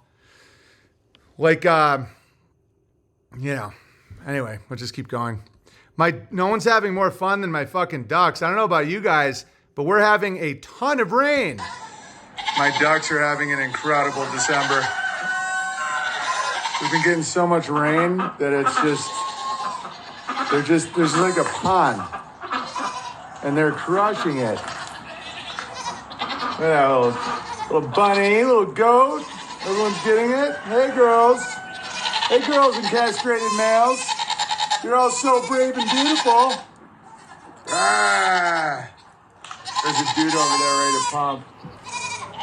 Oh, no, that's not a dude. Sorry, misgendered. Someone just said, and no, I missed it. No one advances without the proper equipment. That was an obvious setup to lose the war so they could slither off to Antarctica. I think the Nazis won. I know Nazi is not the right word. That's like a derogatory word. It's like the German version of nigger. But I think those all right, this is out there. I'm not claiming this is fact at all, but you guys have heard me and Gardner talk about all this stuff. I think those UFOs are fucking those guys. I think they won. It's like, oh, America just got all the scientists. No, fucking the Germans took over America. You know, I should do a whiteboard presentation because it sounds crazy. A decentralized, ethnic, multinational won World War II. Won. And I think they sacrificed a lot of their own to do it. And now they pretty much like just fly around in UFOs and probably just like jerk each other off. I don't know. But it's like, if you look at what happened, what was going on in America before World War II and after, it's like America lost. Like the Americans lost World War II. You know, I think that a small group successfully enslaved the world financially. Why the fuck did the Germans have a base in Antarctica? Like that's where the real gravy is Operation High Jump, Operation Fishbowl. The German base in Antarctica. Why is no one allowed to go to Antarctica? Why did Hitler flee to Argentina? Why is the whole southern hemisphere warm? Okay, we're not here to talk about the shape of the earth, but given the globe, so the way they claim the globe functions is it's tilted. So it's going around at 66.6 thousand miles an hour and spinning at 1,000 miles an hour at the equator, at 0 at the North Pole, blah, blah, blah. I know all of it. 23.4 degree tilt, which is 66.6, right? Okay. So because of the tilt, as it's turning around, that's why you have winter in December and summer in December in the south hemisphere. Let's just go with that for a minute. and blah, blah, blah, blah, blah. But if you go to South Africa, you go to Chile, you go to anywhere where there aren't mountains, Tasmania, all these places, it's not really cold. So you have the Tropic Cancer, Tropic Capricorn, you have latitudes. It should be totally equal. Because you could say, oh, trade winds. Oh, don't you know? No, that isn't real. Okay, so if you look at the latitude, the same latitude in the northern hemisphere as the southern hemisphere is way warmer, right? Like, why? These are the questions little kids ask, and they're just told bullshit over the years, so they stop asking, right? Why would South Africa, like landlocked South Africa, be so fucking hot? When it's, what latitude is South Africa? Hang on a second. Latitude South Africa. Like they don't get any snow. It's 30.5 degrees south. Let's do latitude Missouri. Okay. Fuck. What is the latitude of Missouri? 37 degrees north. So it's, it's similar. It's a little bit farther closer to the equator, but it should be cold. Like, why isn't Australia like the center of, and I know I don't just immediately have an answer. Don't just like be like, oh, but don't you know? Just leave it open-ended for a second. When you're looking at continental Siberia versus continental Australia, even if it's like, even if Australia is closer to the, well, let's see what Australia is. Let's see what Tasmania is. Latitude Tasmania. 42 degrees southern hemisphere. Look at New Zealand. So if you look at Tasmania versus some of the islands near Siberia, or like Nova Scotia. Let's see what Nova Scotia is. Latitude Nova Scotia. Nova Scotia is super fucking cold. 45 degrees north.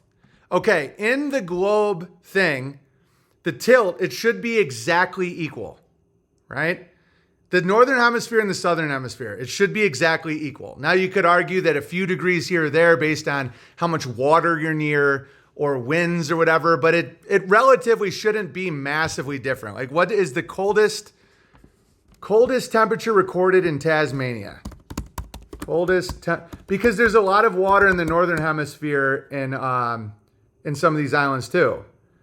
Coldest temperature Tasmania. The coldest temperature ever recorded is negative 14 degrees centigrade, which is like, I don't know, what's that? 10 degrees? That's the coldest they've ever recorded. Average winter temperature. Just follow me here. I know this is a little wild. The average winter temperature is between 11 and 17. It's between 17 and 23 degrees. Or no. That's summer. Winter temperatures are between 3 and 11 degrees centigrade. So the average temperature is above freezing that far south. Okay. Now you have the Andes and places like that are very cold, or like Mount Kilimanjaro and shit like that. But at sea level, the southern hemisphere is not cold. There isn't like a winter region of the southern hemisphere. I don't think there is a southern hemisphere, but that's me. So then you have Antarctica, which is the highest mountains in the world, officially. You also have Antarctica, so it's the highest land in the world, and the exact circumference happens to be the exact circumference of what the world would be on a flat Earth map, right? So if you go around Antarctica and you just open it up and you go around the Earth, that's the UN map, right? It's the same distance. It's the highest land. And every country in the world has all unified for the last 70 fucking years, and they've all said no one can go there. Okay, this is like the jerk-off machine. Does that sound valid? And then when you go into this, they're like, oh no, you can. Yeah, there's a 3 square mile area that you're allowed to go off Chile. Other than that, you can't go. You can't explore. Commercial flights can't fly over it. 0. Explorers are not allowed to go around the Earth over Antarctica. They're like, oh, but you can with permission. You can't get permission. If you try to go there, military ships will try and get you. So what am I trying to say? What if, and this is a big what if, I don't know this, but there easily could be more land past Antarctica. It's not fucking cold. Like, they'll show videos of scientists like, oh, it's negative 70. Meanwhile, Tasmania is right there and it's not that cold. It's just not. Right? So why is it so much colder in Antarctica? And they take these images like it's this freezing fucking place. But yet, let's see what the southern lat. All right, how far is Tasmania from Antarctica? How far is Tasmania from Antarctica? That's pretty far. Let's see, 4,000 kilometers. And what's that in fucking real distance? Is Tasmania close? Hobart is closer to Antarctica. Let's see, closest city to Antarctica. Ushazia. Time for 9%. Nearly all passengers departing from Ushazia for Antarctica travel by cruise ship. Where is Ushazia? Okay, Ushazia, average temperature. Average temperature. Okay, the average temperature for the winter is above freezing. All right, think about that. So the closest city to Antarctica is in southern Chile. Ushazia, hang on. Ushazia distance to Antarctica. Oh, don't you know? When the water, yeah, then what? Oh, dude. Dude, look at it. Like, look at this. Look at how absurd this is. So this says it's 4,600 kilometers, but look at how they draw it. This is what makes quote-unquote flat earthers. This is why, because it's so fucking dumb.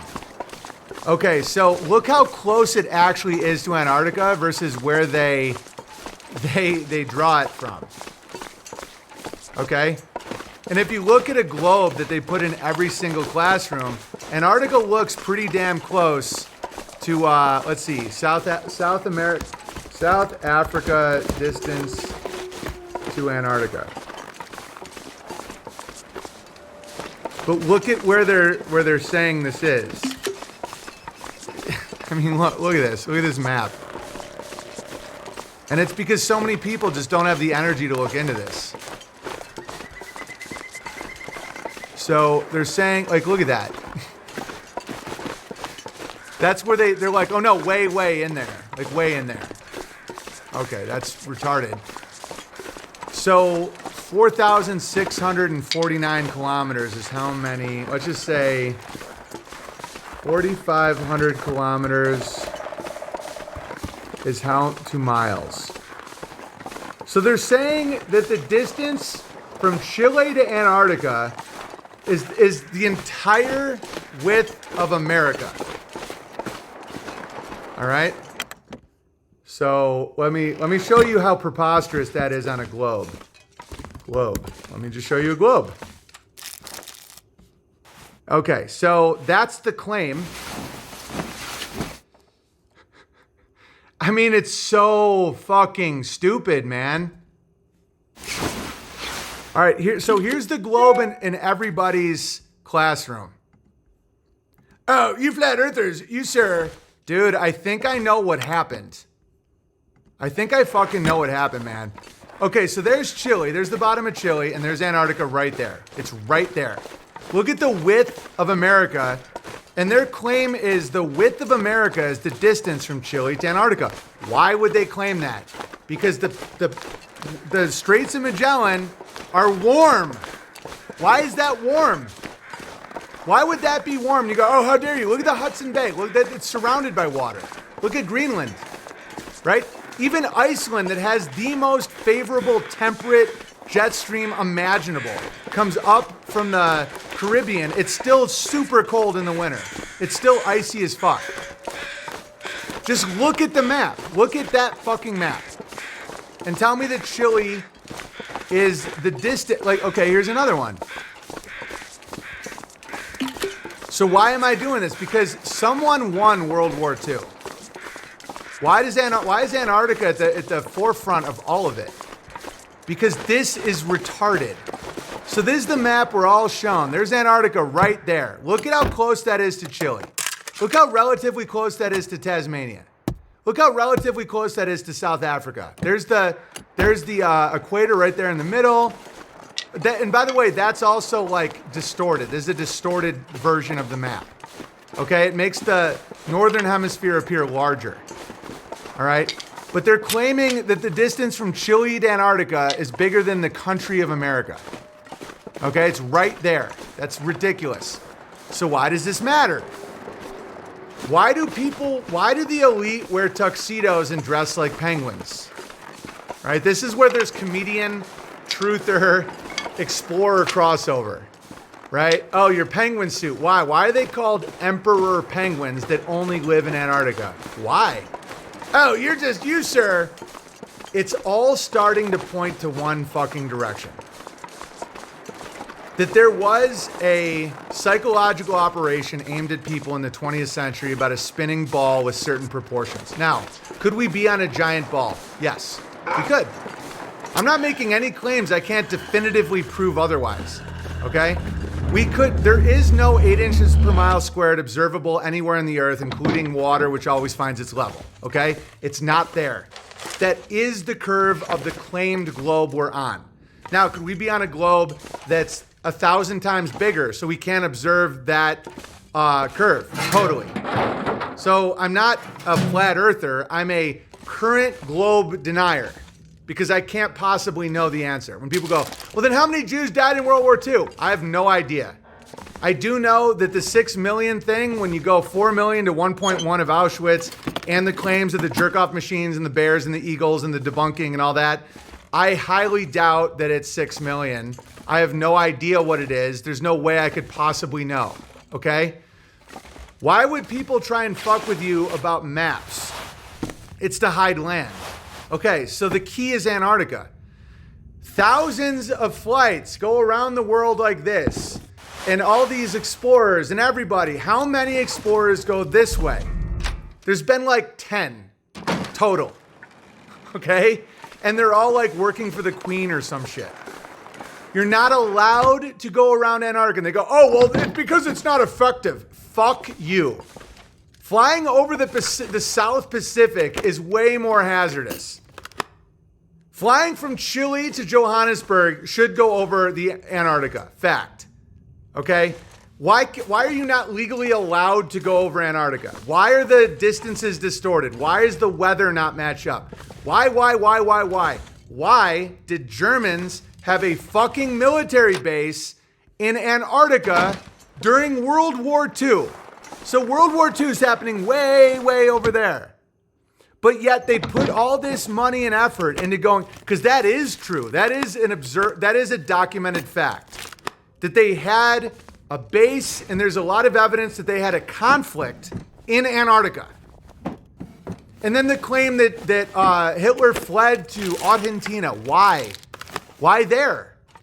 Oh, because don't you know? No, look at where it is. And then right after World War II, you have the creation of Israel, the United Nations, all these things. And then you have the Antarctic Treaty. No one's allowed to go there. No one's allowed to do anything there. You have Rothschild Island right off the coast of Antarctica. It's the highest land in the world. What does that sound like? It sounds like a bowl. Operation High Jump, Operation Fishbowl, all these things. And then you have like the moon landing, but yet you can't go back.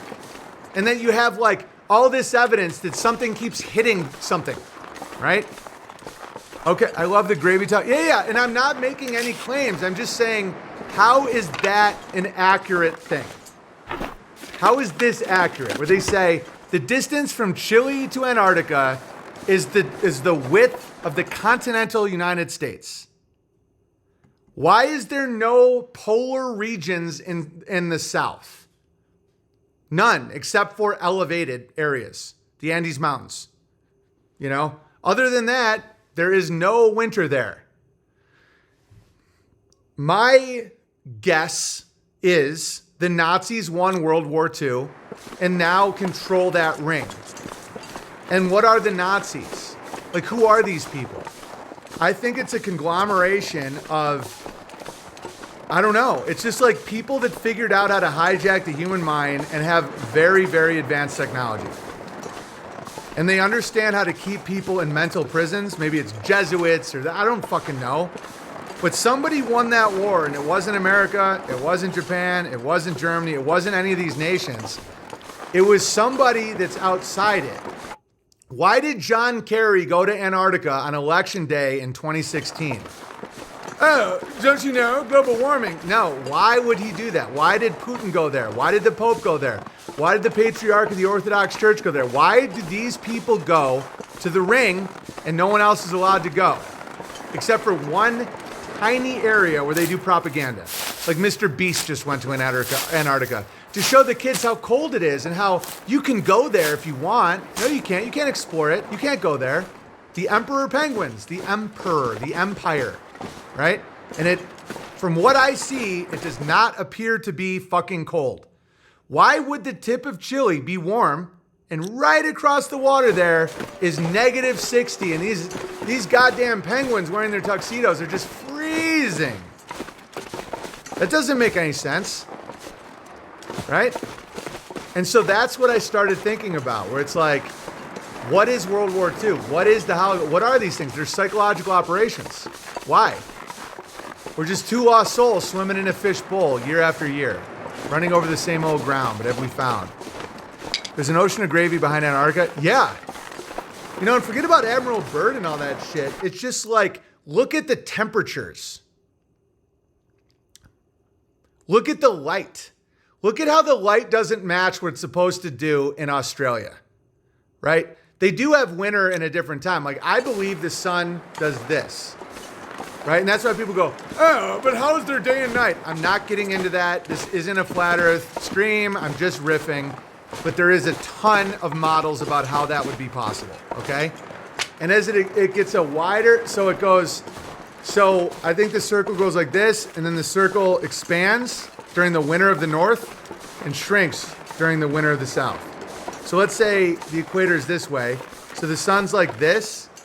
See, I have many questions about this though. Like, so does the sun go faster in the bigger circle, right? Because if the sun's going a certain speed like this, 24-hour days, is it Tropic of Capricorn? No, Cancer, is that the northern one? So that's on the, Jesus, my gravy is just overloading right now. So on the longest day of the year, I believe the sun is the tightest around the Polaris. Like that's why it's daylight all day in the northern climate.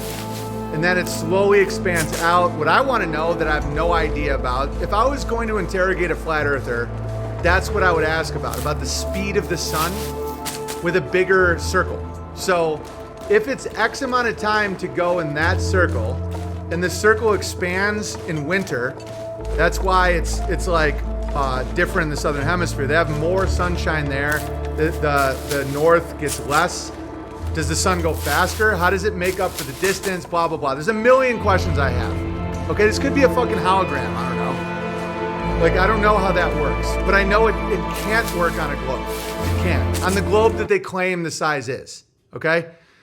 So they like the southern, like way south in the southern hemisphere with people that I know that live there.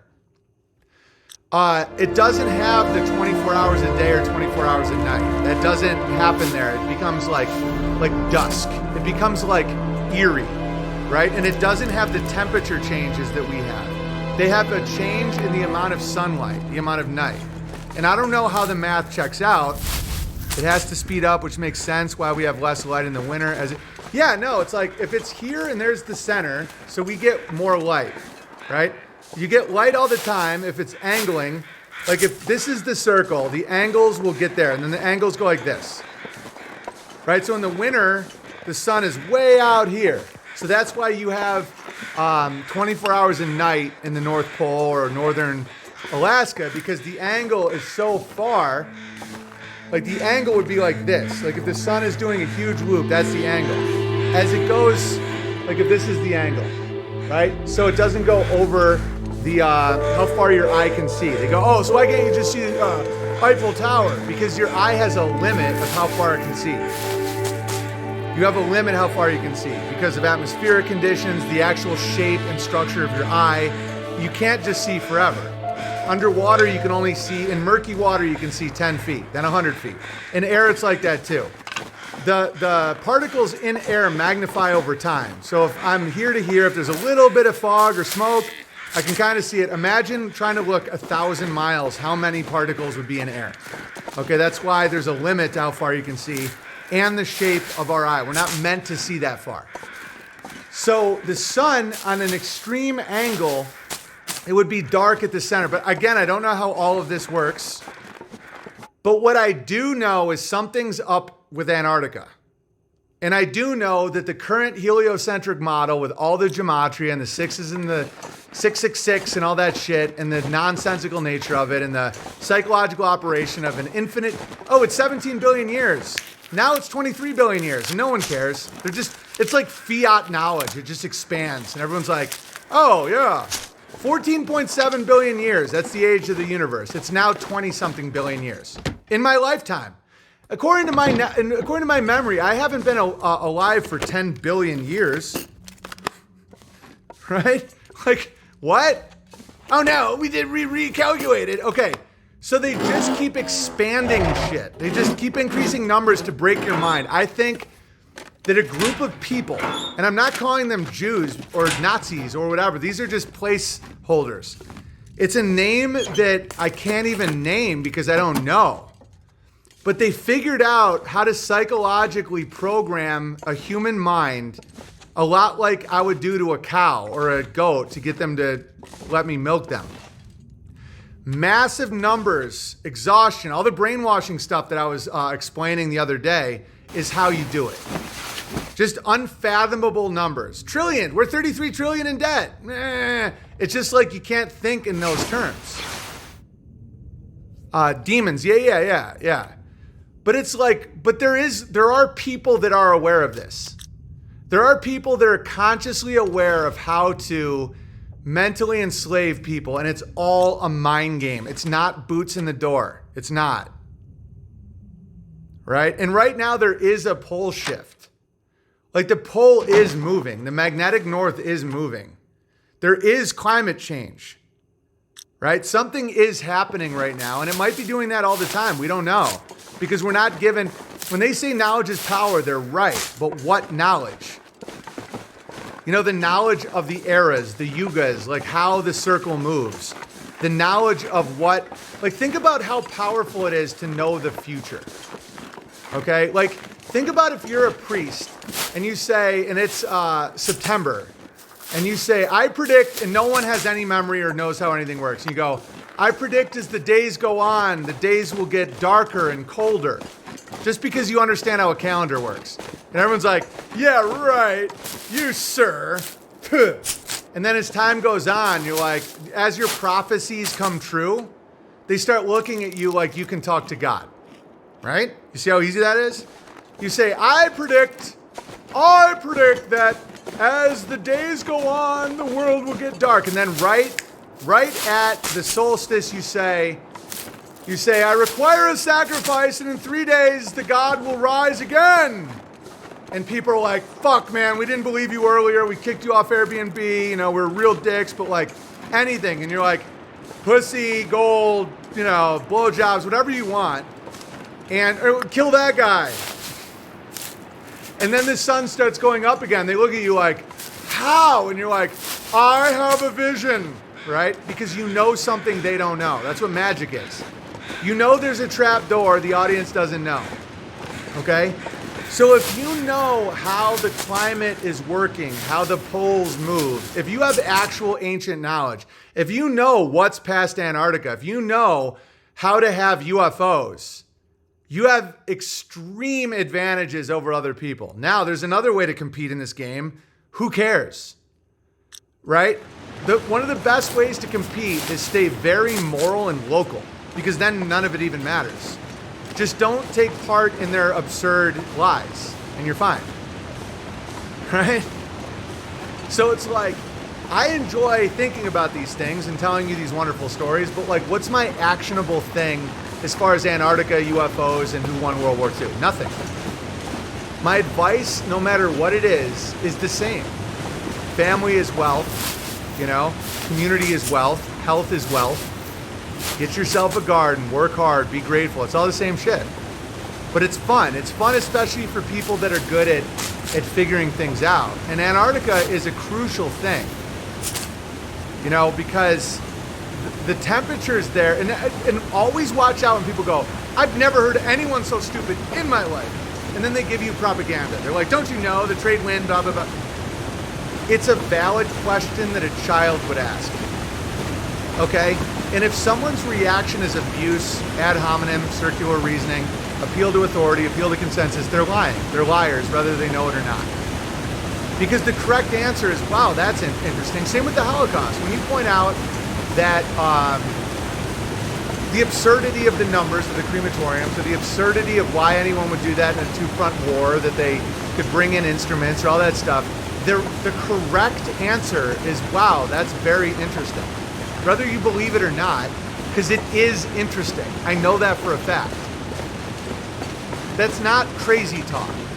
It's not crazy talk to say, how did they have better crematoriums than now? Like during COVID, there was all these news stories about how crematoriums were backed up and they couldn't do more bodies because it's only like, they can do like 2 or 3 bodies a day, and the amount of energy required, blah, blah, blah, blah. So that's 80 years after, our crematorium capacity is way, way, way worse. Why? Why hasn't anyone went back to the moon? How could you survive a vacuum with that construction? How could you have enough air for 24 hours or 36 hours or whatever in a backpack where you could have air for 30 minutes under the ocean? And they go, I've never heard anyone so stupid or moronic in my life. And then they give you a PDF. You're like, no. Oh, and they had the technology back then, but they destroyed it, and it's too painful to rebuild crematoriums. Yeah, exactly. And I think the real awakening is that, A, it doesn't matter, and everything's local, and everything's in your heart. Kingdom of God is within. Family's wealth, health is wealth, community's wealth. Be fruitful and multiply, don't be fruity and boy. Like, all the things we do is the answer.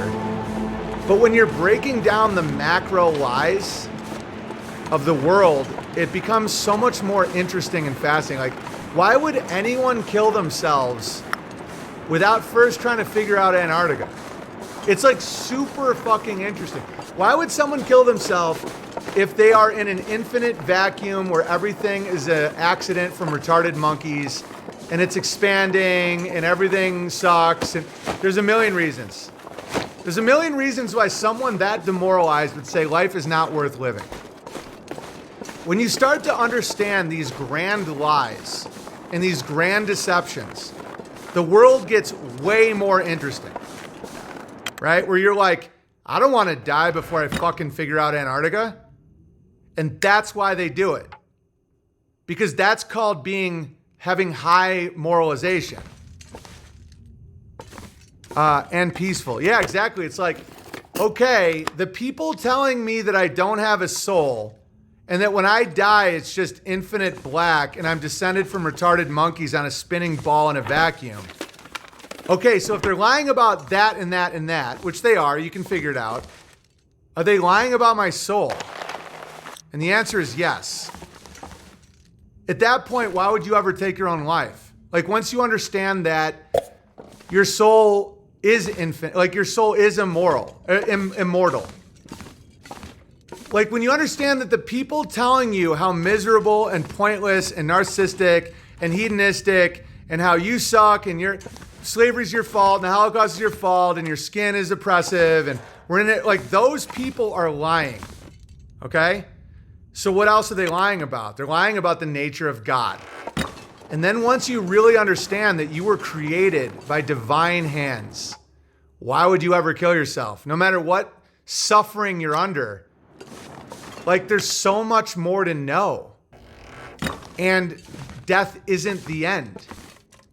Imagine that you kill yourself and God's like, what the fuck? Like, why would you do that? I gave you this gift You know, that's what I love about Gravy Seal's spiritual path that he's taken in the jungles of Africa with Iboga and all that stuff, is this one concept that I find insanely valuable that he's taught me, is that life is a gift. And it's like our gift to be here. And it's an honor to be here. And just that's a fact. Like that, it's a gift from God to be here. Don't fucking squander it. Don't squander your gift. That you get to taste and touch and see and feel and hear and commune and love and hate. Even hate's a gift. So why would you destroy your gift? Why would you burn your gift?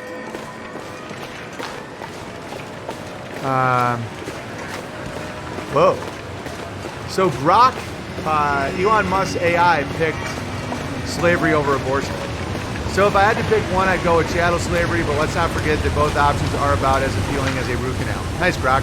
Huntington, tweet it out and say AI agrees with me. Fuck you, bitch. You don't have to say bitch.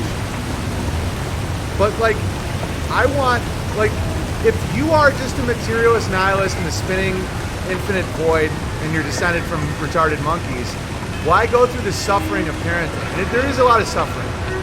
Yesterday, I thought for like 7 hours my son may have leukemia, and it was terrifying. And we had to go to a hospital. Why? This beautiful, awesome kid that I'm up at night, is crying, and we have to change his shit. If there is no point, what's the point, right? There is a point. There is a purpose for suffering. Suffering is a gift. And God, in his infinite wisdom and mercy, gives us suffering to learn and grow. And if he takes any of us back to him, that's also a gift. It's incredibly hard, and you miss people, and you suffer, and you mourn, but it's all a gift. And that's why I pursue the truth. I don't know what it means if the Holocaust is faked. I don't have an agenda. I have nothing against Jews.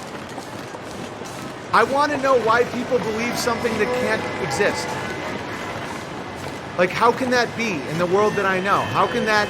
And then I start seeing agendas, and I start seeing why someone would do that to someone else.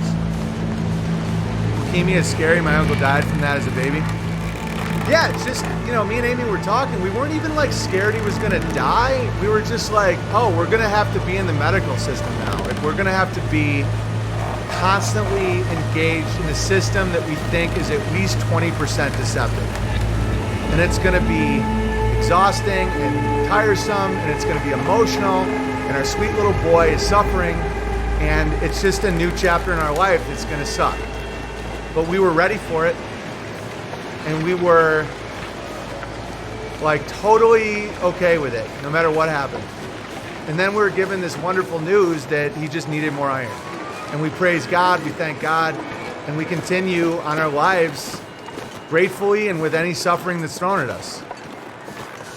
They actually told you might have leukemia. How freaking irresponsible. It's not irresponsible. They're good people. He had a ridiculously low iron count in his blood. They didn't say leukemia. They said he may have an issue with his bone marrow, and they considered it an emergency. And so we immediately went to a different hospital an hour away.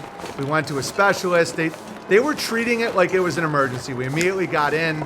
He had a bed. Like, people were acting like it was a serious fucking situation, which is one of the things that was a little jarring. You know, it wasn't like, oh, we'll make an appointment in 2 weeks. It was like, you got to go right now. Like, that's a dangerous level for iron. And a lot of times that level of iron is caused by a deficiency in bone marrow. And leukemia is a childhood disease. So it's like, we could kind of put these things together. Fortunately, he didn't have symptoms of leukemia. We weren't like scared of that, but we were like, fuck, like something's wrong with our boy. And something was wrong with Frederick when it came to iron. He's pale. He does have issues with like feeling uncomfortable. He's like late to talk and walk. It's like there is a situation there. And so we got the best news we could have, and it's great. And I'm not just against the Western medical system. I talked about that in the beginning. I'm against pharmaceutical sales techniques, and I'm against the fear-based system. But I'm very glad and fortunate that we have access to it. Because me and Amy were talking, like, imagine being a poor peasant in the 1700s, and you're anemic as fuck, and you have no access to meat. let alone, iron infusions. You died. You got super pale. That's why they called them sickly children. It's like, oh, we lost. Like, people would have 10 kids and lose 3. That was very common. And they would die in childhood by being very sickly and like pale and weak, and then they die. A lot of times that was nutritional. It was about iron, fat, shit that they couldn't fucking afford. And so I'm very grateful that we can get liver, we can get beef, we can get little vials of iron. And fuck yeah, America, fuck yeah. Yeah, Camera Bear says I like insulin. Yeah, totally. People used to die a lot, and a lot of it is nutritional. I don't believe in the virus, vaccine horse shit or the petroleum-based medicine or anything like that. But, access to nutrition, I mean, I could even make an argument for the fucking food pyramid. Because that shit bread does have iron infusion in it and does have certain vitamins and minerals in it. And that does actually help poor people. Yeah, we use cast iron pans, but like our family needs a lot of iron. It's on both sides of our family. My mom was anemic, Amy's anemic, and we're very fucking tall. So when you're young, you need a lot of iron. Okay, moving on. Let's read some mail. I think I've gotten everything. Cosworth, super chats, please. And so, by the way, that's why people pursue the truth, because it's better. You can't be depressed if you live in a world of truth. We have a lot. Hit me, Cosworth. Yeah, I would be screwed without my CPAP and would somehow be even more sleep deprived. So yeah, exactly. Like, that's the type of medicine I'm into. I'm into removing moles. I'm into trauma care. I'm into nutrition, even if it's shit. Some of this GMO shit that isn't good for you, that is infused with iron, if you've dealt with anemia, it's fucking... I mean, if you have people that literally can't afford meat, it's a lifesaver in industrializing countries. Pickle Bear, thanks Cotton BB, about to eat a lobster roll. God, I'm fat, but at least no longer gay for now. Thanks, Pickle Bear. Let's start at the top here. Rock fan, I got one. Thank you from Billiam. Pine Tree Bear, thanks for the gravy, BB. Can I be verified as Rosemary Bear? Welcome, Rosemary Bear. Penelope, thanks for the laughs. Thank you. Long-time listener, but I don't catch you live much, so a show of gratitude is in order. Thank you. BKK Bear, say what? Oh, no, you didn't. Shovel by Bear says thanks, thank you. Air-cooled Bear, could you play the lady who said the Holocaust is a trick we use? You played it before. Codsworth, get the video, please. It's the one on that NPR show from the 80s. Best apology of all time. Good times. Thanks, Kyle. Can you tell the story where you and your bro were held by a knife point? Yeah, I can tell that story. My brother was so good under pressure in that. It was like amazing to witness. He just wouldn't go on his knees. But he didn't trigger an emotional reaction in the guy. Incredible. I probably would have just been like, yeah, whatever, man. My brother was like, dude, I'm not going to go on my knees, but like, I'll tell you who dumped all the beer on your wife, dude. He's like, bro, you might want to throw that fucking knife. It was an incredible situation. One of our drunken, highly aggressive friends dumped beer on this like mobster's wife's head at the ski mountain. After me and my brother were already walking home, so we really didn't have anything to do with it. And the guy just found us and recognized us and held a knife to our throats. He was like, get on your fucking knees. And my brother was like, yo, man, like, I'm not getting on my knees, but like, I can help you find the guy. We were down here. Like, you might want to throw that knife away. I think there's like cops around here. And he like changed the situation immediately. And then we ended up getting a ride home from the guy who dumped the beer. And my brother was like, what the fuck were you doing? He's like, I don't know, man. She was just saying we're all hicks and rednecks and shit. And I got fucking fired up. He's like, dude, you almost got us fucking stabbed. Like, why would you dump a beer on a woman? He's like, they're like being all uppity and like acting like we're rednecks. So that's where I come from. Tip for the rabbit hole. Thanks, J-Rock. 13 Bear. I used to have low iron. Dairy 2 hours. Either side of iron will keep it from absorbing. Citrus and tomatoes with it. High vitamin C. make it more absorbable. Amy may already know this. Keep crushing, Bard King. Why, thank you. Yeah, it's about the combos. Amanda Vollmer, again, thank you, Amanda Vollmer. If anybody knows her and wants to send her this vid, I appreciate her chiming in, because that is her expertise. Cooking Bear, Gunner's Dream, please, and paying the gay away for the past sending money to some scam money grab in the aftermath of Sound of Freedom. Felt dirty the next day. Indeed, good for you. I'll play that at the end. Owen, you're missing an opportunity. You could run banner ads for Colt 45 or tampons during your stream. Insist on getting paid per view. Then every time they do a reaction video, you get paid. No. Thank you, though, Dirk McGurkin. I'd much rather get paid by you guys. It's more honest. New to the stream, down payment for paying the gay away. Thanks, Jones. Hot Rod Scott. I used to listen to Motley Crue and sang most of their songs for much of my life. I like Motley Crue. I still kind of do. Gucci Flip Flop Bear still listens. This is for him. Glad to hear Freddie is crushing. Way to pay that gay away. You don't want to listen to a guy with that big of a cock too long. The distance between Ushuaia and the South Pole is about equidistant with Ushuaia and Buenos Aires. When moving from Ushuaia to the South Pole, you travel 150 miles further from the sun. I don't know what any of that means, but thank you, though. Evan might know some shit. When you travel from Ushuaia to Buenos Aires, you travel 70 miles closer to the sun. This is why the South Pole is much, much colder than Ushuaia, but Buenos Aires is only slightly warmer. That's interesting. There's gravy there. I mean, there might be, Antarctica might be super cold. It just doesn't match our current system. And why? You know, like, I don't, and like, what is over it? Like, is there another sun? Is there another ring? What is Lord of the Rings? What is a ring? Right? What is Middle Earth? Like, what do these people know that we don't know? Right? Oh, you sound schizophrenic. Oh, really? You think that the universe just went from 14.7 billion to like 25 billion in a week because some schizophrenic Jew with a fucking mustache told you so. Okay? Like, I'm not the crazy one. I'll admit that I can be very antagonistic, triggering. I can come off as a real piece of shit sometimes. I can demean people, but I'm not crazy. Compare the average temperature of Malakurikoi, Russia, a small island away from big jet streams in the northern hemisphere at 43 degrees, with Tasmania, the same in the southern hemisphere at 43 degrees. The temps are similar. I don't think their temps are similar. Hang on, let me take a look. How do you spell that? I think my point stands, but I will look into this. Hang on. I gotta copy that. Codsworth, will you copy that nonsense Russian word and put it in the chat? I will look it up. So the entire southern hemisphere all has the jet stream. So it's all just put.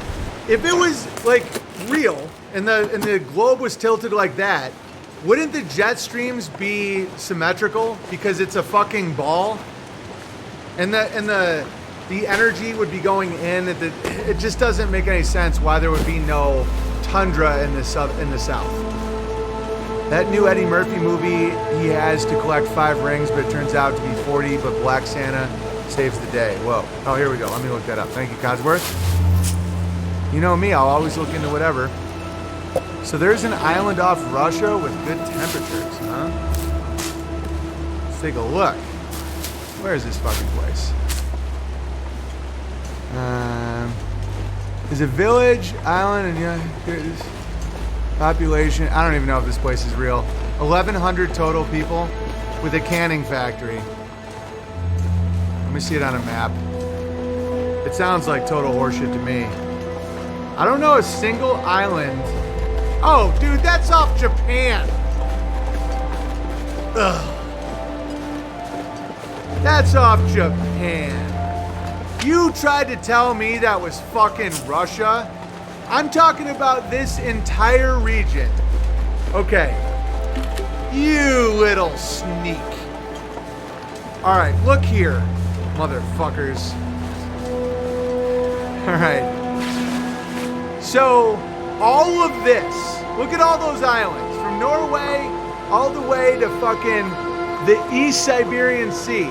So there's zero good wind there. They're all just like crazy cold. Okay, ridiculous. He had to give me one island off Jap fucking land. Oh, shit. Oh, it's Russian. Fuck you. Okay, let me zoom out a little bit more. Okay, let's just really zoom out here. That's really, because even if you go Gobi Desert, it's still super cold. Look at this.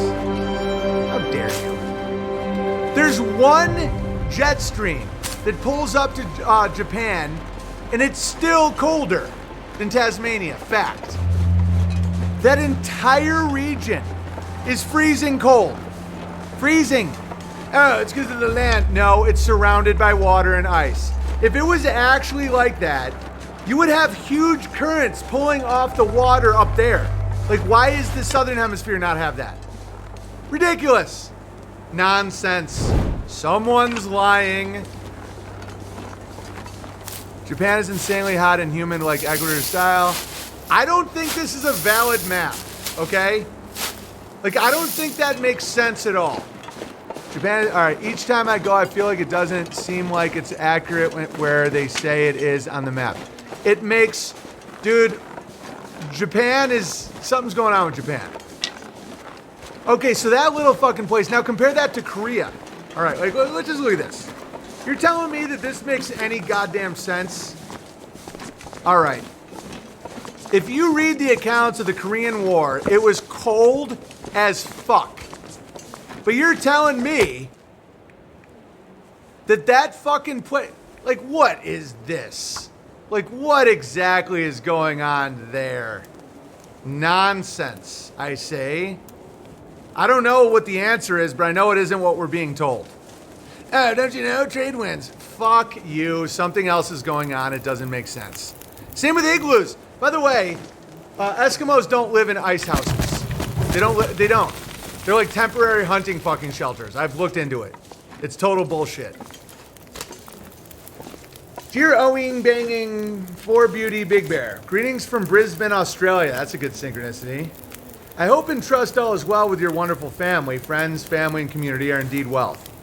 I'm grateful for the knowledge to practice the need to be grateful. Cheers for the reminders.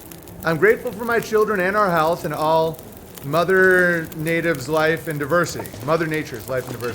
Except niggers. That is a real gear change. We'll get back to that in a second. Alan on Rockman says, I just read that the emperor penguins regularly travel thousands of miles. Their Fitbit data would be interesting. Keep crushing, BB. Not on screen, please. No problem. Thank you for that, Alan. And I totally understand why you said not to say it on stream. That, all in all, everything you just did is great. Late Bear, Owen, YouTube channel, awake video of the sun rising and setting into the ocean. Search stereographic map. BKK Bear, indeed, it is fun to learn the issues. What's up with not so old California map showing big inland sea? I'm even willing to say they just made a mistake about that. That the Baja Peninsula, they just mapped it wrong. Okay? I'm almost a normie with my permissible knowledge. I'm not fucking kidding. Like, when I look at that, my truth or nature doesn't just kick in. I'm like, oh, they might have fucked up a map. Because Baja Peninsula is huge, and you could think that that was an inland California sea, and you might have fucked it up. Like, I don't even care about that. Antarctica is insane. Like, what we're told about it is insane. All right, BB, Antarctica has a place called Deception Island. It also has a section called Walgreens Coast, named after Walgreens. Unreal. Unreal. And that came directly from a Jew's mouth. Bullshit Machine Bear, cup of coffee. Latte ready for penis. The stream is crossing. Thanks, BB, and thanks, God. Onward. Very nice. I'm grateful for Joe Rogan, Elon Musk, and all the evil bum punchers for showing us there are consequences. With all the despotism of the last 4 years and the peeling back of the veil, I've come to realize that when tyranny becomes law, becoming a nigger becomes duty. Dude, one of the best lines ever. Codsworth, put it on a mug. I don't know, I have to think about the morality about it before I make merch. Even if I'm ever even allowed to make merch again with the current system. When tyranny becomes law, becoming a nigger becomes duty. Oh, I love that. I just don't know what I'm promoting. I don't like promoting lawlessness. I have to really think about that, but I love it. Because it's so true. Because what is a nigger? Oh, that gets profound now. A nigger has to have victim consciousness. Because it is a negative to be a nigger. But I love where your head's at.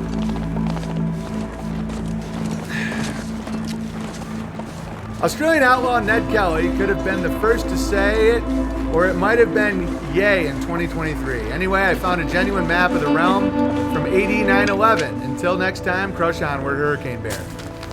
Where's the map? Dude, guys, I promise I don't pre-read letters. Promise. I pre-open so that I keep donations logged. Because if I'm just doing it while I'm streaming, sometimes it's like I have to like figure it all out. I never pre-read. They really are synchronicities. Look at that. Look at that. Actual map, AD 9/11. You have Rogan, you got some dicks, you got a Wallenberg, Bertaria, you got Tripoli, Gomorrah, Sodom. They're trying to fuck Sam Tripoli. Westernmost landform, go west. Here are Rogans. Yeah, you got DeGracia. Dude, the synchronicity is insane. Like, it's even blowing my mind, and this happens all the time. You have Susmania, Spotify, Elon, and Degrassi Island all trying to fuck Joe Rogan. Wallenberg, Bertaria, Bearfoundland, Bertaria. Unbelievable synchronicity. Oh, you always talk about mysterious islands. Unbelievable. Crushing so hard. It's ridiculous. Okay. Dear Owen, thanks for all you do. You help so many people. I could go on for days, mostly the laughs. I have two beautiful kids, 9 and 10. I have a beautiful wife with stage 4 breast cancer. Some days your streams have literally kept me in the light. All praise to God, but I appreciate it. Yeah, laughing, definitely. Yeah, we have our neighbor that we're the closest with has incurable pancreatic cancer. And it's so beautiful and heartbreaking, like the stuff she's been doing for our kids and finding out more about her. And man, death sucks, but it's, what a ride we're on here.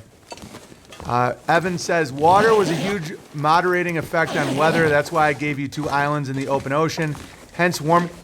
I just showed you tons of Siberian islands in the open ocean. In the open ocean, hence warming currents don't affect things equidistant from the equator. Absurd. You, sir, are ridiculous. Okay? I can't even begin to describe how... That's why I said fucking Newfoundland and Nova Scotia. What do you mean open ocean? You're telling me this isn't fucking open ocean? Look. So this isn't open ocean to you. This is just, that's continental. Don't you know, Big Bear? Don't you know that that's continental? Oh, yeah. So that's not open ocean. Those fucking uninhabitably cold islands. Huge ocean. The North Pole allegedly is only ocean. The whole thing's ocean. Hang on a second. Okay. North Pole. Let's take a look. Let's take a look at your little ocean idea. Okay, so the North Pole, according to retards, is only ocean, but yet it's always frozen. Because apparently, ocean isn't actually the warming factor these motherfuckers claim it is, okay? So here is the North Pole, allegedly. Oh, look at it, Big Bear, don't you know?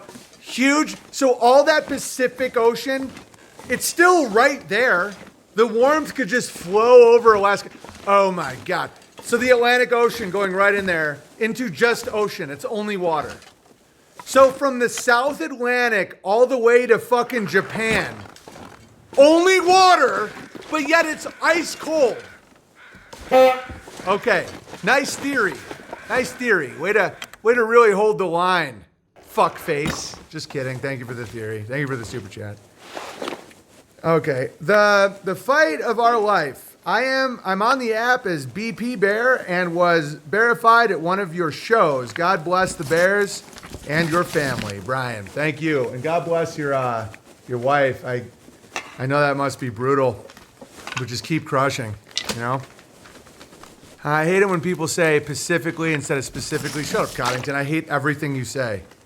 Hey, Owen, Babyface Bear here. I'm 34 and I can't grow a beard. All good. It's not all good. You need to super chat me. Beard faces age like a basketball. Not true. Factually incorrect. Long-time listener ever since the anyone know a Jew janitor question. At the time, I had no idea what you meant, but now, thanks to you, we know. I'm fairly certain the N Tower, the North Tower, had one, but not 100%. I'm specifically writing about inner monologue and inner experience in general. I have a simple test you and the Bears can take to help them understand themselves as it did me. Here it goes. Imagine a ball sitting on a table. Now imagine someone pushes the ball and it rolls off the table. What color is the ball? Pause. It was a basketball. I think it was because of what you just said. Now the real question, did you assign a color to the ball before or after I asked? Before, because you just said bearded people age like a fucking basketball, so I pictured a basketball. If you're like me, you'd respond after. This is because my brain cannot form mental images. It's just black at all times. Not mine. The before response means you probably can form mental images. No, I form a ton of mental images. I don't just have a running monologue in my mind like some people do. They're like some people like open a car door and be like, ew, I wonder if I'm going to get hot chocolate today. Like, I don't have that. But I do see things in my mind, yes. It's like handedness, not a condition, just different variation of consequences. It's called aphantasia, and the hyper imagers are called hyperphantasia. The aphantasians, like myself, rely solely on concepts. We're 100% word guys. But without an inner voice, well, that's an auditory involved, just like I ain't hear jingle bells. The hyper is something, I can't read your handwriting, but I'm trying.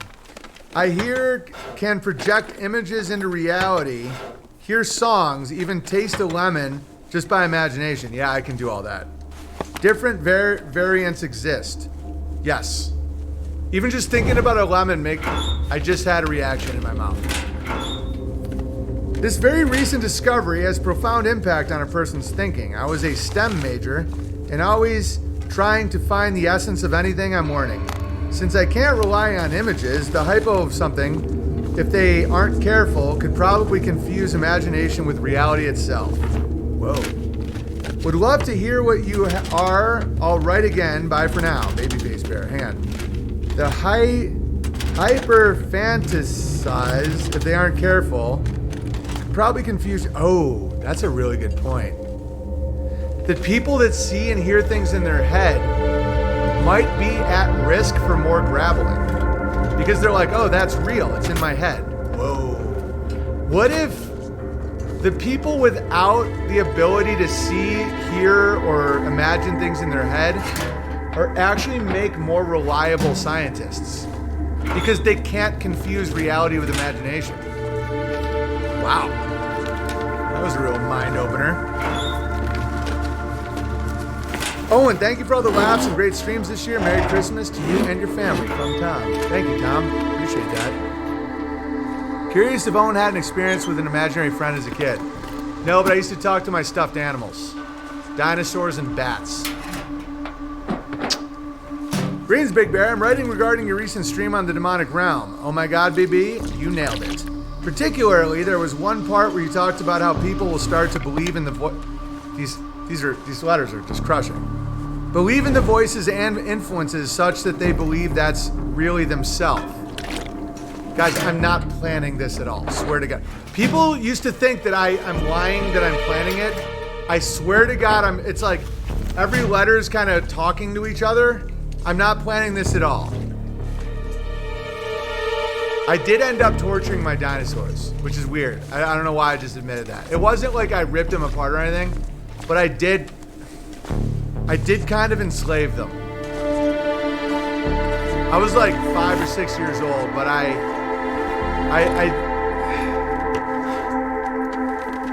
like put them in an area and I didn't let them leave. I don't know why I did that. I just realized that. I never thought about it until right now. Why the fuck did I do that? So weird. That our own true deep beliefs dictate, what our consciousness moves onto, so those who pretend to believe don't make it there. Those who believe that the voices are their own end up in a place where the voices come from.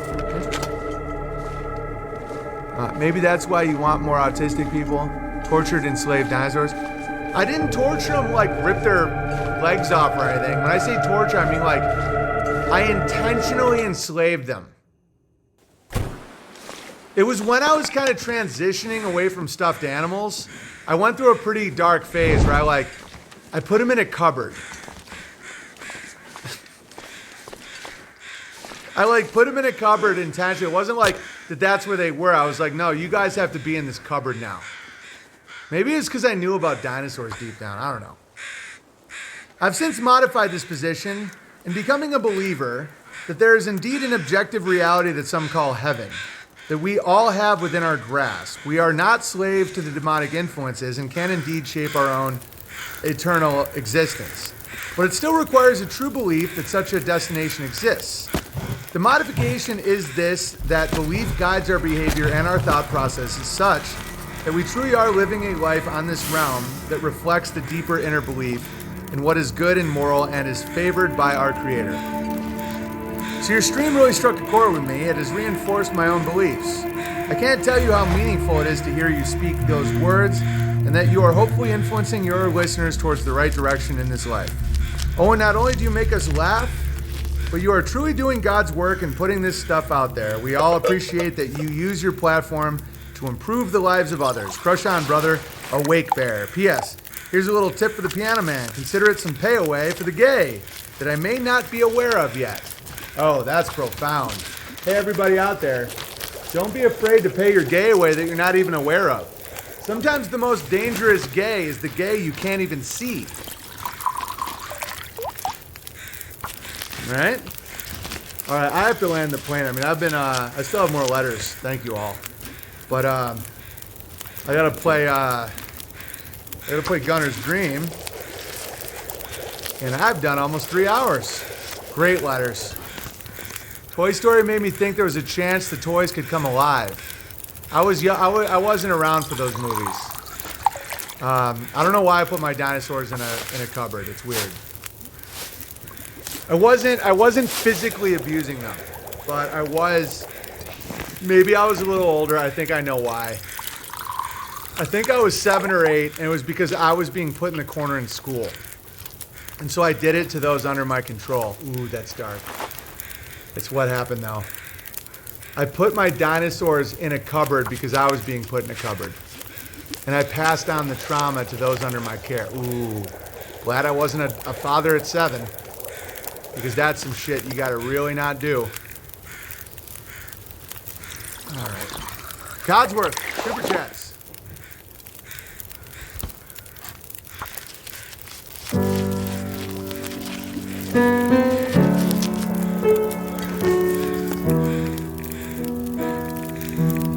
I did used to play them the piano too, though. Floating down through the clouds, memories come rushing up to meet me now. But in the space between the heavens and the corner of some foreign field, I had a dream.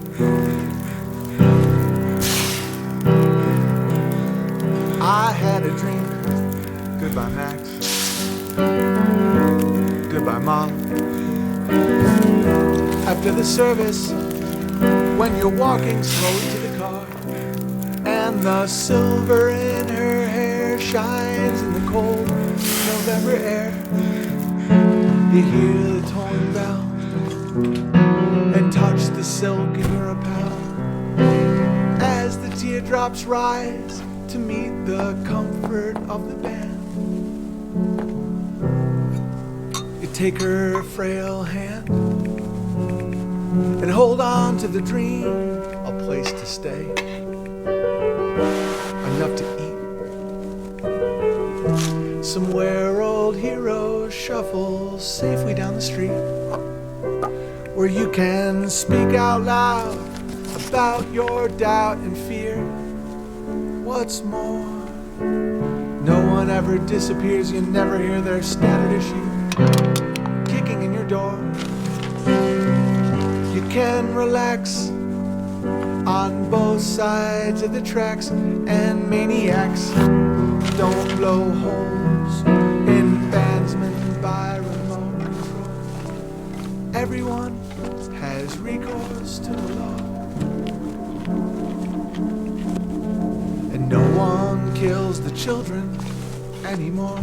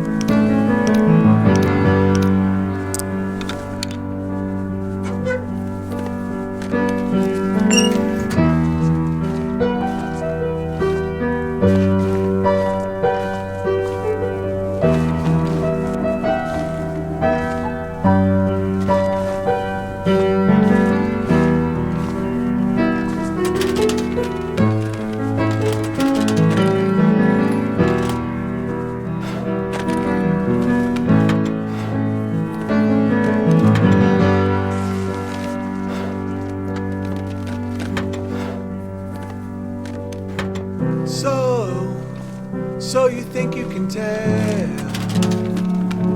heaven from hell, blue skies from pain?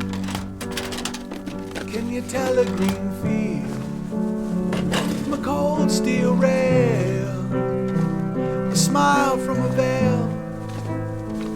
Do you think you can tell? Did they get you to trade your heroes for ghosts?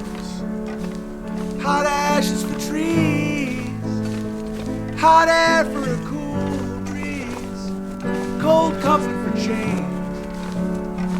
Did you exchange a walk-on part in the war for a lead role in a cave?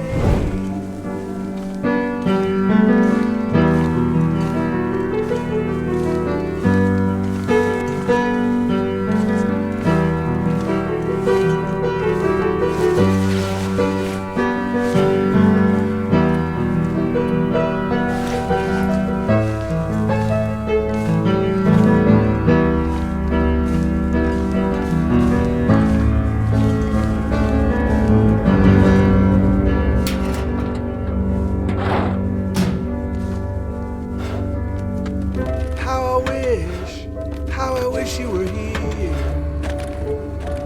We're just two lost souls swimming in a fishbowl, year after year, running over the same old ground.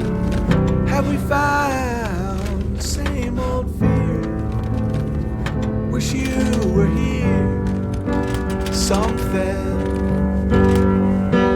filled up my heart with nothing. Someone told me not to cry.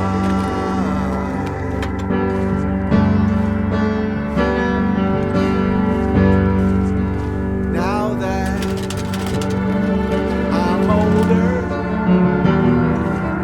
my heart beats colder. I can see that it's alive in the corner of some foreign field. The gunner sleeps tonight. What's done is done.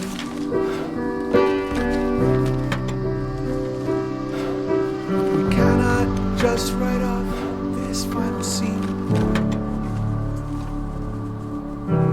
Take heed of his dream.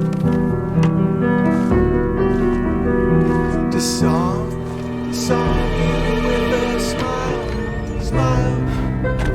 Cut you like you want me to.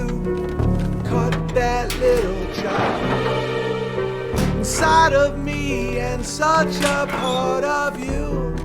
Ooh, the years they burned. Ooh,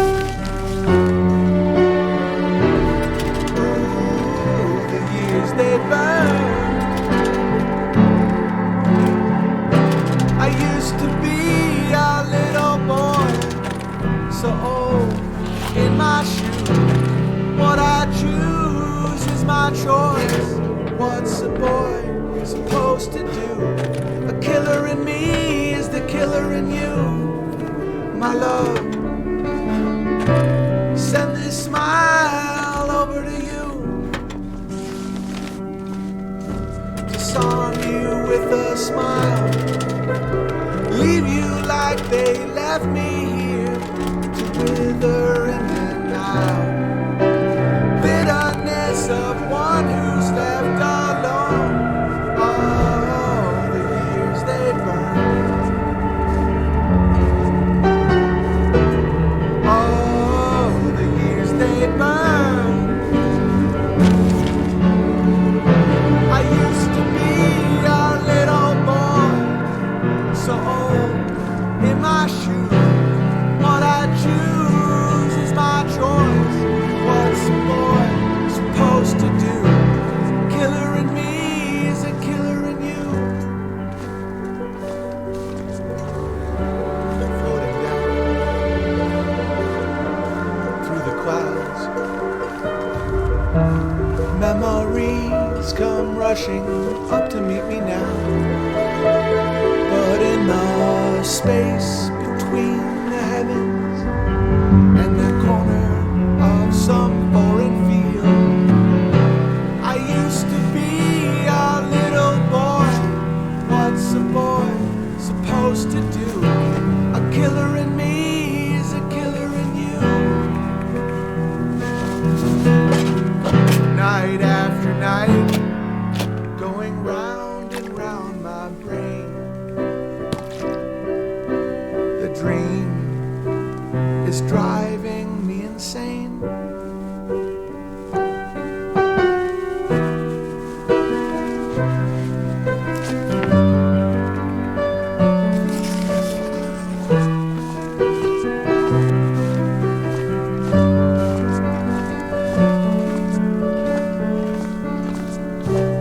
I used to be a little boy, so old in my shoes. What's a boy supposed to do? A killer in me is a killer in you.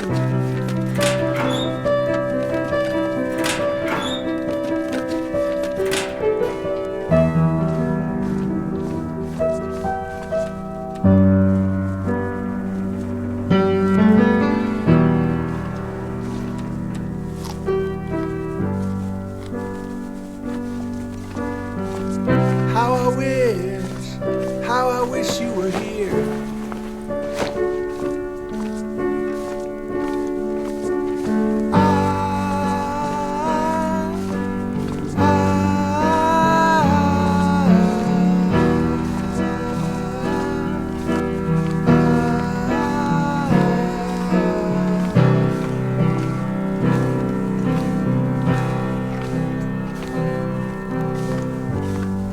If the children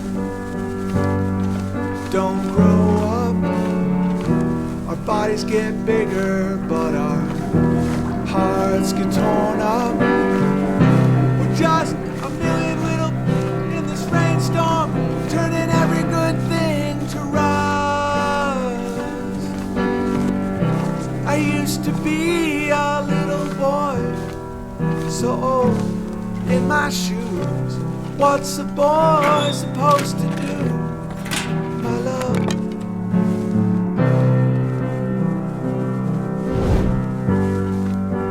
Now that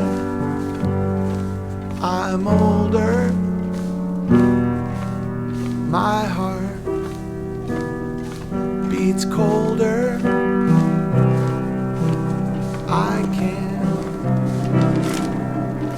see that it's alive.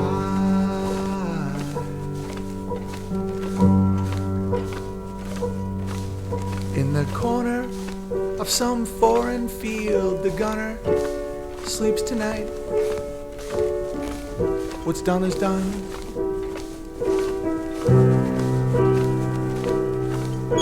Does anybody here remember Virulent? They disembarked in 45, and no one spoke and no one smiled. There were too many spaces in the line. And gathered at the cemetery, all agreed with hand on heart to sheathe the sacrificial knives. She stands upon Southampton dock with her handkerchief and her summer frock that clings to her wet body in the rain. In quiet desperation, knuckles bright upon the slippery reins, she bravely waves the boys goodbye again. Vera, Vera, what has become of you? Does anybody else in here feel the way I do?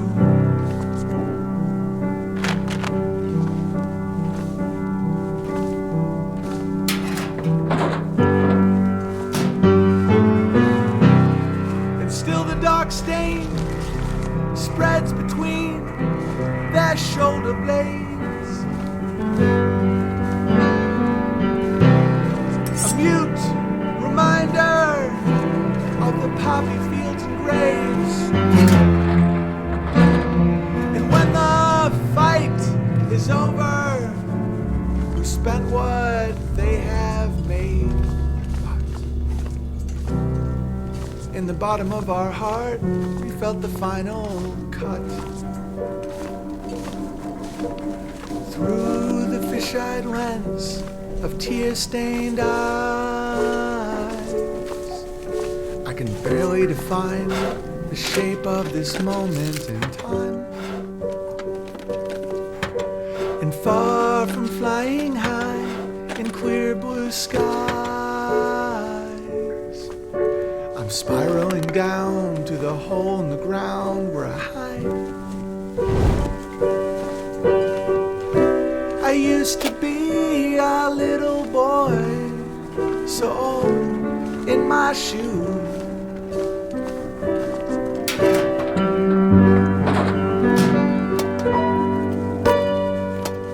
All right, there's a little montage for you. I like to tell a story with other people's words by editorializing it, you know? Where if you actually look at what I just said throughout like 9 songs, it was the story of a soldier and the story of a lie. All right, here we go. We just played this at Dad's funeral. Thank you, Big Bear. Sorry to hear about your dad, but now that he's dead, you have more gay to pay away.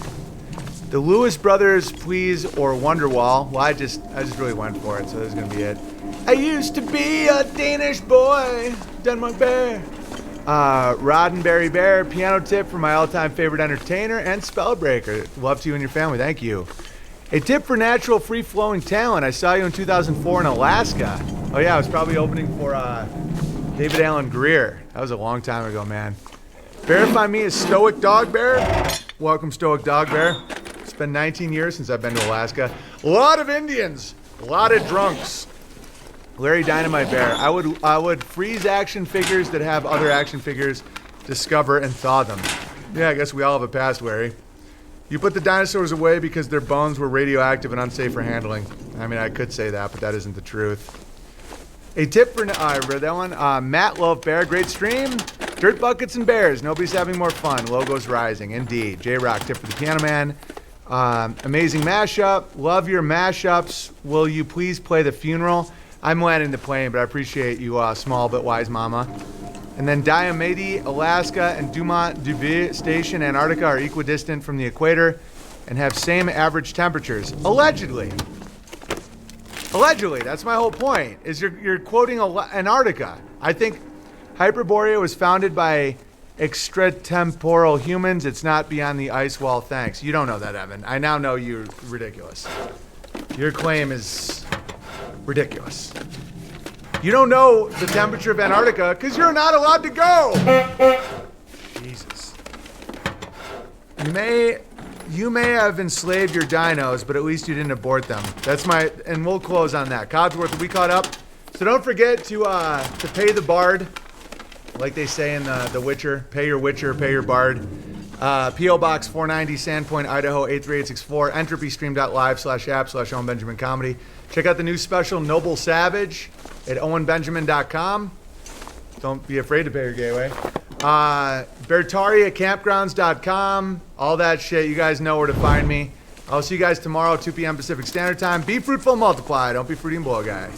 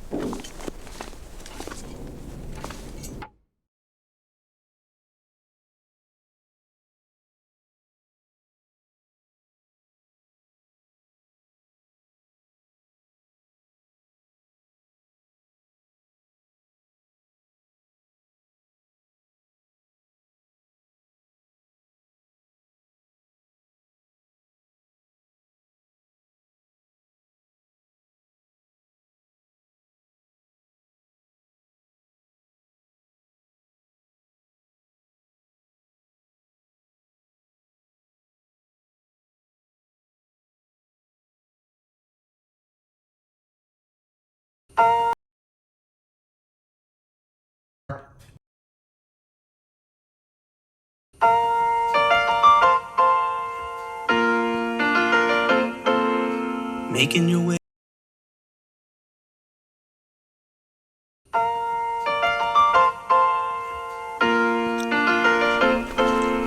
Making your way in the world today takes everything you've got. Taking a break from all your worries sure would help a lot. Wouldn't you like to get away? Sometimes you wanna go where everybody knows your name, and they're always glad you came. You wanna be where you can see our troubles are all the same. You wanna be where everybody knows your name. You wanna go where people know people are all the same. You wanna go where everybody knows your name. You want to be where people say the troubles are all the same. You want to be where everybody knows your bare name.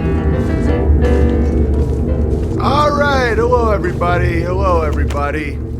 How are you? So today we're going to talk about my brand new business idea that I think's a big hit.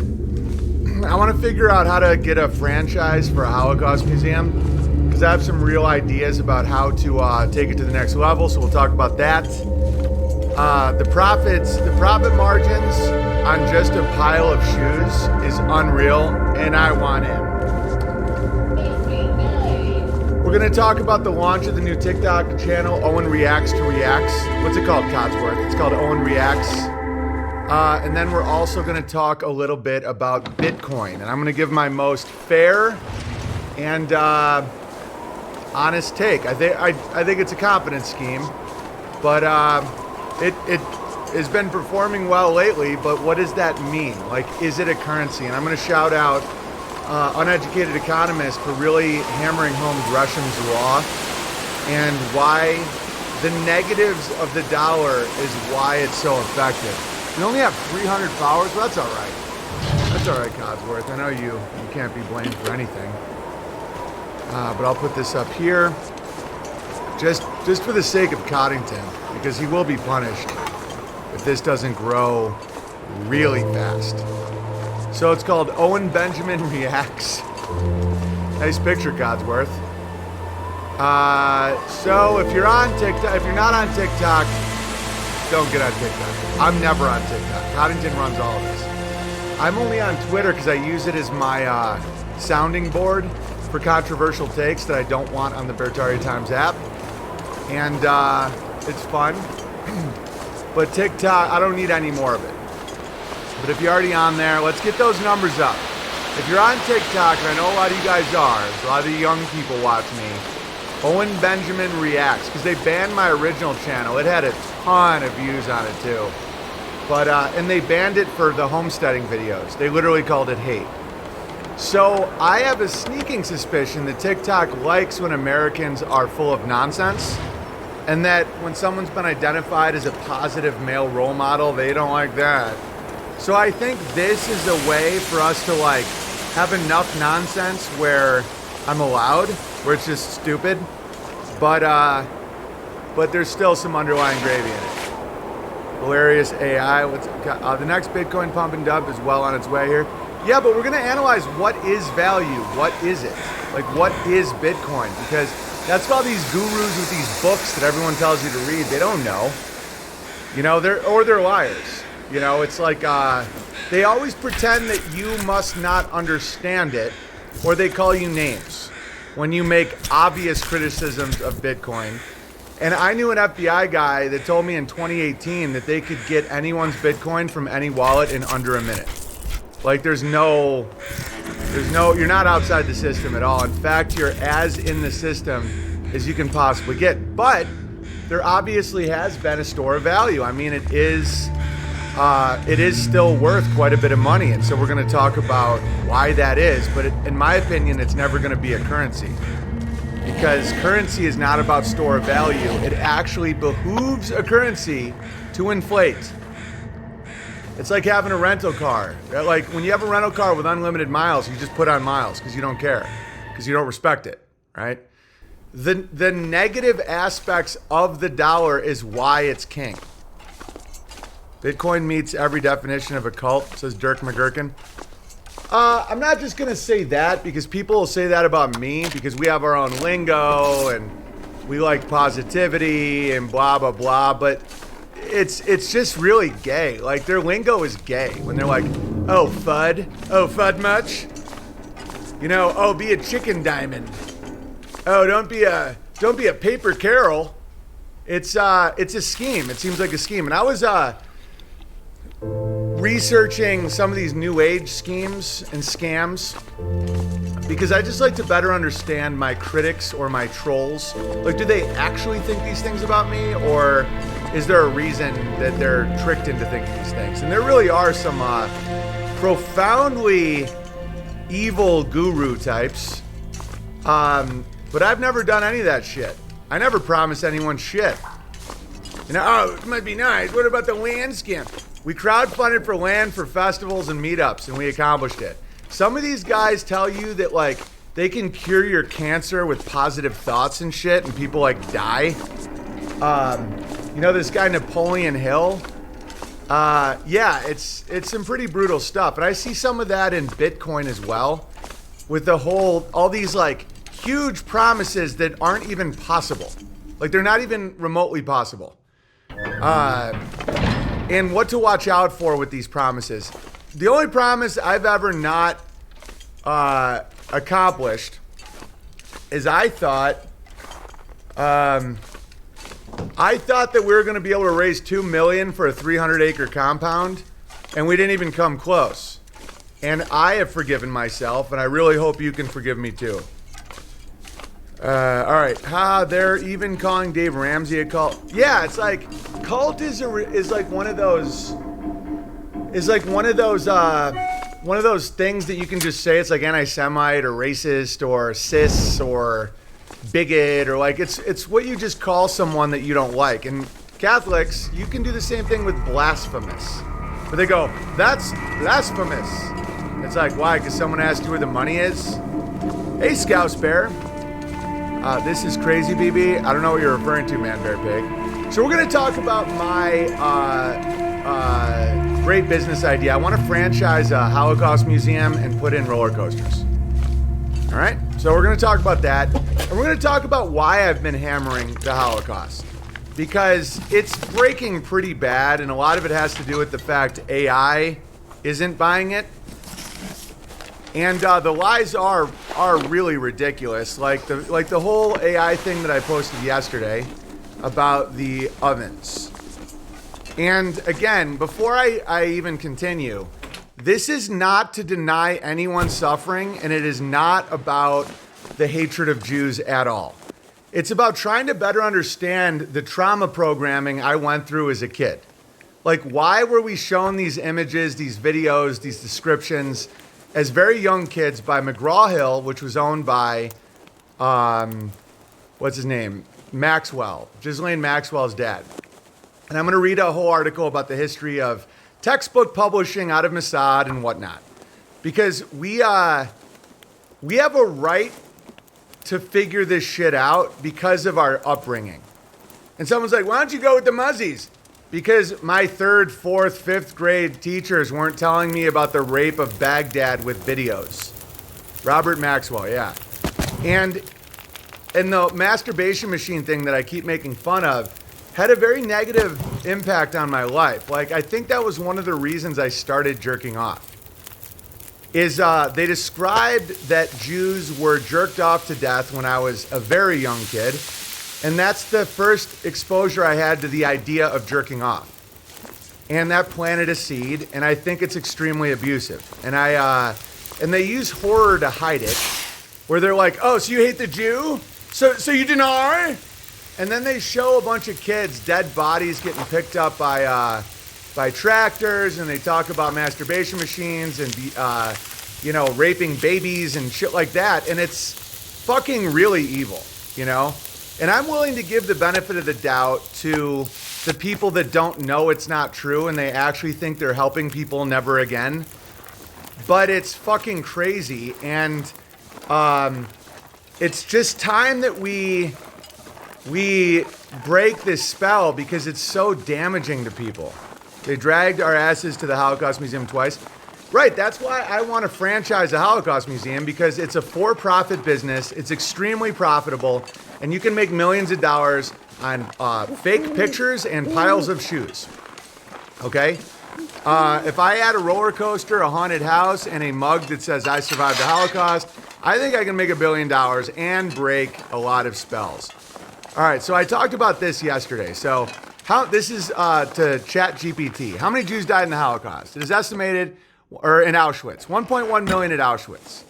Were the murdered Jews in Auschwitz cremated? Yes. How many crematorium ovens did they have? So understand that according to and this matters, dude. Let me break this spell and then we'll continue. How many ovens? 4 ovens. That's what the ChatGPT said. That's what AI said, because that's the historical narrative. And I'll show you the pictures of the ovens. How long does a cremation oven take to cremate one body? A crematorium even takes between 2 and 3 hours to cremate one body. Longer in the 1940s using coal. Just FYI. Is it possible to cremate 1.1 million bodies using only 4 crematorium ovens in 4 years? No, it's not possible. It would take 78 years. Okay, and this is a scam that's running in America right now. As of 2023, there are 400,000 Holocaust survivors who have their nursing home bills paid for by the German government in America. So if 6 million Jews died and 400,000 are still alive, let's estimate that all children survived. Because that means all of these survivors must have been under 5. And at that point, they'd still be 88, 90 years old. It's insane. Okay. So let's say all babies born in Auschwitz and children in Auschwitz survived. Okay, if you look at a basic bell curve of age, and you assume all babies survived an extermination camp living there for years, and 400,000, let's say all of them emigrated to America, all 400,000. That means you're looking at like 30 to 40 million survivors of the Holocaust. Or it's a scam, or there's something else going on. Wherever BB opens the park, I'm buying land next to it for the 9/11 attraction. Okay, so now the narrative is immediately switched that there's been 53 crematoriums in Auschwitz, and they're 40 feet wide, and they can do 2,000 bodies a day, and blah, blah, blah, blah, blah. No, see, you already have the images. That's the image of the crematorium bodies. There are cremations. There are 4. There was 1 smokestack, according to the current narrative, that's changing every day in 2023. Okay, the 4 gas chambers and crematoria constructed at Auschwitz-Birkenau after 1942 represent, so between 42 and 45, so in 3 years, okay, anyway, represent Nazi mass murder under the most industrialized form. Each of the 4 facilities could kill and incinerate more than 1,000 victims per day. Okay, so they're claiming that 4 crematoriums that they show you right here. Here's a better image of one. Okay, that's 2 right there. That's 2 crematoriums. Okay, so each one can do 250 bodies working, even if that's 24 hours a day. Oh, so you're full of hate? There's a reason I'm doing this. It's not because I hate Jews. It's because this is fucking ridiculous. Now, I'll even go, I will think about how 1.1 million bodies could be destroyed in one camp. I'll even talk about fucking volcanoes, all right? But that right there, in my opinion, looks a lot more like a garbage incinerator. Okay, incinerating bodies is not easy. A body is 70% water, and the bones require extremely high heat to weaken enough to then be ground down. Okay? I know this is gonna get a little dark, but this shit fucking matters when you're using it to terrorize and abuse kids. All right, and now let's talk about how many people 1.1 million people are. That's 12 of those. For those of you just listening, I'm showing you a stadium.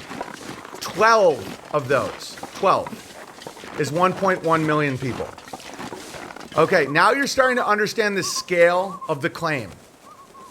All right, according to the mainstream narrative at all the franchised Holocaust museums right now, that there's 4 of those that incinerated almost 12 of that, fighting a 2-front war using coal in 1940s. Okay, this is fucking retarded. Oh, you're gonna be kicked off for hate. Okay, let me tell you something about life, guys. You know how addiction, despair, suicide, all that stuff is like really messing with people? I work for a funeral home, BB is correct. Not only am I correct, modern crematoriums, 80 fucking years later, can't do that. And then once you burn the body, you're still left with bones, and you grind the bones using what looks like a chipper. Okay? So when you get grandpa or grandma in the urn, they first have to incinerate it for hours at like 3,000 fucking degrees. Okay? Then they take the remnants of the bones and grind them so that they can get it in an urn. Why did they originally do this live? Because there aren't bones. Mass graves do exist. Now, I've talked to very reliable sources whose grandparents fought in that war. And I'll just leave the details out. But mass murder does exist. Okay, and want to know how you do it? You get the prisoners to dig their own fucking graves, you shoot them in the head, and then you bury them. Okay? Thousands of people die that way, which is horrifying. And they have found mass graves of Jews, Catholics, Germans, Soviets, Belarusians, all kinds of people. That's how it's done. You want to talk about war atrocities? Bombings don't even do it that effectively. All right? Bombings can kill some people, but it's not even close to getting people to dig their own graves, and it's very easy to do. You just say 50% of you will die. If anybody runs right now, you're shot. Very simple game theory.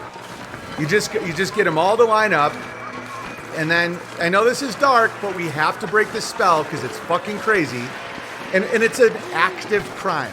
It's an active crime that's depleting the resources of your countries. 80 fucking years later. And they still show little kids trucks, picking up bodies and and all this horrible shit and all this sexual shit and the rapes and that fucks people up.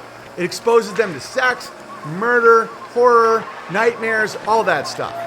Okay? And it's bad that they do that. And it's not even true. It's not possibly true. Okay? You want to talk about war atrocities? What happens is POWs don't have food. Why would you just kill your slaves? Why would you kill your POWs? You wouldn't. People get very animalistic in war. There are rapes, there are atrocities, there are all kinds of shit. You know, when the rule of law breaks, you will see monsters come out. And what do the monsters typically do? Crimes of opportunity, theft, rape, killing someone you hate, right? Industrialized, premeditated ethnic cleansing is not as common as you think. Even with the Israel-Gaza situation, in my opinion, they want to build a canal there. Okay? People don't just think like, oh, we can make this machine. So what do people do? So you get all these POWs. What are POWs good for? Prisoners of war.